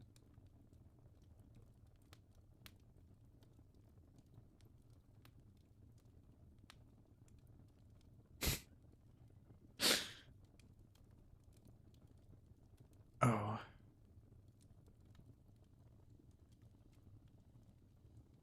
Oh man, there's like...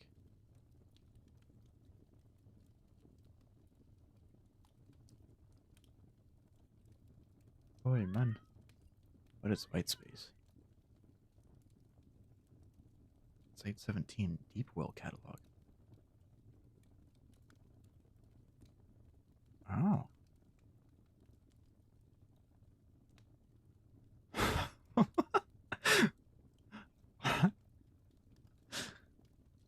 Cackard sounds like the most Australian thing to me. It does.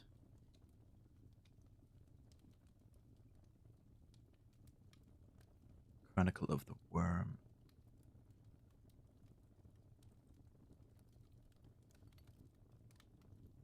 White space.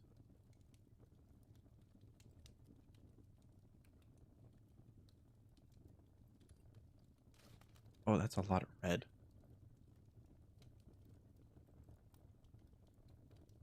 Oh, that's a lot of red.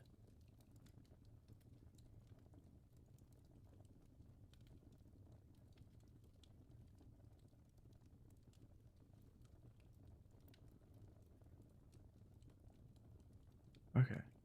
Let's go back. Okay. Well, we definitely have a lot of options. There are many, many options. Man in the white suit, there isn't a lot of white or bright coloring other than red. Yeah. At least you can read that word is red, read.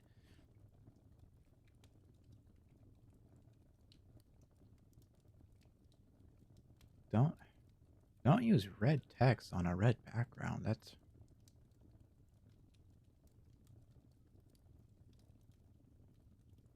My eyes don't agree with that.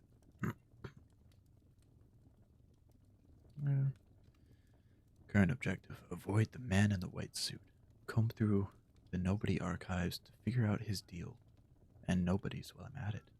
Assemble the name machine. Entities of note: myself, past nobodies, white suit. Interesting.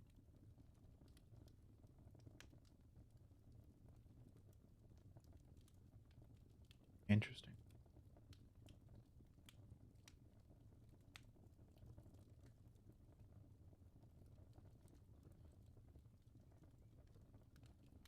I'll at least keep these three open. Because this is the ABCs of death. This is creepypastas. And then this one just... I mean... I can't not keep this one open. This one is just too good. Just the name alone. Obviously, like... If I were to read this one, I'd have to, like, censor that for YouTube. That's funny. Very funny.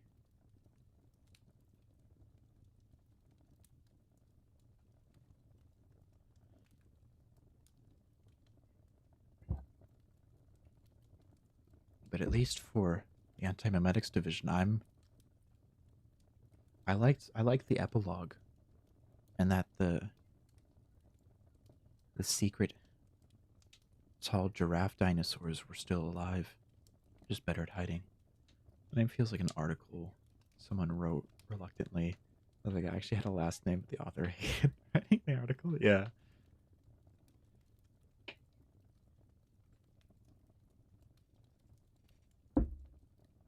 Yeah. Joey's actually a real person, but like, why not turn him into an SCP as well? Now he's not just Joey. He's Joey.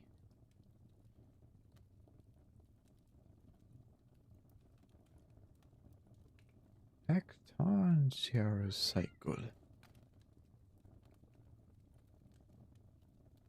I like this. This is pleasant on my eyes. This is nice. This is very pleasant. Note from the future. This well ran dry, so this is as big as this hub is getting. Still an interesting little thing that happened. And it yielded this fun branded CSS. I'll be sure to put to some use somewhere in the future. It's stylish. Okay now. Ciao.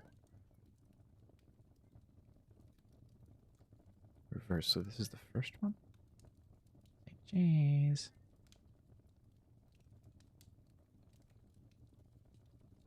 A lot of white. Updated.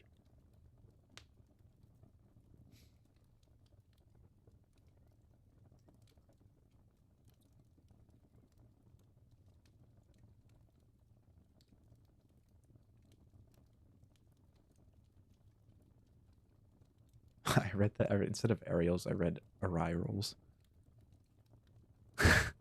Fallout. Fallout. Fallout.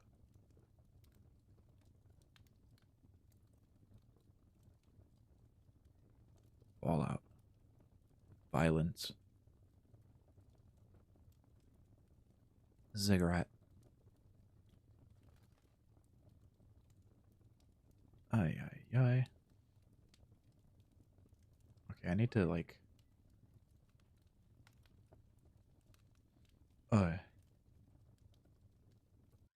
I need to get the white off my screen. It's... Oh, hey, Bloodborne. Yee.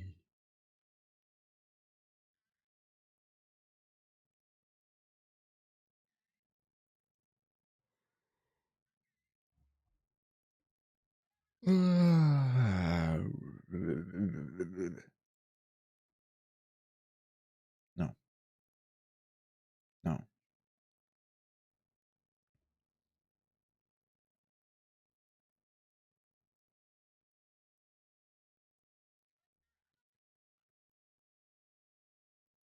There we go.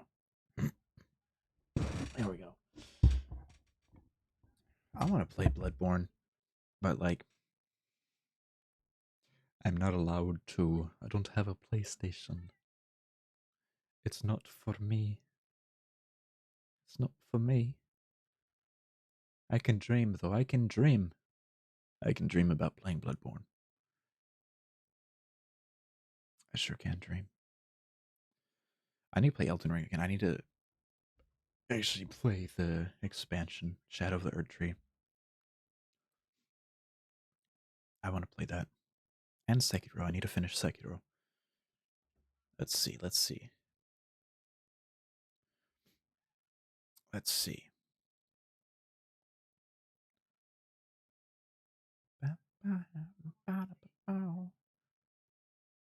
Let's see. Let's see what we'll do for this upcoming week.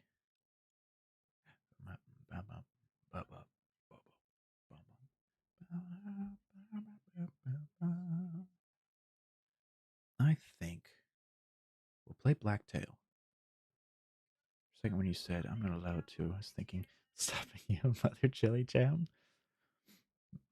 No, no, nuh-uh.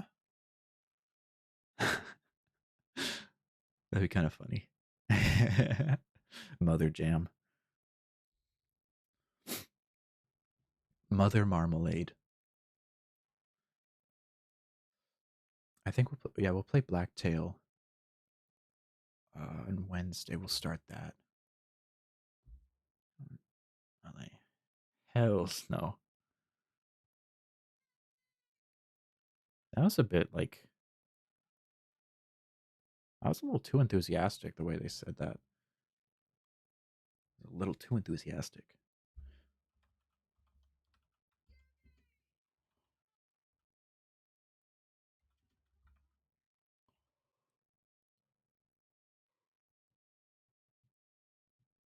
Oh, okay. Blacktail is 8 hours long, so we could probably be a two stream. So Wednesday, Thursday, we'll do Blacktail, and then we try Okami. Okami HD. I've heard a lot of good things about that one, and it looks fun. And Okami 2, the sequel just got announced. I know everyone's in a hubbub about that.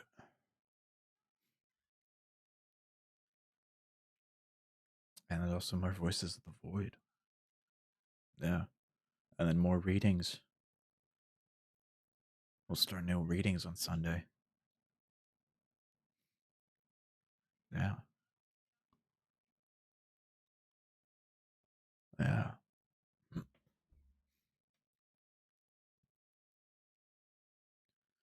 It was a good stream today. That was a lot of fun reading through the finale portion of the anti-memetics division. I enjoyed that a lot. I hope you all enjoyed it too. Like I said before, I'll be working on piecing together the audios. Whenever you hear Sunday, your brain automatically just goes, it's Saturday song by Elton John. That's funny. That's funny. Yeah, but I'll start cutting up and finalizing all the narrations and getting those posted to YouTube. So if you missed any of them or just want to listen to my narrations again, they'll be up on YouTube soon. And I'll be working on art stuff too. So I'll hopefully have like a new banner, a profile picture, little panel or little panels, emotes, emotes, channel point badge, sub badges, stuff like that. I'll be working on that this week as well. Busy week, at least for me.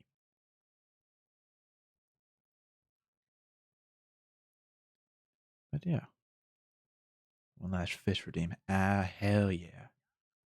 Go for it. Go for it. What are you going to get?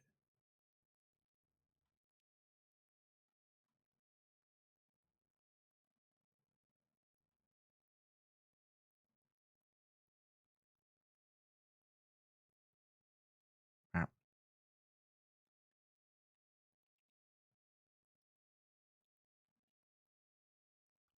whoa.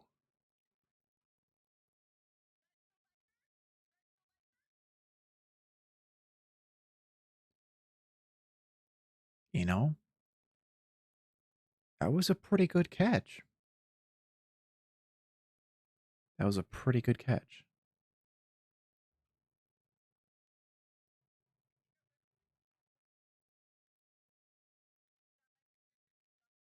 That was a pretty good catch.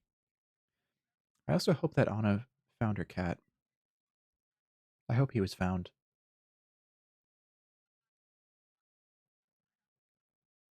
I hope so.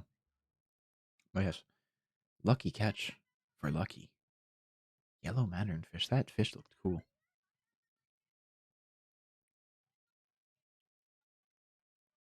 But yeah, I will be working on stuff this week. Be doing my best to get them out all as early as possible. I'll be putting in new redeems as well. So excited. So excited. He's been watching out in the darkness. He's just been like in the corner. He's like, where are you going, human? Where are you going? Just watching. Just watching, yeah.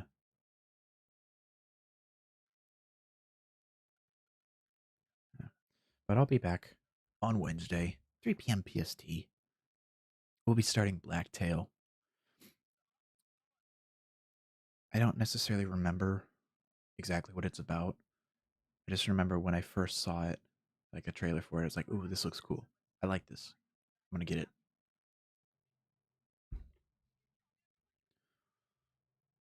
Yeah. Thank you all for spending your time with me today. I very much appreciate it. Thank you all for watching. Hopefully, get your stuff done. You want to get done. Hell yeah. You too. I hope you all get the stuff you want to get done. Guys have a great morning, great afternoon, great night, whatever it may be. You better have fun. I'll be back on Wednesday. I'll be back. Hopefully, I'll have YouTube stuff up. Yes. Cast your lines while you still can. While you still can cast them. Whoa. You got gummy worms. Holy moly. Who would have ever guessed? You got common gummy worms for 9 gold. Anyways, I should wrap this up, but thank you all for joining me today to finish the anti-memetics division. I'll be back on Wednesday. That was number 15. We'll see what number 16 has in store for us. But, anyways, I need to just end it. Okay. I'll catch y'all later. Catch you cool cats later. Bye bye, Jelly Jams. Bye bye.